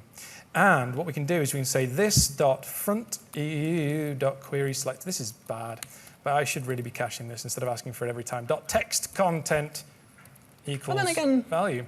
And we need to know what front is because we don't currently have it. Equals this dot root dot query selector front. There you are. Same for the back. Yeah? Because we're probably we're going to need the back. So just saving the references to these two elements. We know we're going to need it. Yeah. Right, so what happens is we basically got the front, it's fine. And so what we need to do is we need to say this dot front. When you click anywhere on the front, because the button takes up the whole thing, we'll just flip the thing over. Yeah. But we'll delegate to the back in case we do sometime decide that we want more than one button. And we'll say, when you click... And now you're giving me ideas. I know, right? what we'll do is, well, there's going to be a problem with this. We'll do flip, but we'll do this dot value equals whatever the target was. Text content. I'll do it. So we basically. Oh, you could at least use like data set or something. All right. So if we click on 4, there you go. It's actually setting the value. But the problem is if we click on the back, whoops. Working as intended. Awkward. Good news is there are the most ridiculously named properties on an event. There's the current target and the target. If you don't know, that's because events bubble. It's just, I don't care. Target and current target. Are you the current target? No, I'm the target. How's that different? Don't know. Ask the current target. If the event target is the same as the event.current target, which basically means the thing that you clicked on, the target, is the current target, which is the thing that was actually so at the event. Basically saying, if you have not bubbled. No, yeah. If you clicked on the back itself rather than the button, yeah? Yeah. Then we're just going to return. Right? So this is like, if this is the back. Bail! Right, so hopefully that will work. So it doesn't do that, but now it does do that. That's that problem solved. Right. So that's all working. I had an idea. Let's make it a little more showbiz. We had a question, by the way, or just a note. Are we doing DOM operations in the constructor right now? Because that is apparently not recommended. Other than attaching the shadow. Oh, we do it query selector, which... Sure. I mean, it works, right?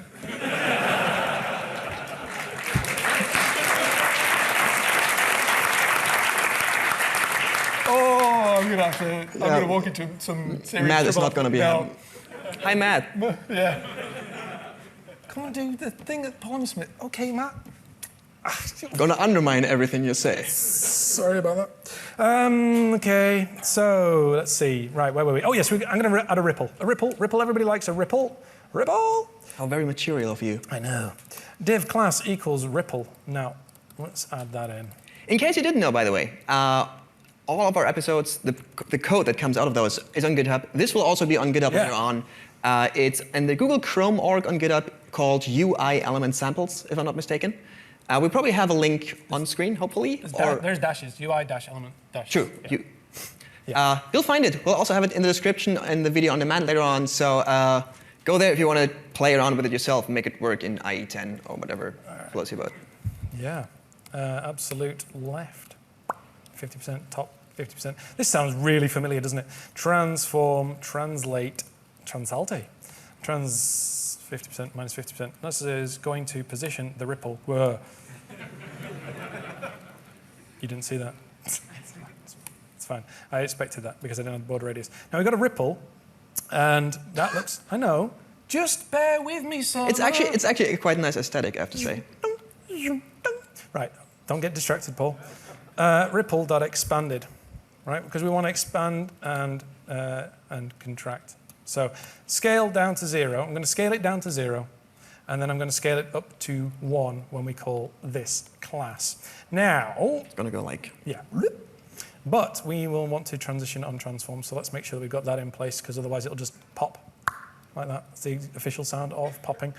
We'll make it a little faster than the flip, because ripples, it's got quite a long way to go, so I kind of like it when it just gets on with it. So we'll make it a touch faster than the actual flipping over animation. So we've actually got to tell we've got to toggle that class. Well, it's good because we've kind of got that stuff already in place.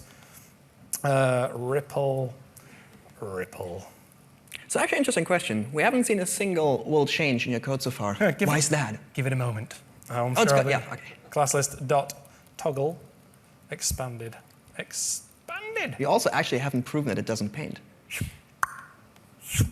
Right, but that will paint. Let me show you that it will paint. Let's choose a different color. Oh yeah, green is like DevTools uses green to indicate painting, so that's kind of not good. Whoops. Let's do Rebecca purple. See, I didn't even have to say it. People were asking for this color in the chat. What a lovely color, eh? Anyway, look, there you go. Right, so now we do paint flashing. Every time Chrome paints, it will put a green flash on the screen like that. See? Look. Because you're hovering, the border has to be added, and therefore paint is happening. It needs to be painted, like literally. Now, during the animation, because it's an animation on transforms, Chrome goes, got this. I'm going to give it its own layer, which is a bit like in an art package, right, where you make your own kind of layer and you do some painting in it. But at the end of the animation, it goes, cool, don't need that layer anymore. Bye-bye, and it has to repaint that bit. So you'll see that it goes, and then at the end, you see that green box around the ripple? Okay, we don't want It's that. basically the flattening of all the layers back down to one single image, so to speak, on the GPU. So what we can do is we can say to Chrome, and it also works in Safari and Firefox, we can say, listen, that ripple, like if you're seeing the ripple, it should have its own layer. So we just do will change, which is the way to do this. You can use the... And there we go. We got a will change. Anybody done translate Z0 before in their histories of ever? Yeah. No, everybody uses will change, okay. Okay. But if you hadn't, and you've seen translate Z0 or translate Z0, that's exactly what it's doing. Visually in Noah, but it was a hack for Safari, I think, back then. Back in the day, and then it was every other browser pretty much since was like, oh, you're putting a 3D transform. That means it should have its own compositor layer. I should do that now. Well, will change is the kind of the standardized version. And so at the end of this, see how we don't see that paint anymore? And if we actually show layer borders, Chrome will show us anything that it thinks has got its own layer with that orange. That's actually visible. Yeah, you can see that. And that's really good for us here. So this one will have it because of the fact that it's got the perspective on it.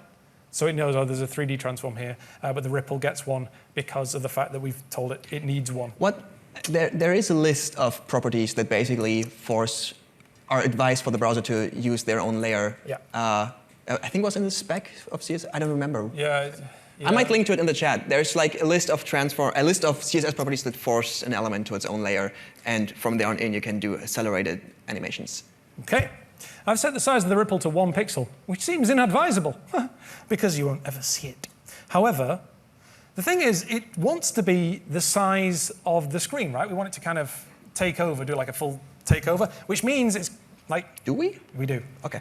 And these change size, right? Windows and that. So we need a resize handler to kind of figure out, okay, how big does this ripple need to be, like the radius of this ripple. So I set it to 1 pixel because I know I'm going to have to figure this out in JavaScript. So what I'll do is I'm going to make an on resize like so, and we'll do window.add event listener resize this dot on. Do you know what? That's gonna fail, but I'll show you why that's gonna fail in a little bit. Right, const middle x. Now I'm going to make the assumption that this is always in the middle of the screen. If we have time, there might be a more generalized version that I can show you. Middle of the screen is the window.innerWidth times by 0.5, and the y value is the inner height, also times by 0.5. Something you could use here if we were really bleeding edge, we could be using the new resize observer. Wow, that is that is a thing I coincidentally just wrote an article about it. I'm posting it in the chat right now. Hashtag personal brand. Go read it, maybe. Okay. It's basically an observer that only notifies you when a resize happens, and not only on the window, but you can do it on elements. So it's basically the event for elements, and it's amazing. I encourage you to use that. But right now it's only in Canary behind the flag, so... That's a little bit keen for me today. Yeah. So we need the Pythagorean distance, don't we? We need the Oh, we're doing math now. We are from the middle up to the corner, whichever corner is nearest. Well, because it's in the middle, it's always pick one.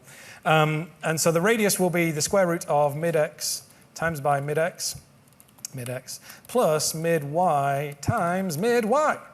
And then we can say this dot ripple dot style dot width equals template string radius times 2 pixels. Ooh, put a space in, Paul. There's a good lad. Height, also the same thing. That didn't work. Great. Hate it when this doesn't work. Okay, fine. Why didn't you work? Oh, it's because I didn't actually call it. Awkward. Right, this dot on resize. We'll just do it here for now. Yay! And also, when I resize it, it breaks. And the reason it breaks is if we were to do console.log this. Ooh. Ah. And we say, I was wondering if so the first one says, oh yeah, this refers to the flip switch. But because the second one is window.add event listener resize, it goes, this is the window. which is no use to me. So we are in the age of ES 2015, but even then, sometimes a bind is still necessary. No, I'm so going to bind this. Oh, look at this. I'm going to look this. The Paul Lewis way or the normal way? Mine. Let me explain why I'm doing this. That looks horrible. This is basically featured in every episode. I'm very proud of it. I'm not proud of it. It's just necessary. It's going to be in the pop quiz. Okay, Listen all right, up. fine. Right. The reason I do it like this is because I want two things. I want to be able to refer to it by name, because if I do my tidy up, which I promise when I do push this to GitHub, it will have the disconnected callback stuff filled out. I might even move that to this stuff here. Anyway, but the thing is I want to be able to refer to it by name. So I want to be able to say this.onResize with my add event listener and my remove event listener. That's one. The second thing is whenever I call that function, I want this to be always referring to the instance. I do not want it to refer to the window or anything else. So what I do is I take a copy from the prototype, because it's a class, that's exactly where this currently lives, on the prototype. And I'm going to take a copy, I'm going to bind it to this, and then I'm going to shove it as an actual property on the instance itself. So basically overriding it. Basically, yeah. So that then always means that no matter what, it will always refer to the flip switch. There is actually in ES 2017, I think, there's a proposal for a double colon operator. Of course there is. That would be this colon colon on resize, which would achieve the same effect. But it's not there yet, sadly. It's jittering because I'm plugged into a monitor. This, by the way, it runs great when you'll see it when you play with it. It's great. Very coherent. Yeah, I know. Okay, last thing. I feel like we should have shadows. The audience does not seem to care. No, they don't care. I'm doing shadows, okay? Thank you. Well done. I like you. I like you very much. Okay, let's do a shadow. Shout out to shadows. Shadow to shadows. Shadow, right, I'm going to do like a 2-pixel one, and then, yeah, stick with me. Shadow, 2 pixels, okay. It's going to be width, oh, this sounds really familiar. Height, 100%. Background, this is going to be a black shadow to begin with. And let's see, position, absolute. Top 0, left 0, border radius, 50%. And what a great shadow. I know, right? Looks amazing. It's actually like a record. I know. And that's not the only thing I do. I do a great Billy as well, if you'd like. There we go. I don't mind. I could do if you ask a question, I might respond in my best Billy. I don't mind, whatever. Anyway, going back to this, which was not code, Paul, code. Focus. Now the thing is, you remember the container got pushed back 250 pixels, and the front and back got pushed back another 250 pixels, and they were half size, which we can confirm it was 500 pixels minus, over 500 minus, and then the distance they moved, which was another 500, which is 0.5. So they are half scaled at the moment. Double negatives are too much. I know, but it's true. It's half size. So we could put the shadow inside the container as well, but then when that flips over, the shadow's going to go a little bit wonky. So let's not bother with that. What we'll do instead is we'll cheat, and we'll do a transform, and we'll scale it down by 0.5. Now it's hidden, but it is there, right? It's there. But let's translate it down a little bit. Translate Y, 2 pixels. Okay. Yeah, just a couple. So it's peeking out the bottom there. It is. But here's what we can do as well. We can also, you can make it look blurry by adding a box shadow. But if you get it wrong, let me see, box shadow, no. Now it's half size, so my 2-pixel blurry shadow, it's going to have to be 4 pixels. And we'll make that black as well. Now, yeah. No, I mean, oh, you can't see that. Oh, you can't see that. Change the color again? I need to blur it, that's why, because I'm an idiot. There you are. Ah. Right, let me get rid of this. There we go. Oh, it was one too many numbers. Okay. Right. Yeah. So interesting question. Why not filter blur?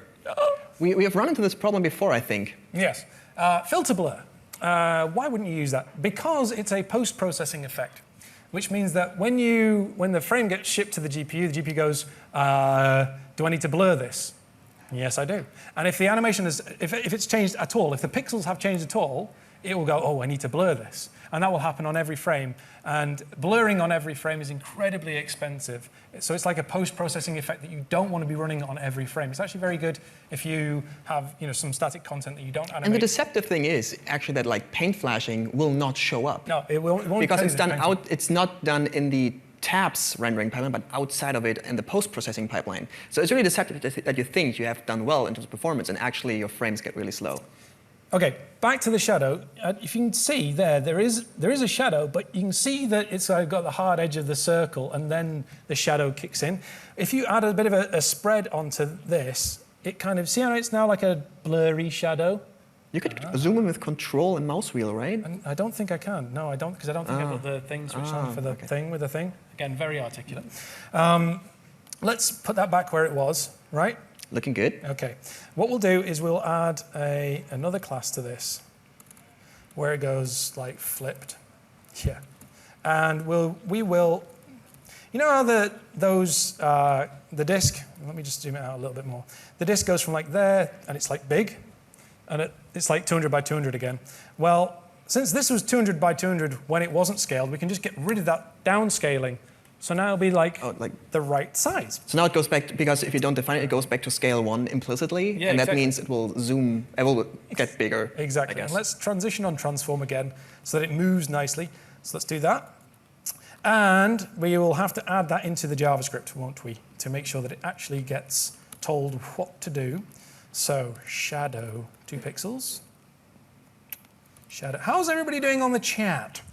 I've been forwarding a few questions. We have 115 people by now in the chat, which is nice. Can we get to 200? I don't know. Me neither.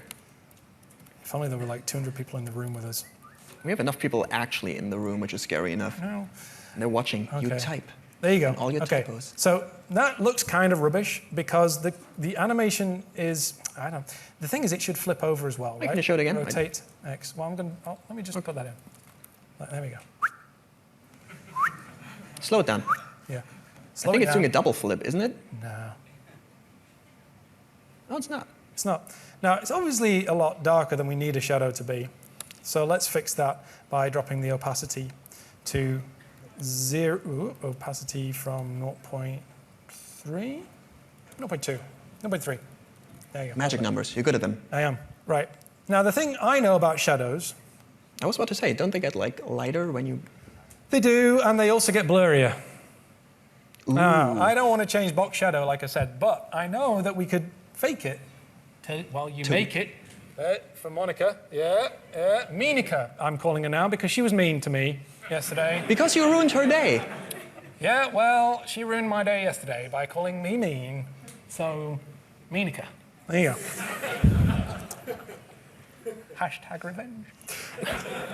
Okay, let's add another shadow, which will be exactly the same as the 2-pixel shadow, but we'll make it blurrier. And so it'll be exactly the same as the 2-pixel shadow, but we will say that it's box shadow. Again, we'll have to double the numbers because it's going to be at half size, 24 pixels. I'm going to give it a spread of 16 pixels.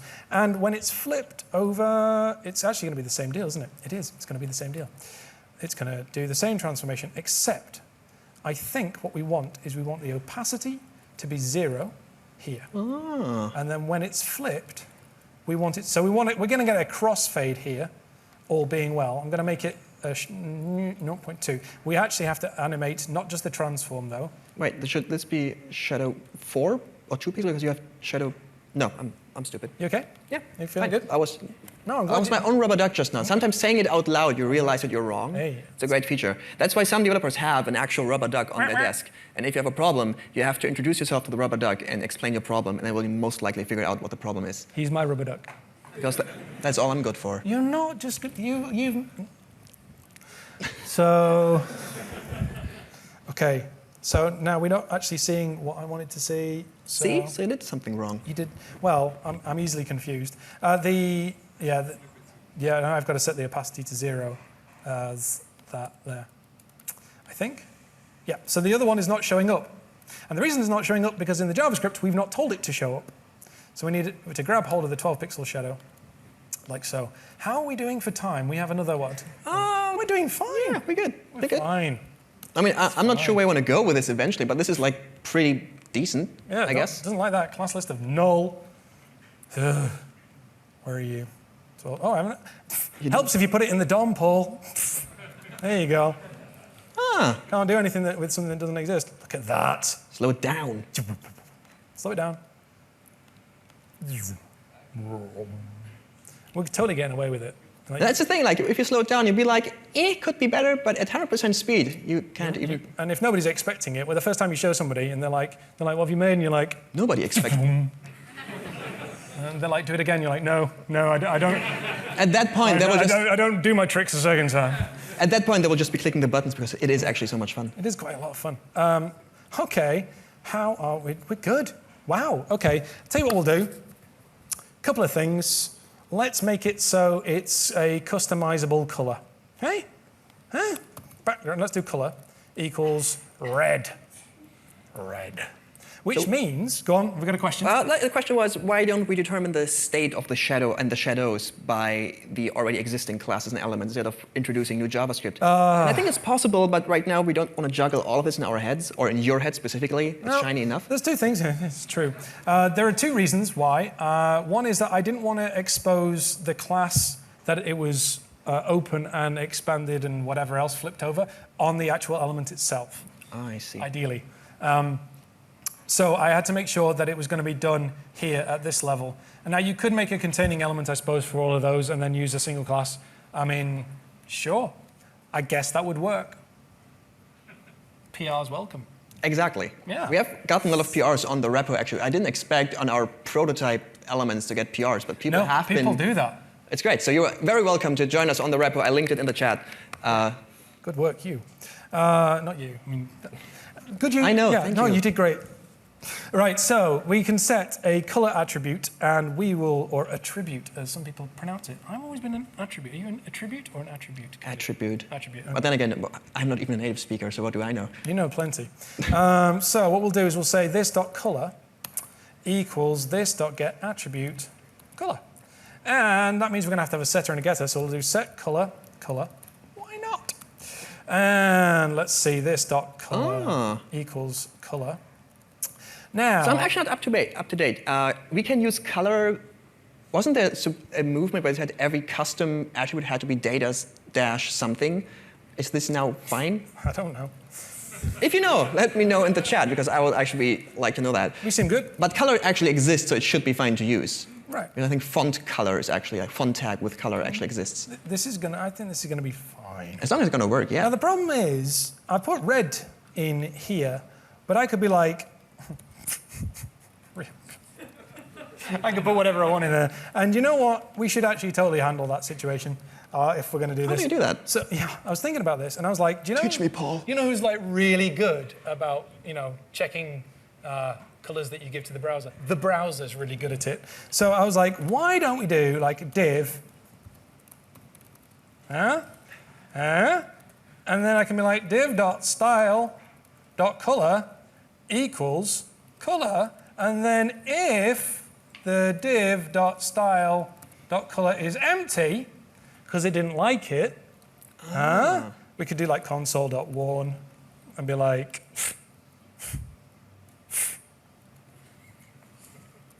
color. Not a color. Not a real color. Doofus. Well done.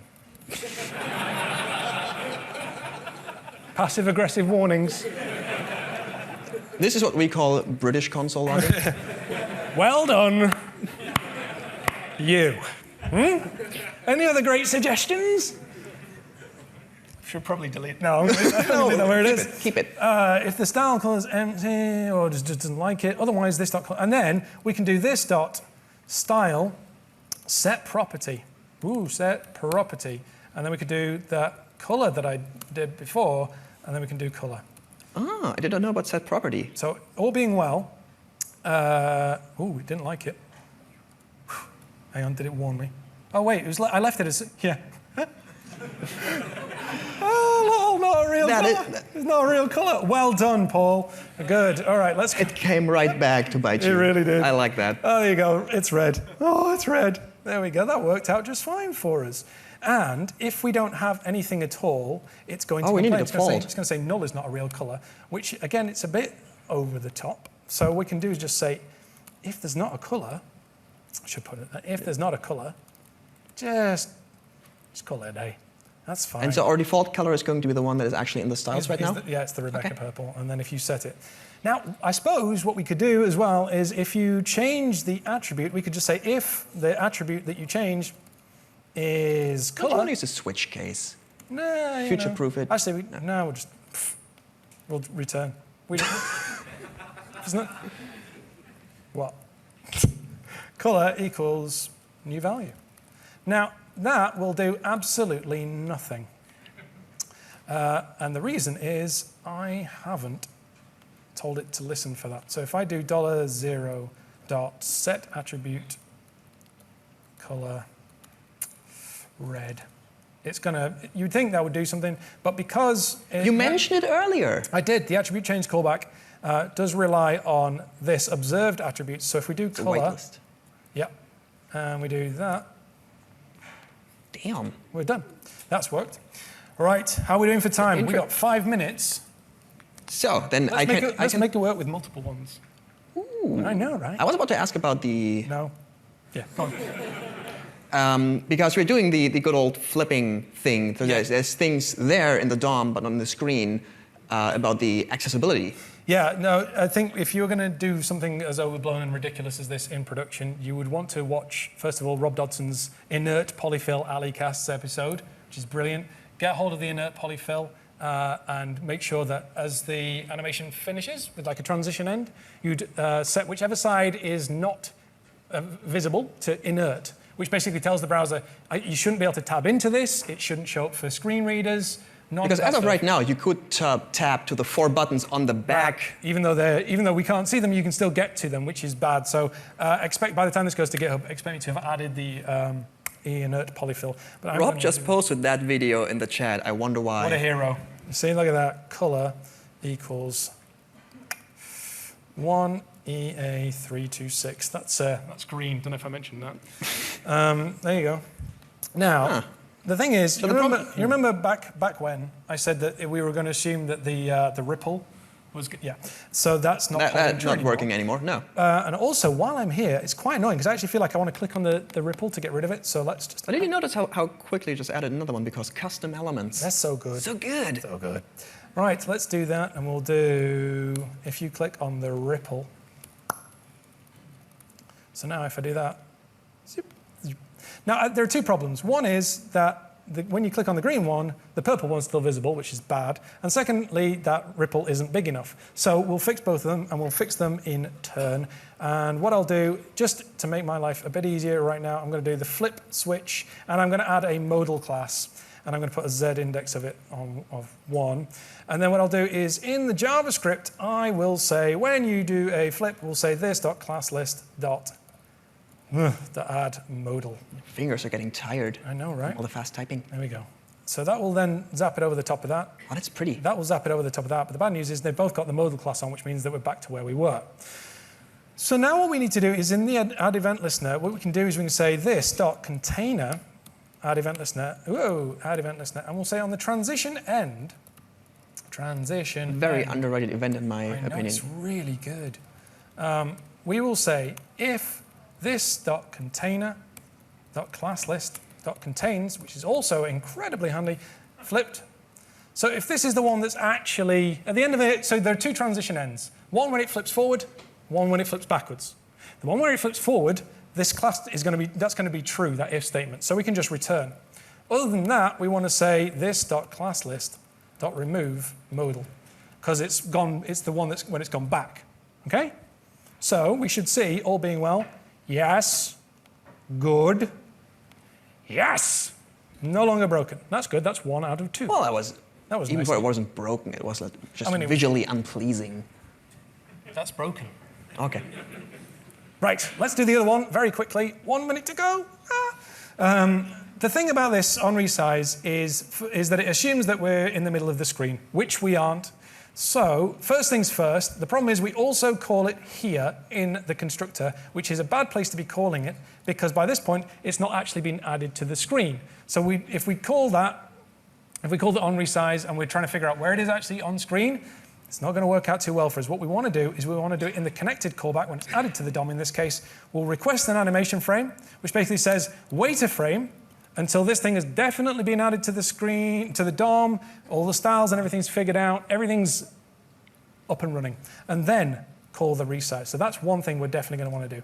Now, in the resize itself, well, mid-X and mid-Y are no longer in the middle of the screen, so we'll do const position equals this, .get bounding client rect, which is one of my favorite ever APIs. It's been around forever, and it basically tells you where this thing is on screen, its width, its height, its left, its top, its right, its bottom. It's brilliant. But be careful, it does force. It can do. If you've got pending styles, if you've made a change to your classes or your styles, and then you call it, the browser has to go, hang on a minute, I'm just going to apply all those styles, and then I'm going to run layout, and then I'll tell you where everything is on screen. So be careful with it. In this case, do all your reads, get all the dimensions, then do all the DOM changes, class changes. Batch your reads, batch your writes. Exactly. And in this case, I know there's going to be layout post a resize anyway, so I can afford to do this certainly here. So I'll do position dot left plus position dot width. Yeah. That sounds about right. 0.5. That'll take us to the middle of the box. And the same is also true for the top and the height. Now, the good news is that will sort of work for this one. Look at that. But it won't work for this one, because it's nearer the top left corner than it is the top right corner, and so we actually want to account for it, whichever one's the max. Do you see what I mean? We either kind of go, you're going for the left corner, or whichever one you're nearer is the wrong one. Go for the other one. So what we can do is we can say, let's have two new variables, because why not? Rx equals math.max mid-x or window.innerWidth minus max, no, mid-x. There we go. Same goes for y. Y, there we are, height minus mid-y, and then dunk, Rx, dunk, Ry. Does that all make sense? Hopefully. Maybe. You do the math. There you go. 1, 2. That looks good. They both work. They're customizable. We've done some showbiz. We're all out of time. Thank you so much for hanging out with us.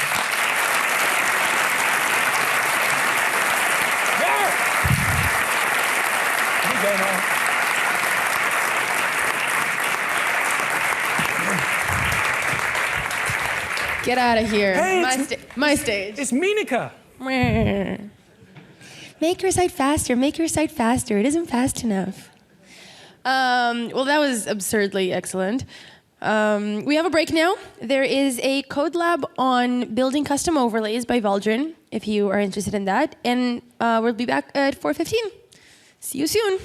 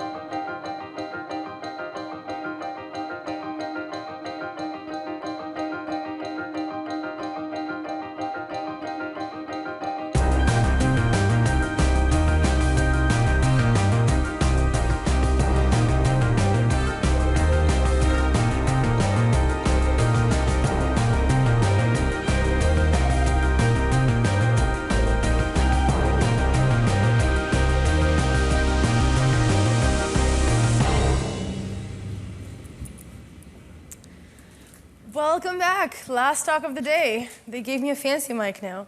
Our next speaker doesn't really need an introduction. He gave us service workers. He gave us PWAs. He was in Glee Club as a child, and they were called the Ambassadors. Please give it up for Alex Russell.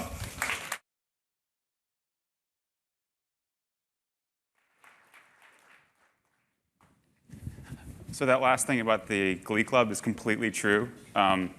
It was called The Ambassadors. It was in Carmel, Indiana. If you've seen the TV show Glee, it's basically that. The joke was that it was 30 suburban brats and a perfectionist, and it was completely correct.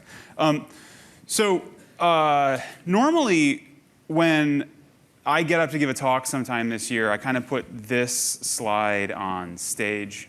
And I'm really surprised not to be giving a Progressive Web App talk today. So Francis Berriman and I named Progressive Web Apps last year, and it's sort of taken off since then, and we've been working on a bunch of technology behind that. And then starting about 2010, I guess, 4 or 5 years ago, I worked with Alex Komorowski and Dmitry Glazkov, and we started the project that created web components.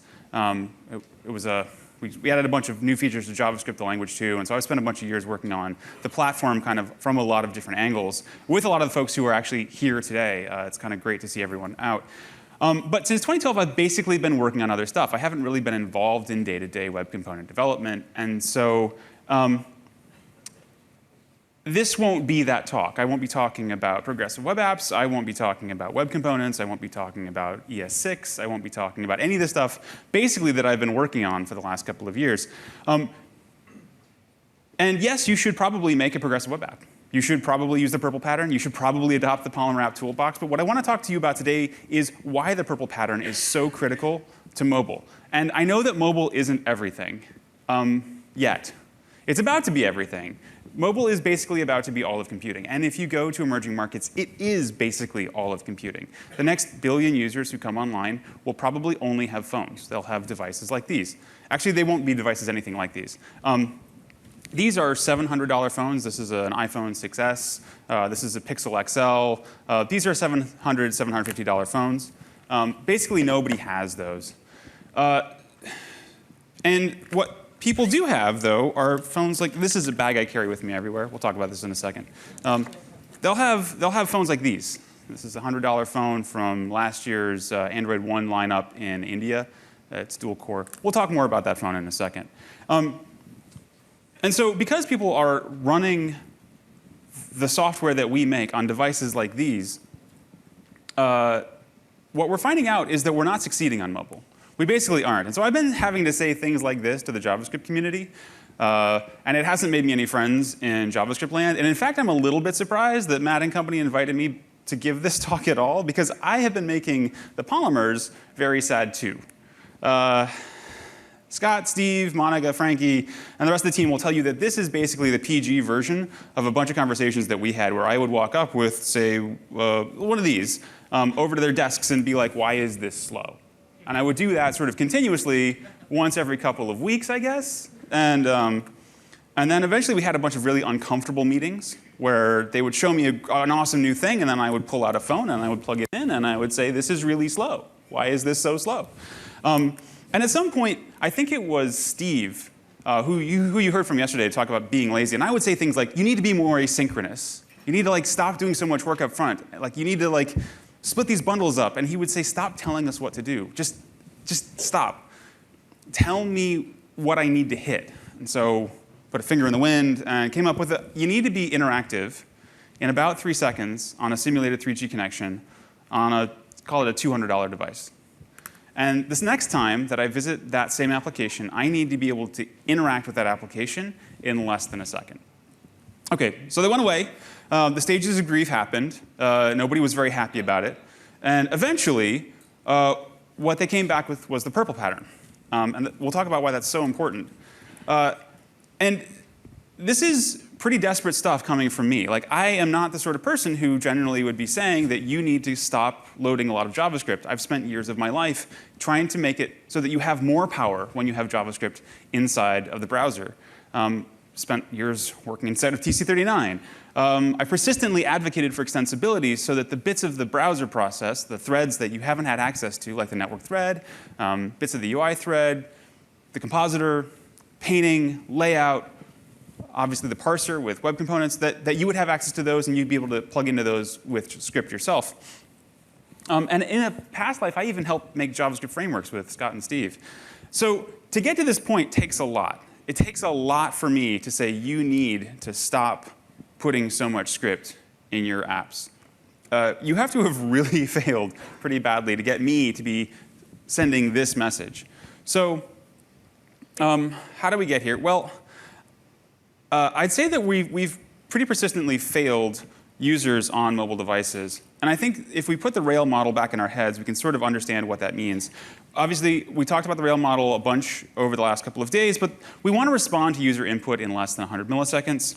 We want to animate everything in that 16 millisecond budget to hit 60 frames a second, but that means that we probably have to do our work on the main thread in less than 8 milliseconds per frame, because we have to wait for the browser to do the rest of its work. And we need to make sure that we're chunking up our idle work into relatively small chunks so that we can remain responsive and get input processed so we can respond in under 100 milliseconds.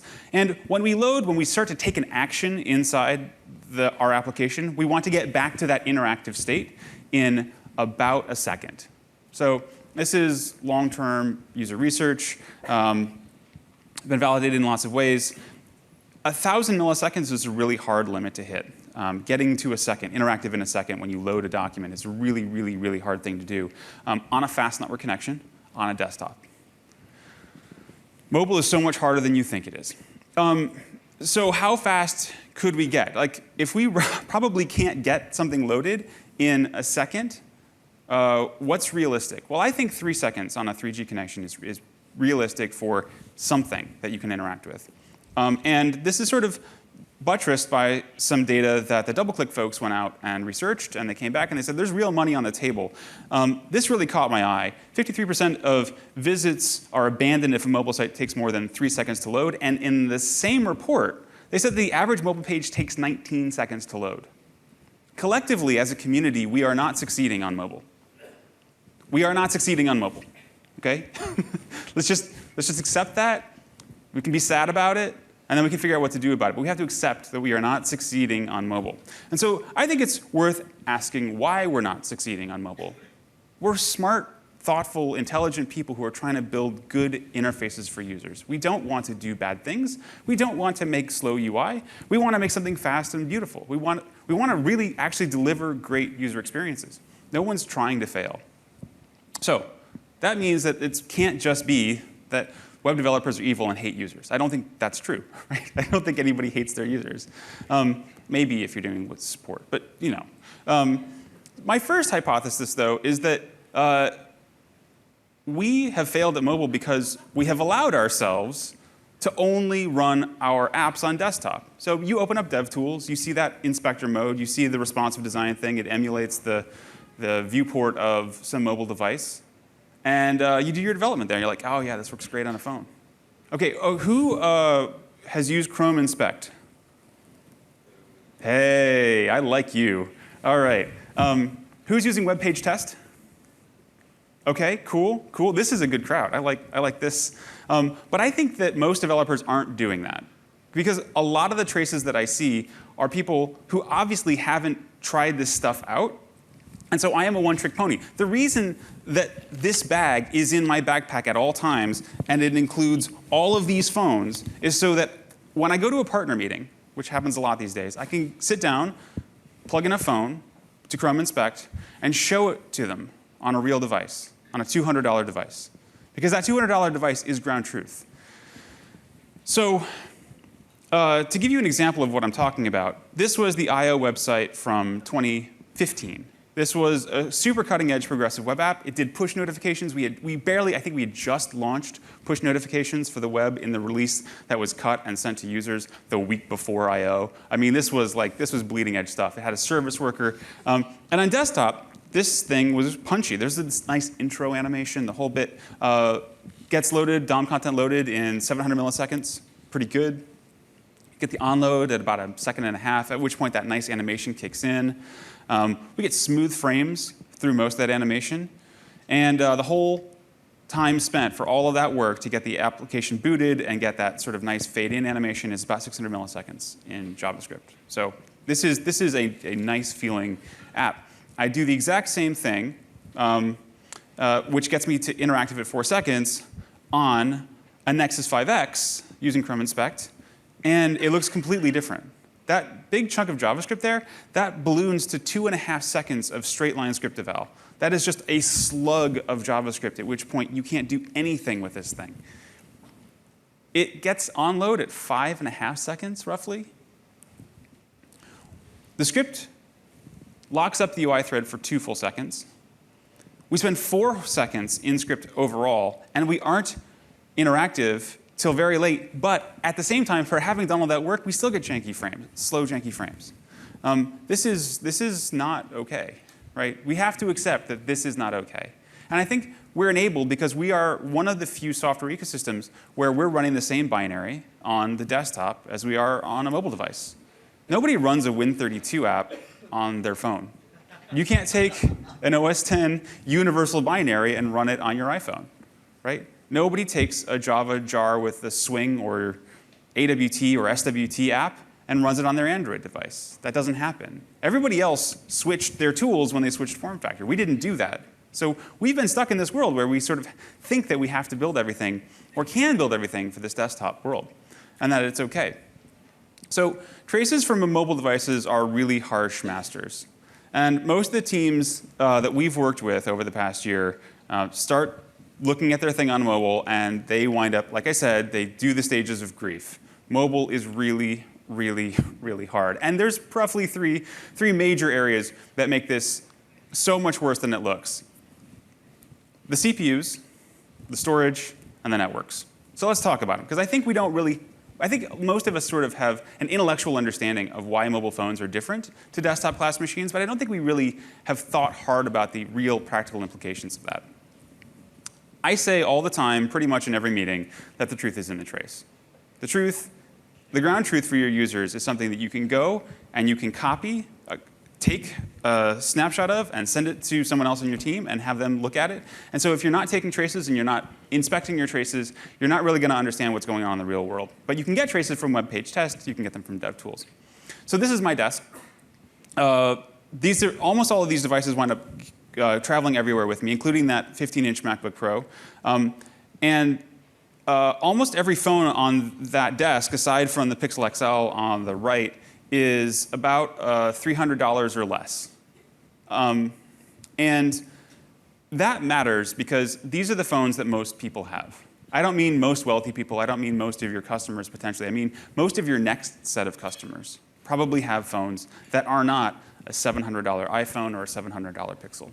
They probably don't. So what makes these things so different? Well, that 15-inch MacBook Pro has 4 symmetric multiprocessing cores. They've got very deep pipelines. They can go from 2.8 gigahertz. They can actually scale much further than that in that process node. It's got 16 gigs of RAM, but it costs $2,700. The Pixel XL has 4 cores. Same number of cores. Obviously, the MacBook Pro with the i7 has hyper-threading, but that's sort of neither here nor there. It's got 2 of these cores which can go to 2.1 gigahertz, and 2 of them which can clock up to 1.6 gigahertz, which sounds a little bit weird, right? It's not sort of the thing you would have bought if you were putting together a gaming rig. You wouldn't like pick different speeds, right? It's got 4 gigabytes of RAM, so it's pretty good. It costs $750. It's a real computer, but it's limited. The Nexus 5X has 2 more cores than that. Some of them even scale higher than the Pixel XL's cores. It's got less memory, but it's only $300. And that Moto 4G, the $200 device, is the most endowed in terms of number of cores. So why is JavaScript 10 times slower on that Moto 4G than it is on my $2,700 MacBook Pro?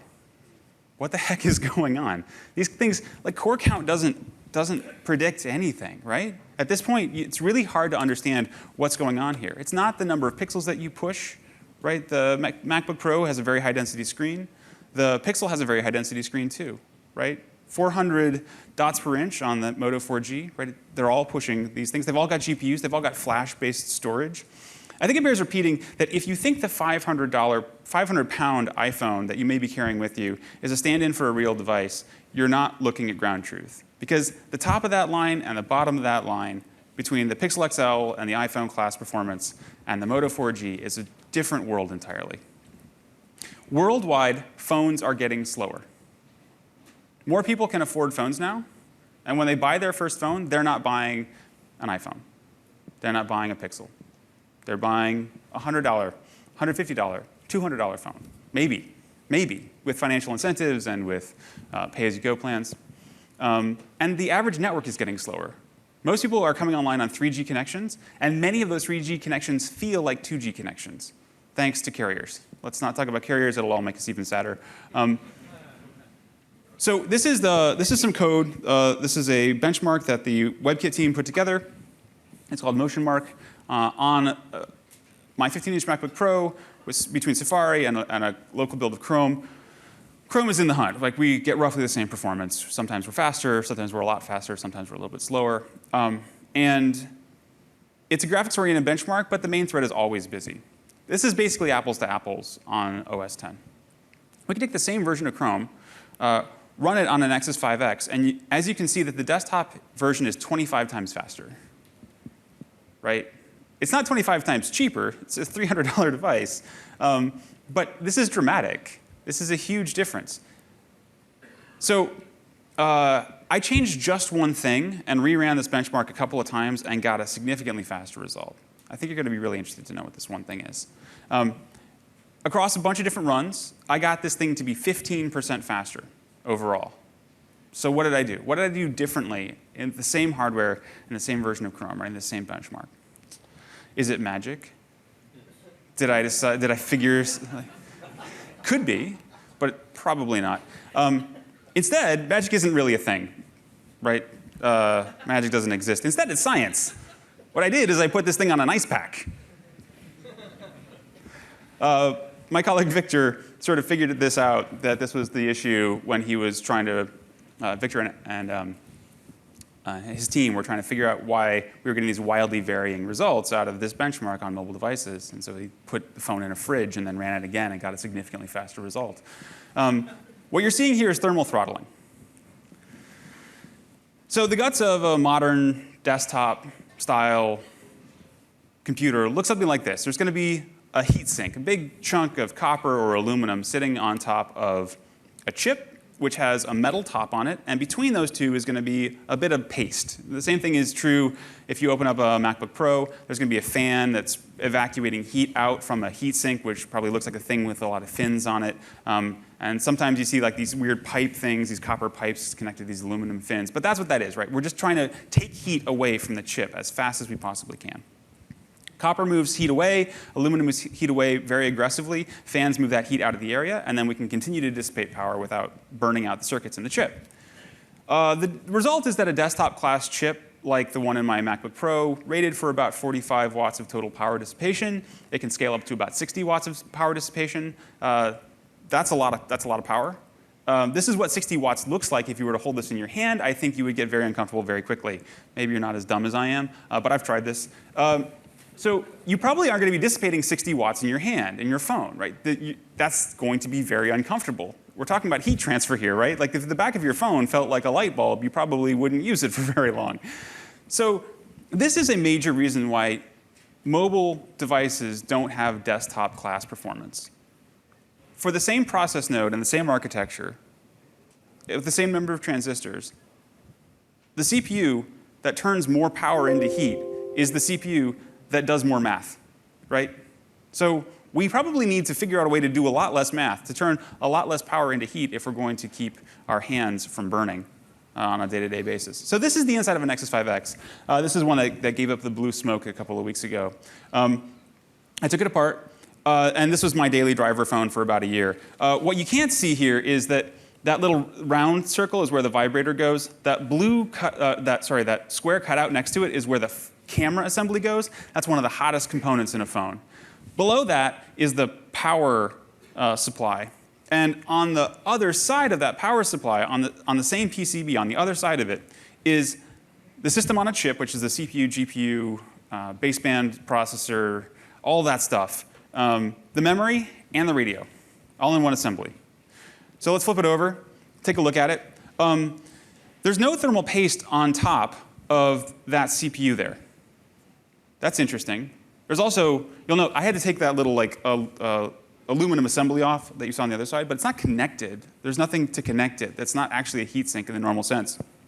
And in fact, the CPU module, you don't see it here. It says Samsung on the top, but it is a Qualcomm chip. The CPU module is sitting underneath that Samsung chip, because that Samsung chip is the RAM. So think about that for just a second. To get heat out of the CPU back out to the outside world, it has to go through one layer of ceramics, and then another layer of chip, and then another layer of ceramics to air, not assisted by anything else to draw it out. No fan. There's no fan anywhere in this, probably in any phone you own. Thank goodness, right? And this thing backs onto plastic. 2 layers of plastic. 2 layers of plastic. That plastic is a terrible thermal conductor. The thermal conductivity of plastic is about 1,000 times lower than aluminum, right? So in order to prevent us from burning up our hands, we actually have to make sure that we don't run this thing to actually draw that much power. It can't do that much math. All of this reminds me of a paper I read a couple of years back. If you have a couple of spare moments, I recommend it highly. It wasn't perhaps intended to be a prophecy about mobile devices, but it is.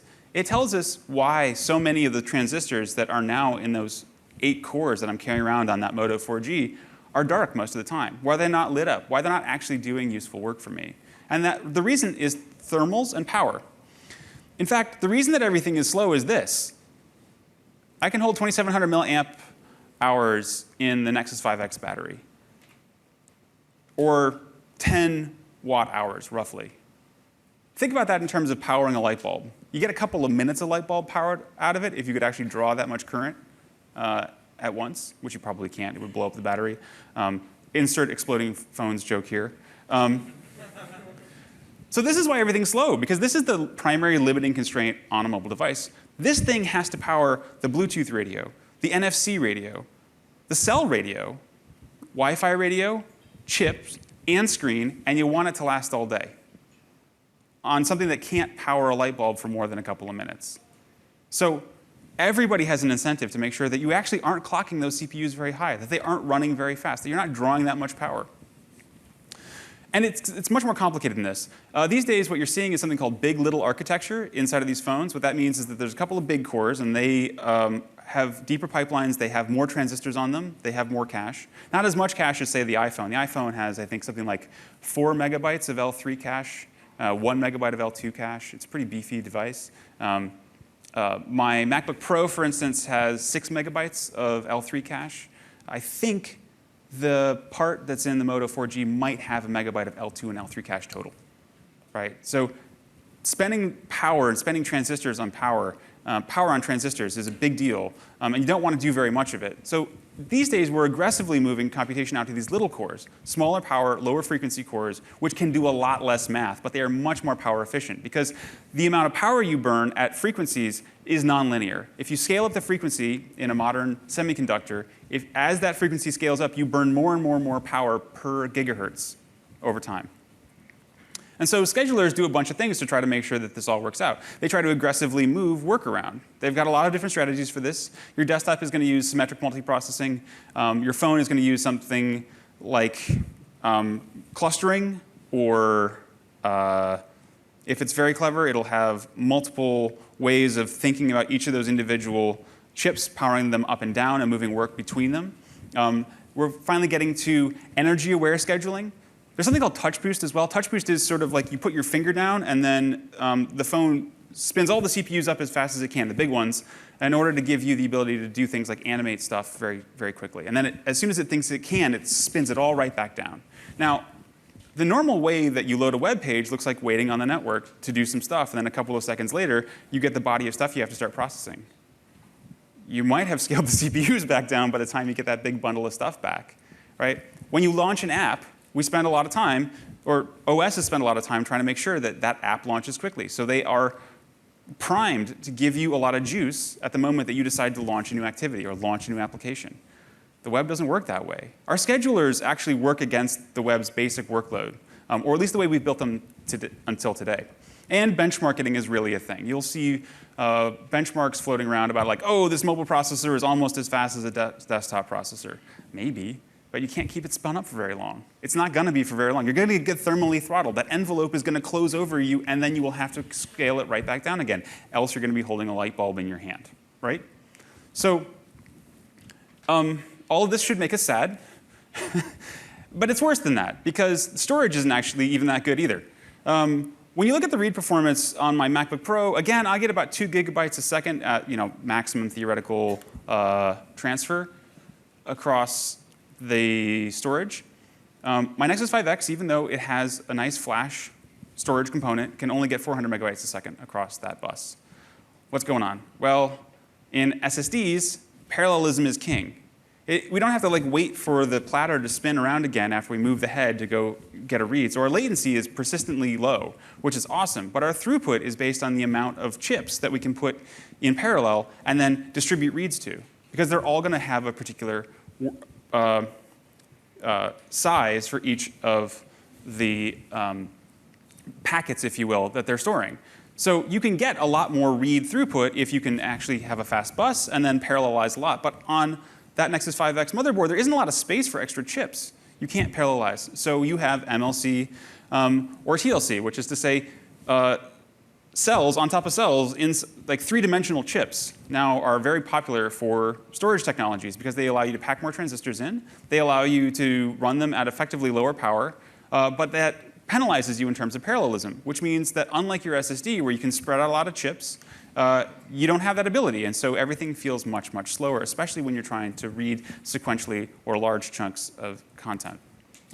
The controllers aren't as good. You don't have as much free memory to throw at the controllers. You don't have as much power. The file systems are now optimized to some degree for this stuff, but even when they get full, they still feel slow. Basically, the way to think about a mobile storage device is that it's probably about the same speed as spinning metal from about 2010. That should make you sad. OK. Then there's mobile networks. If you haven't, I recommend checking out Ilya Grigoryk's high-performance browser and networking. They will also make you sad. The TLDR is that mobile networks hate you. They hate your guts. They really don't like TCP. They don't like the way you use them, especially if you're in 3G. They have wild variants underneath your high-level protocol stack, which your high-level protocol stack is not tuned to understand. The Reno congestion control algorithms, the stuff that's built into our current modern TCP assumptions doesn't work well with the physical layer that we're assuming. So we see wild variance in packet loss on mobile networks in ways that simulated networks don't really explain. As Ilya said, a 4G user isn't a 4G user most of the time. They're probably going to start from a lower power state. And radio resource control means that you may be spending seconds just getting that first packet across the wire if you come from that low power network state. This is really bad, OK? I think it's only reasonable to be sad about this. The tools and techniques that we've brought over from the desktop area don't serve us in this environment. To make really great apps, we need to do things fundamentally differently. We need to match the expectations of the OS and of the underlying networks and of the underlying hardware capabilities. We need to load less script. We need to load it better. We need to make sure that we are doing work on demand and that we are able to meet the CPU when it's spun up. So Paul Lewis characterized this in a couple of graphs earlier this summer. Today, we wind up with these big JavaScript bundles, and then frequently they wind up feeling very slow if you render block with them or you put up a loading bar like Gmail does, and you feel like you've got a bunch of wasted time at the front. When it finally evaluates, you get a very fast application. Now, I've heard a lot of application authors and framework authors tell me that this is OK because people then have these instant applications. But maybe your interaction depth isn't very large. And you're probably going to bail on that site. That double-click data is kind of compelling. You're probably going to bail if it takes longer than a couple of seconds to get there. So we're seeing framework authors do something that they think is very clever. They're saying, I'm going to server-side render this. I'm going to do universal JavaScript. I'm going to start running this JavaScript on the server, spit you some HTML, and then I'll load that giant pile of JavaScript. Well, that sort of sleight of hand only works if you actually get that JavaScript loaded quickly enough. but you don't. So instead, you get a UI where you tap the glass and then nothing happens because the main thread's locked. Now maybe we can scroll for you because browsers are magical and they do threaded scrolling these days. But if you tap on it and it doesn't work, I submit to you as a web developer, your thing is broken. It's broken. It doesn't work. So this doesn't work. What we really want is something that looks like this. We want to be able to load and run things at basically the time that we want to interact with them. We don't want to pay too much up front. We want quick interactivity for all the components that we can see. And we don't want to be paying for stuff that we're not currently using. This is why Purple is so darned important, because it actually does what native app frameworks do. They delay view loading to the view transition moment. So this is the Shop app, which I'm sure you've seen a dozen times in the last couple of days, on a desktop class machine, interactive at 400 milliseconds. We've seen this story before. That's pretty good. 200 milliseconds of JavaScript, meh, so what? It's going to be 10 times slower on a mobile phone. But here we're interactive at 1.75 seconds. On a 3G connection, this thing is interactive in less than 3.5 seconds. This thing is amazing. And it's 1.3 seconds of JavaScript overall, except if you look at that right-hand side, all those little slices are chunked. That means that I was interactive at the end of that first big yellow slug. I was interactive so much faster because of HTML imports and the way they do small chunking. They allow the browser and the platform to schedule work in such a way that you can remain interactive much earlier. So the other thing about the Purple pattern is that it adds a service worker. People tend to think that when we added service workers, we were trying to solve offline, and we were. But the thing that I'm most excited about them for is getting to reliable performance. The Purple pattern and the Polymer app toolbox give you the ability to always respond for a navigation out of the local cache. You never have to wait for that radio resource control to spin up the radio, maybe over a couple of seconds, to go do DNS and then TCP and then TLS and then HTTP handshaking to finally get you some content. Instead, you can pull it out of the local cache, and boom, the variance goes down, and it can also be faster. This is why service workers matter. Low variance, high performance, reliable UI. And you can see this. This is data from this year's I/O web app. The light green is that first load experience. You can see it's a long tail. Networks suck. They hate you. That dark green, that spike up there, that's with a service worker. It moves all of that work to the front of the pack. That is reliable performance. That's where we have to be in order to be able to build compelling native competition mobile apps on the web. So how do you fight back? Please implement Purple, or as much as you can. Monica yesterday had Ripple. Get as far as you can, please. Only load things that you need for the current route. Install a service worker to prefetch things for your subsequent routes. Break up your work to the best of your ability. Push if you can. And then go buy a 150 quid phone, please, if you can afford it. Please go buy a medium-priced, unlocked Android device. And then use Chrome Inspect to see how it works. Use Lighthouse. Lighthouse will tell you whether or not your thing is a PWA, and it's going to have an increasingly good set of performance inspection tools. WebPageTest.org is your friend. You can take traces from it. Use Chrome telemetry inside of your continuous integration if you have continuous integration. I hope you have continuous integration. And DevTools network and CPU throttling are really important. OK, so a lot of people haven't seen how to use Chrome Inspect, so let's go take a quick look very quickly. I know I'm over time, but just very quickly. This is the UI. I plug in a phone that has been unlocked for USB debugging. And now I get a view of this. If I go to the network tab, I can throttle whatever connection it's on. Regular 3G is a good starting place. And then if I go back to the timeline, I should be able to hit Control-R or Shift-Open-Apple-R to do a hard refresh. I'm going to select also capturing the paint stuff. And then it'll start recording. It'll start running this thing. There is some recording overhead, but remember that that emulated mobile network is actually better than a real mobile network because it doesn't have the same variance. And so now I've got a trace, and I can inspect it. I can start to look at where things actually started to show up. You've seen Paul and Sam navigate DevTools. You can go back to the videos and see how best to learn about all of the things that are causing this to be fast or slow. But the most important part about this is I can now right-click and I can save this. And then I can send it to my teammates, and I can share it with Drive or Dropbox. And we can start to understand our performance over time. OK. We can then go back into the Chrome Inspector, and we can load it back up. Any Chrome DevTools can load a trace that I've saved this way. I saved this one on the desktop, so let's go there. Great. And then Slow Me from yesterday loads it back up. And there we are. On any computer with DevTools, I can see how this thing performed on a real device. This is pretty awesome. OK, so there's also Chrome tracing, but for Chrome Inspect, but for tracing. Now, tracing is the DevTools equivalent, but it's a power tool. It is the thing that browser engineers use to diagnose the performance of things. When I use Chrome Inspect tracing, it gives that little trace button there. Now I can record. This is a UI that's, again, a power tool. But it'll let you see every process and every thread of every process that the browser is running, including all of your tabs and everything else that's happening inside the browser. And it instruments it. Now, Chrome is a multi-process browser. The renderer process and the browser process are different. They talk to each other over IPC. This is the way that if you start working with a browser engineer, we're going to ask you to go instrument or take a trace for your application, and then we'll dig in using this. It works almost exactly the same way. I've started to refresh the shop app here. I'll stop my trace when I'm finally done loading it. I can explore it. It feels very much like a video game. WASD, get you around. You select stuff. It shows you what's happening. It takes a while to open. But again, the important part is that you can save your traces, and you can load them back up.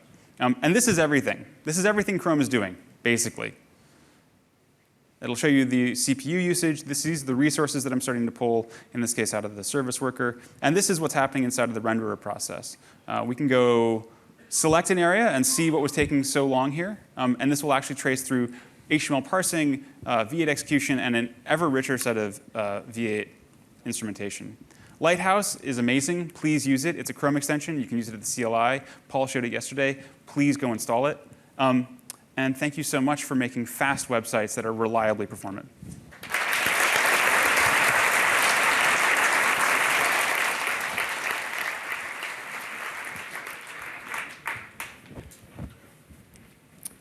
Awesome. All right. How y'all doing? Good? Good? All right. We're at the tail end. That was like a super interesting talk. I actually hadn't seen that talk before the event. That was like the, how many of y'all saw The Martian? Yeah, that was like the we're going to science the shit out of this moment for cell phones. That was like super cool. All right, we're going to do a panel now. I know Monica mentioned earlier we're asking some of you to tweet questions at hashtag AskPolymerSummit. So please do that if you have questions. We've also got microphones set up there and there. I'm going to invite my panelists on stage. Please welcome Justin, a software engineer on the Polymer team. We've got Wendy, product manager on the Polymer team. Sailor, product manager on the Polymer team. Monica, software engineer on the Polymer team. Steve Orville, software engineer on the product team. And Matt McNulty, director of Chrome. Please give them a hand.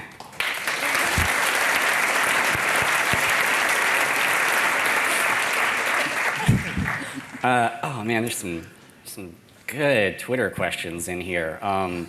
All right, so and remember, if you have questions, please just like come up and line up at the microphone or something like that. We will start with a Twitter question though. This is from, we've got a few of these that are all kind of related, which is basically, Alex just gave a good talk on the importance of HTML imports, and a lot of folks are wondering. You've got, it seems like there's disagreement across different browsers about implementing HTML imports. And we also have this question of HTML imports or ES6 modules, like where are these things going? So yeah, like could y'all maybe address perhaps these two issues, like where are imports headed, and also how do we kind of reconcile that with modules? Who wants to dive in on that? Yes, I can start. I mentioned this a little bit off the top yesterday, but yeah, like Rob said, all of the web component specs are well along their way, already being implemented in browsers, except HTML imports is still kind of on the fence. It's on hold, is what many of the other browsers are saying. It is implemented in Chrome, but it's on hold in many of the other browsers.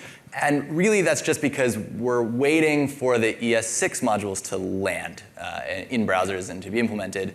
And it's actually kind of a funny story the way this happened. As ES6 modules are landed, all the browsers figured, oh, okay, the specs are pretty far along.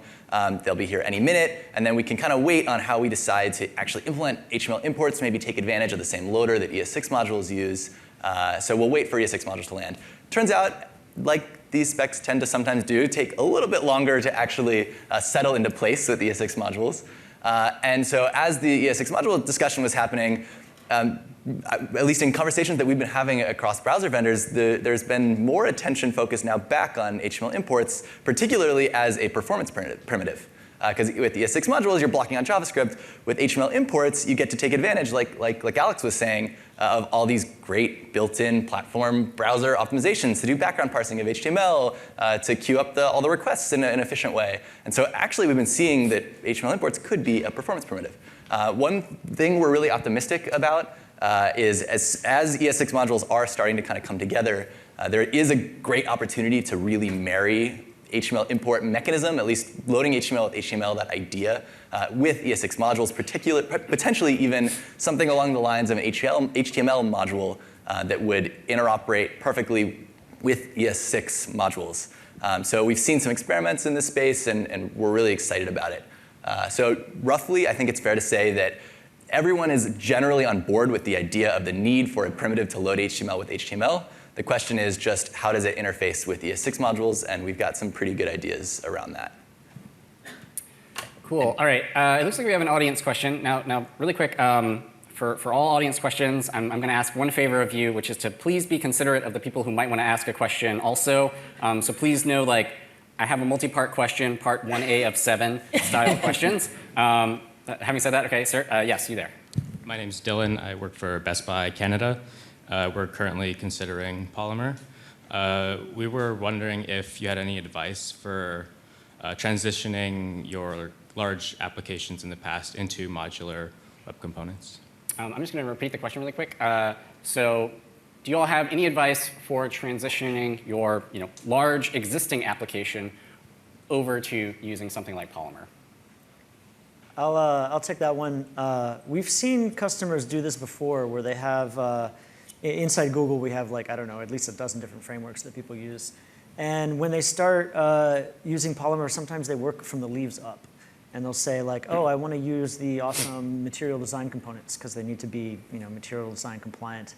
And they keep working up from the leaves using buttons and inputs and stuff. And then they're like, oh, then I have this thing that uses a button and input, and I'll make it Polymer. And eventually, they don't stop, and they go all the way to the top. So I think when you get interop between whatever framework you have and web components, that's a good way to go. I think the bottom-up and not stopping idea also kind of applies to a lot of the products that we've been shipping recently as the Polymer team. So particularly things like the Polymer App Toolbox and the Shop demo. We've got a few exciting demos that are similar to the Shop app on their way. And the idea is it's a really great place to start. The Polymer CLI can download it as a template. It builds right out of the box. You've got a progressive web app in one command, which is great for prototyping and for having something up quickly within a day, within 2 days, 3 days to show an executive and really convince them that this is a great experience we can actually achieve. And similarly, we're seeing some people start there and then just kind of continue with that template until it becomes the full application. So similar idea, starting with what we've got as a starter template and then expanding from there. And with things like the purple pattern, really their scalability becomes kind of by default because purple is there's so much emphasis on lazy loading. As you add pages to the application, there's no impact on that first load if you're constructing your application with the purple pattern with these templates that are built that way by default. So I encourage you also to kind of start in a prototype phase maybe with a new bottom-up app and then see how far you can get. All right. This is a fun question. I would like to make the panel squirm a little bit. When will Polymer 2.0 be released as production ready? I can take that one. So first off, we had this plan. It was well thought out for the last 12 minutes to bring the 360 view VR camera thing on stage. And we were going to give it its own spot, and we were going to call it Blinky, and we were going to throw all the hard questions to it. Last minute, it didn't work out, so we came up here. I think the plan is, roughly around January to have that come out with the elements and everything. It will come out when it's ready. But we'd had a stretch goal to try and get it done for the summit. That was sort of known, tongue-in-cheek. I didn't want to tell Steve until kind of late, until they really started getting stressed out. But yeah, the idea would be the next couple of months, the holidays add at least another month to that. So that's the plan. Yeah, one more thing to add is that, we are in preview mode now, and I think we were in Polymer 1, we got to a phase of Polymer 1's development where it became hard to change things because of the need to not break people. And based on your feedback on the preview, we're sort of in a nice period where we're still trying to maintain backward compatibility with Polymer 1, but we have a little bit more wiggle room now. So I encourage you to please play with Polymer 2 and give us feedback because it'll help us make it the best we can. So if Steve was like a little bit more devious, he would have realized that he could say something right now on camera about when it comes out that's much less ambitious. April 2017. Exactly. Coming at a computer near you. Absolutely as soon as possible. You could be a manager. Okay, so I got another question. This is one we get a lot. I would say this is like 60% of all questions are this question. What about using Polymer with insert framework here, okay? React, Angular, whatever. What about using Polymer with other frameworks? Rob, do you want to take that one? You know what? I'm good. I think we have to throw that one to Blinky. Oh, wait. Yes? Well, Yeah. I listened to Taylor's keynote yesterday, and what he told me was you don't have to throw out your framework. That's right. Because Polymer is based on standards, it will work with your framework. That's right. Yes, thank you. And maybe he can add more. Yes, so yeah, we do get this question a lot all the time. This is one of the big promises of web components. By having this web standard way to build a component, frameworks don't necessarily have to bring along a totally custom model to be able to get things like CSS encapsulation, like DOM encapsulation. So with Polymer 2 particularly, where all the things we've been doing to make it more interoperable, to strip away all of the Polymer-specific idiomatic things that you had to do that broke through that layer so that a Polymer 2 element is truly a custom element. It's going to be a lot easier to interface Polymer 2 elements with existing frameworks. On the framework side as well, more and more frameworks have been evolving and shifting slightly to better support web components and custom elements, and I think we'll continue to see that in the near future from some of the big frameworks. And also, already there are existing kind of couplers that make it really easy to use Framework X with Polymer element or Framework X with web component. The Vaadin team was up here. They mentioned their Angular adapter. Highly encourage you to check that out. That makes it pretty seamless to work with Polymer elements inside of an Angular application. So a lot of solutions that already exist. Polymer is making it easier for interoperability to happen. Frameworks are making it easier. I think this will be the continued arc of web components towards kind of seamless interoperability. So we're on our way there.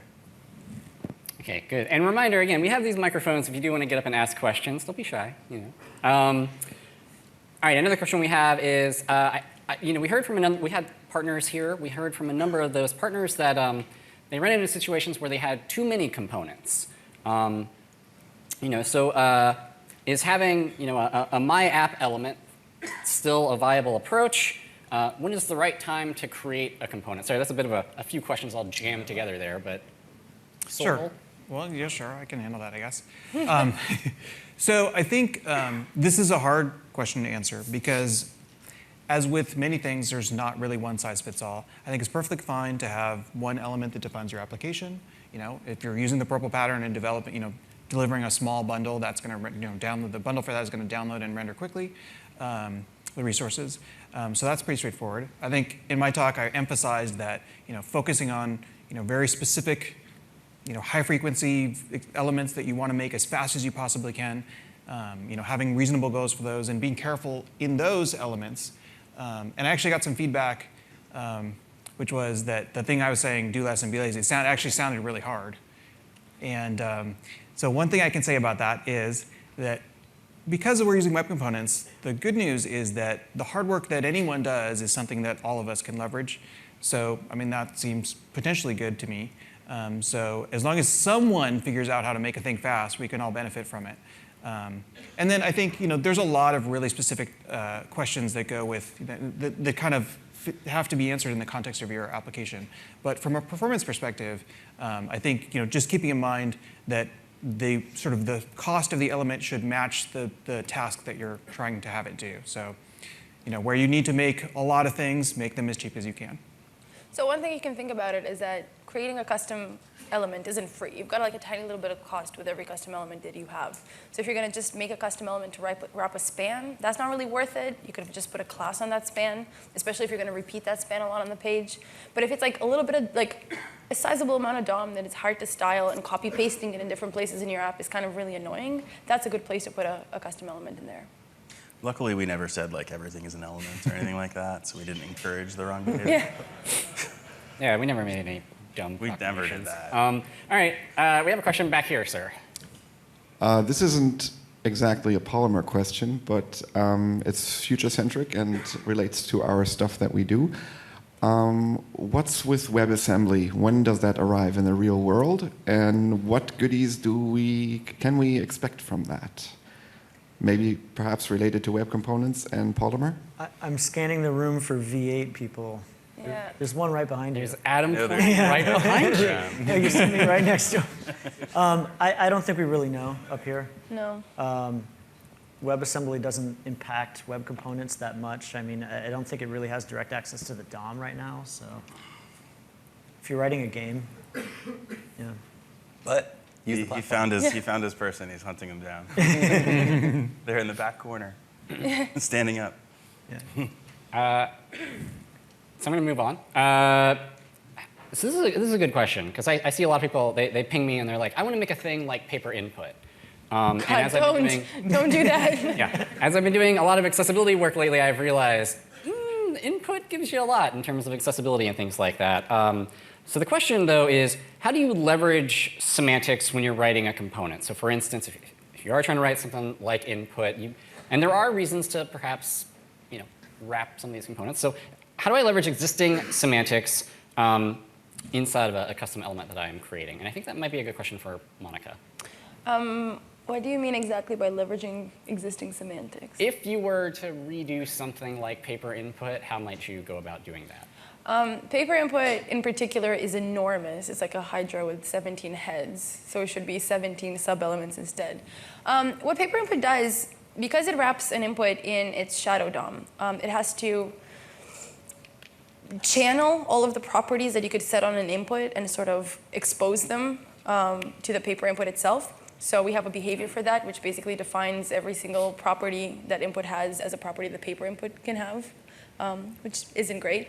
But if that's the thing that you want to do, you can do that. The reason why I'm saying paper input shouldn't be like it is because it should be something like paper text input and paper number input. And it could only have like 3 or 4 of these existing properties that it needs to pass down to the input. I don't know if that's answering your question.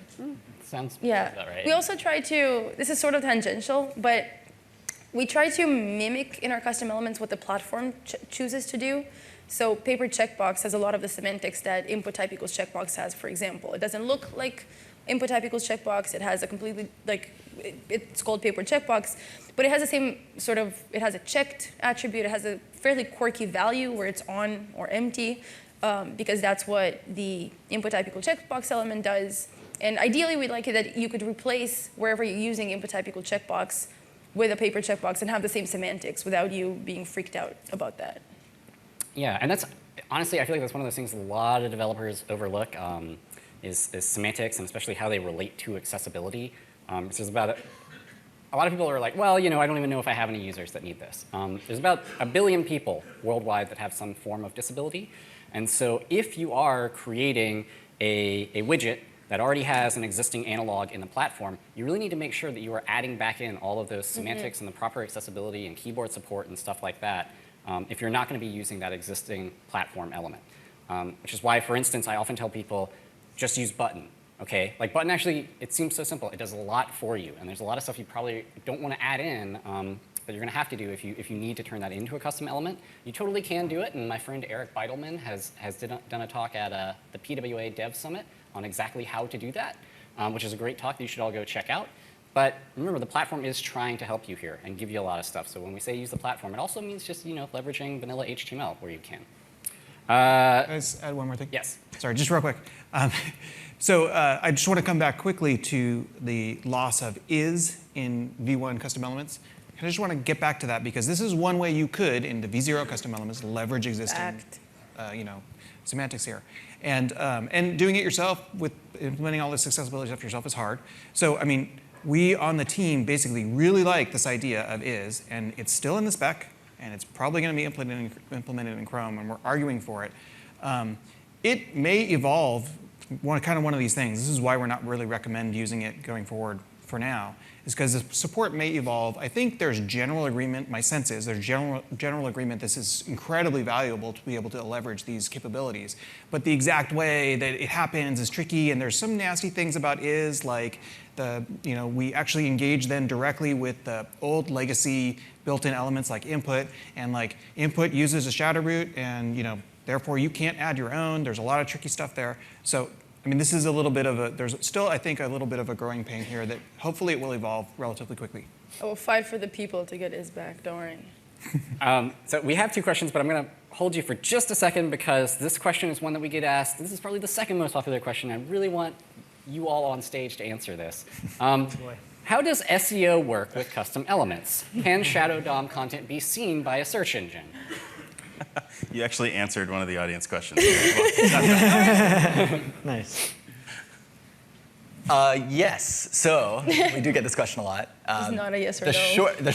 Yes is the answer. The short answer is SEO with Polymer web components is absolutely different than any other front-end JavaScript-based framework that you work with, period. Right now, no web crawler that I know of actually natively supports Shadow DOM, so it's not even a question of actual shadow roots. You need, for a web crawler to see your page, you need to include the polyfill anyway. So right now it's irrelevant. And now that web components are in the spec, I highly, highly expect that anyone who might build a web crawler for search would very likely probably look inside those shadow roots as it's part of the HTML spec and something that's going to be used cross-browser. Well, I think the most important thing to acknowledge here is that crawlers run JavaScript, right?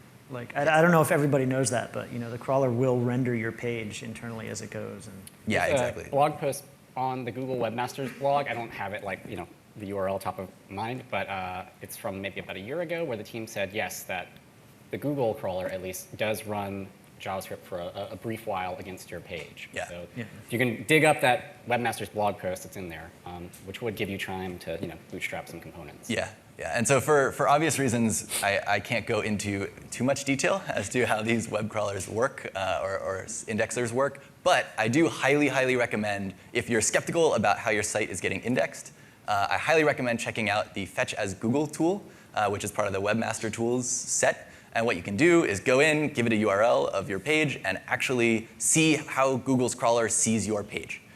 So recommend you do that. You can make sure that it shows up the way you'd expect. Another nice little tip is the site: query is a very valuable query to use. So if you're skeptical that Polymer-based my apps get picked up by the crawler, I encourage you to go Google search right now, site:/shop.polymerproject.org. If you view the source of shop, you'll just see one tag, and that's it. That's the entire DOM. But if you site: query, you'll see that everything gets picked up by the crawler. So I highly encourage using that fetch and render as Google tool in Webmaster Tools. Okay, you have patiently been standing, so you go next. Hi, I'm Sam. I'm from BrainLab. And my question is about supporting old browsers, in particular like Explorer. Is it still in plan or feasible? We support IE 11 and Edge. We still support 10 a bit too. Do we? I mean. So Monica made that noise, audibly. Steve made a much worse noise in his head. We want to end support for 10. We do not list IE10 as supported on the Polymer website, if you had checked it recently. Yes, so technically... Thank God we have a PMU to answer this. IE 11 and up is supported. We used to support IE 10 until Microsoft end-of-life IE no longer supports IE 10 across most Microsoft platforms. And so we decided, well, if Microsoft can do that, it's probably a good time for us to too. And the reason that being is IE 10 support, because of some flakiness and some features, it adds a lot of complexity to the polyfills. So that's why we're on the fence here, is that For most cases, everything should work fine. You might see a touch of flakiness, which can be fixed if you drill way down, if that's worth it for your set of users that happen to still be on IE10. So that's the Please do not open issues on Polymer elements if they don't work on IE10. Don't want to fix it. Thank you. Thank you. All right, over here, question.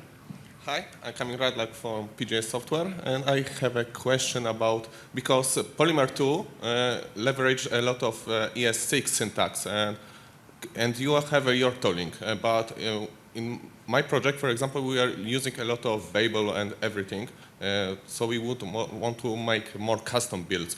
So, but I saw yesterday that you're using the getter setter syntax and adding the service worker by Magic. So if I prepare the output from Babel, Transpilot, it will be still be able to add this service worker, and it will be work on Polymer 2? Yes, I mean, there's a couple ways that we want to integrate compilation into the workflow. One is that the Polymer build library, the reason why it's broken out the way it is to let you plug in things like Gulp Babel or something in that pipeline in the appropriate place. It turns out that the type of compilation that Babel does to output ES5 generally preserves the ability for the analyzer to recognize that there's an element there. There's some cases where that isn't true. Like if you're using TypeScript with decorators, that would output something that's very difficult for the analyzer to recognize. So our general approach is that if you want to run analysis on your program, you want to do that before you've compiled it to make sure that it's looking at your original source. We're adding a compile flag to the CLI to kind of give you like a default good compilation via Babel. And we're going to add the ability for that to pick up the Babel RC file out of your project and take what settings you need there. But in general, it should play nice. In the service worker, the way we determine what needs to be in your service worker is by crawling the HTML import dependency graph. That's not changed by Babel. So there shouldn't be any problems there. OK, thanks. All right, I have a question for our product managers, Wendy and Taylor. What can non-Google developers do to get better support and feedback for issues and PRs for Polymer and Polymer elements? So basically, I file an issue, how come it's not fixed? You can email me personally. It's Taylor Savage. Thanks, Matt. Well, first of all, we actually his really email. appreciate when you guys do submit feedback. So thank you to everyone who does that already. It's a big reason why we're open source. We love getting that feedback and PRs from other people. I mean, a lot of our channels on Slack, we have tools channels, and those are smaller generally. So if it's tools related, Justin, Fred, Peter, they're in there. We've got some other channels up there. Usually we're on general pretty frequently. So if you've got a question and you might want to stick that in there, you can get information. Contact us on Twitter. There's a bunch of ways. If you find like it's a pretty regular thing, feel free to bug us. And we'll get back to you, or try to. Yeah, the best way by far to get quick response on a bug is make it a really, really good bug. Meaning detailed repro, if you can get to it, example of even a JS bin that shows us what the bug actually failing. Those help us triage because we know that there's not going to be a ton of overhead just digging down to a root cause. It helps us also just kind of get a feel for how serious you are about getting this bug fixed, in a sense, how much it's impacting your project, if it's worth actually putting that together. So obviously, we get a ton of bugs on the Polymer project across our Polymer library, our 100+ elements, our dozens of tools. I really do wish that we had infinity engineers to fix all the bugs all the time. And we are, fortunately, backed by Google, which allows us to have some awesome resources. But when it comes down to it, we are still a small team of just people. And we have hundreds of repositories that have issues on them. It's really, really hard to manage them. Yeah, so we do our best. We really do appreciate issues that come in. We're always looking for better ways better processes to triage and get bugs fixed. And we especially appreciate the really detailed bugs. those help us a ton. And if you're nervous about sending us PRs, we really, really like PRs. So even if you're like not super confident in your fix, you can be like, I've got an idea for this. It's probably not great, but we'll work with you to improve your PR because that's much easier on us rather than starting from scratch. So. You know this is recorded, right? We're going to be able to use that against you later. Thanks. No, and I mean, longer term, there's also, I think we've been doing a lot of things as a team, having our own element catalog and things that have sort of gotten in the way of the ecosystem that might otherwise solve some of these things. So I think you're going to see us very, very soon. I mean, step one was just the beta of webcomponents.org, getting out of the way a little bit more and allowing the community to thrive and start to respond to things a little bit better too. Yeah. So again, it's taylorsavage@gmail.com. Right here. I hope there isn't a. I know. Probably is. Sorry, dude. Yeah. Docs. Right here. Probably actually his. He probably just gave away his personal email. Did you just dox Taylor? We know Paul Irish is, so that's a fallback. Yeah, email Paul. Yeah, Paul Irish on GitHub on our issues. It'll be great. Right here. Right. Hi, my name's Thomas. As a remark for SEO first, maybe the best advice would be use schema.org for the time being. But, Sorry, what was the question again? Not the question, but remarks with regard to SEO. So maybe schema.org is the answer for the time being, right? But my real question is about inputs and Shadow DOM within forms, because when you have fields inside Shadow roots, forms doesn't work. I mean, JavaScript validation breaks. So maybe should it work? Will it work? Or maybe I'll just have to put everything in light DOM. Yeah. So the question again is native form element. I want to put custom elements inside of it. That does not work. WTF, mate. Rob, do you know anyone who knows about this? Yeah. I don't know. Anyone that maybe This is my question. Get out of the way. So this is a 7-part answer. No, I'm kidding. So first of all, I actually just did a polycast. The outtakes that you saw this morning were from me trying to record 2 polycasts about exactly that, using custom elements and forms. And the punchline for now is you can either copy the value that you want to a hidden input, so because the form only cares about the input tag at the moment, and that's baked in the parser. It's kind of really hard to change. So either you copy your value to an input, or you put that input in the light DOM. If it's in the shadow DOM, you have to somehow copy the value to the input if you want to use a native form. We are trying very hard to work and change the spec in this, but the problem isn't that it's not a spec changing problem as much as it's literally baked in the parser. So the parser will see a form and then only look for input tags, and changing that isn't exactly straightforward. Blink engineers have a panic attack when you tell them about changing the parser. We're trying, I am desperately trying to add spec to this to make inputs, to make you be able to get input functionality. And again, the is equals attribute helps a lot with this, because you could be able to extend the input tag and make your custom element basically fake that input tag, which would make it work with forms. All right, we have like 1 minute left, so we're going to go kind of lightning round here. I do want to try and get to some more of these audience questions, but this one question is pretty important. How long will Polymer 1.0 be maintained now that Polymer 2.0 is a thing? Yeah, what do y'all think about that? As long as it needs to be. Ooh, remember, it's taylorsavage@gmail. Taylor, you know this is recorded, right? No, and I think we've hopefully made it pretty clear throughout the conference how much we care about upgrades and upgrade paths and upgrade cycles and making it as easy as possible to upgrade. We feel that pain on the Polymer team. We feel it within Google. We see it throughout the ecosystem. So we've really taken that seriously with Polymer 2 and all the tooling around it and the hybrid mode and all the documentation that's coming. So we hope that the upgrade from Polymer 1 to Polymer 2 is fairly straightforward.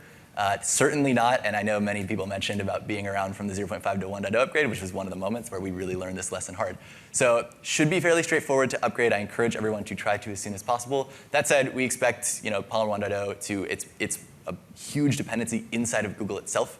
So we are certainly on the hook for supporting it for at least many months, years to come. I have one tiny addendum to that. Will the V1 web component APIs be supported in Polymer 1.0? That's not currently planned. But, based on feedback, we'll see. Yeah. So that's kind of more gets to when would the threshold for V0 usage get low enough in Chrome? Because Chrome has shipped it. Other browsers have not shipped V0, which is what 1.0 is based on. So it's really a question of, it's still baked in Chrome. Right now, V1 is also supported in Chrome side by side. So you can use V0 and V1 on the same page in terms of web components, totally fine. So really that won't matter unless V0 usage gets to such a low point that Chrome can take it out and support for it entirely, which would be fairly well into the future. Yeah, and just a technical note, one thing, just to be clear, the V0 and the V1 specs are not hugely different, but they're different enough that, frankly, having both in play on the same page is just not something that makes sense to really contend with. So kind of having Polymer 1 have that sort of mindset of having to deal with both V0 and V1, it's just a world of pain we don't want to try. This might also be a good reason to look into hybrid elements in Polymer 2.0 if you sort of need that transition path. Okay, we are over time, but I would like to take one last audience question because you've been standing very patiently. So sorry, everybody else. If you tweet at Ask Polymer Summit, I will go back and try and answer all of those on the Twitters. Rob, you know this is recorded, right? It's fine. Rob Dodson at everything. Mouth. All right, yes, you. Hello, I am Maxime from Best Buy Canada, and we've talked a lot about performance optimization. And I would like to know, is the purple pattern meant to replace completely server-side, any server-side rendered templated? Who wants to talk about server-side rendering? Well, I think server-side rendering is a really interesting question. Like we need to look at how it actually relates to pushing less for your initial render. But I was actually talking to some engineers who work on another framework X. And we were talking about server-side rendering, and I have this analogy with that where server-side rendering is kind of like data compression, right? A component is like, a compression, using a component is like using a compressed format of like your component definition. And it should be cheaper to use a component than to expand that component everywhere out where you use it, right? And so server-side rendering is kind of like decompressing your data, sending the uncompressed data over the wire, and then recompressing it once it gets to the browser. And this should be bad, right? And so it should be faster to send, your decompression, which is your component definitions and that, and get it all down there. And this engineer said, yeah, once we split up our application so that we were only sending what was needed for the first route, it was faster than server-side rendering. I think our challenge with web components is that we don't have an existing server-side rendering solution that we can compare against. But it certainly seems likely to me that with the purple pattern, and if you're rendering as soon as you possibly can with the minimal resources for that route, that it's going to beat server-side rendering. And it's also going to give you a less complicated setup and server. So we need to measure it to be sure, but that's my hunch. Thank you for that question. All right, that is all of our time. Please give a round of applause to our lovely panels.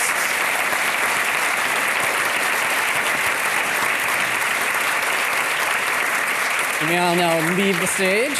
I'm going to turn it over to Matt McNulty.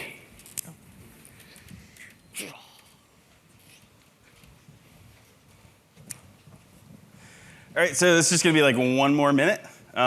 So first of all, I just want to thank you guys, all of you, because you've been a tremendous audience. You're in your seats at exactly the right time. Only 2 people forgot their badges. We won't call them out specifically. And there's almost no drop off from day one to day 2, and that's super, super important to us because we do this for you, right? This is a tremendous amount of work. As you can see, there's a lot of people involved in this. There's a lot of planning that goes on. We've been doing rehearsals for ungodly amounts of time. I've heard all of this like 6 times before. But it's all worth it because you guys are here and you're enjoying it and you're really having a good time. I keep saying guys, I should not do that. So there's 2 people I want to call out specifically just to show you what a great audience you are. I won't call them out by name because we don't actually have it, but 2 people were flying in from Iceland today, or yesterday, and through a variety of sort of planes, trains, and automobiles, only got here about 2 hours ago. So we actually started up registration again and got them their badges printed out and got them here. So big round of applause for them, wherever you are.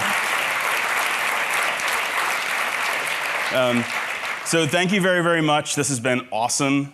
It's just great to have people here and finally get this out there for everyone to see. We have sort of 2 things we still need you to do. So there is a survey already in your inbox. This really helps us improve and figure out what we need to cover next year, what we need to do better, what we've done really, really well. It's very, very important. Please do your best to take care of that. The other thing is just, use Polymer. Talk about it. Share the talks that you saw today. Build something. Put it in components. Go on Slack. Talk about it. Go on Hacker News and deal with that. Which, I can't ask you to do that, really. That's too much to ask of anyone, except Justin occasionally. They all laughed. But anyway, thank you so much. Watch the survey. I'm sure I'm forgetting something, but thank you very much. We'll be here for a little bit, and see ya.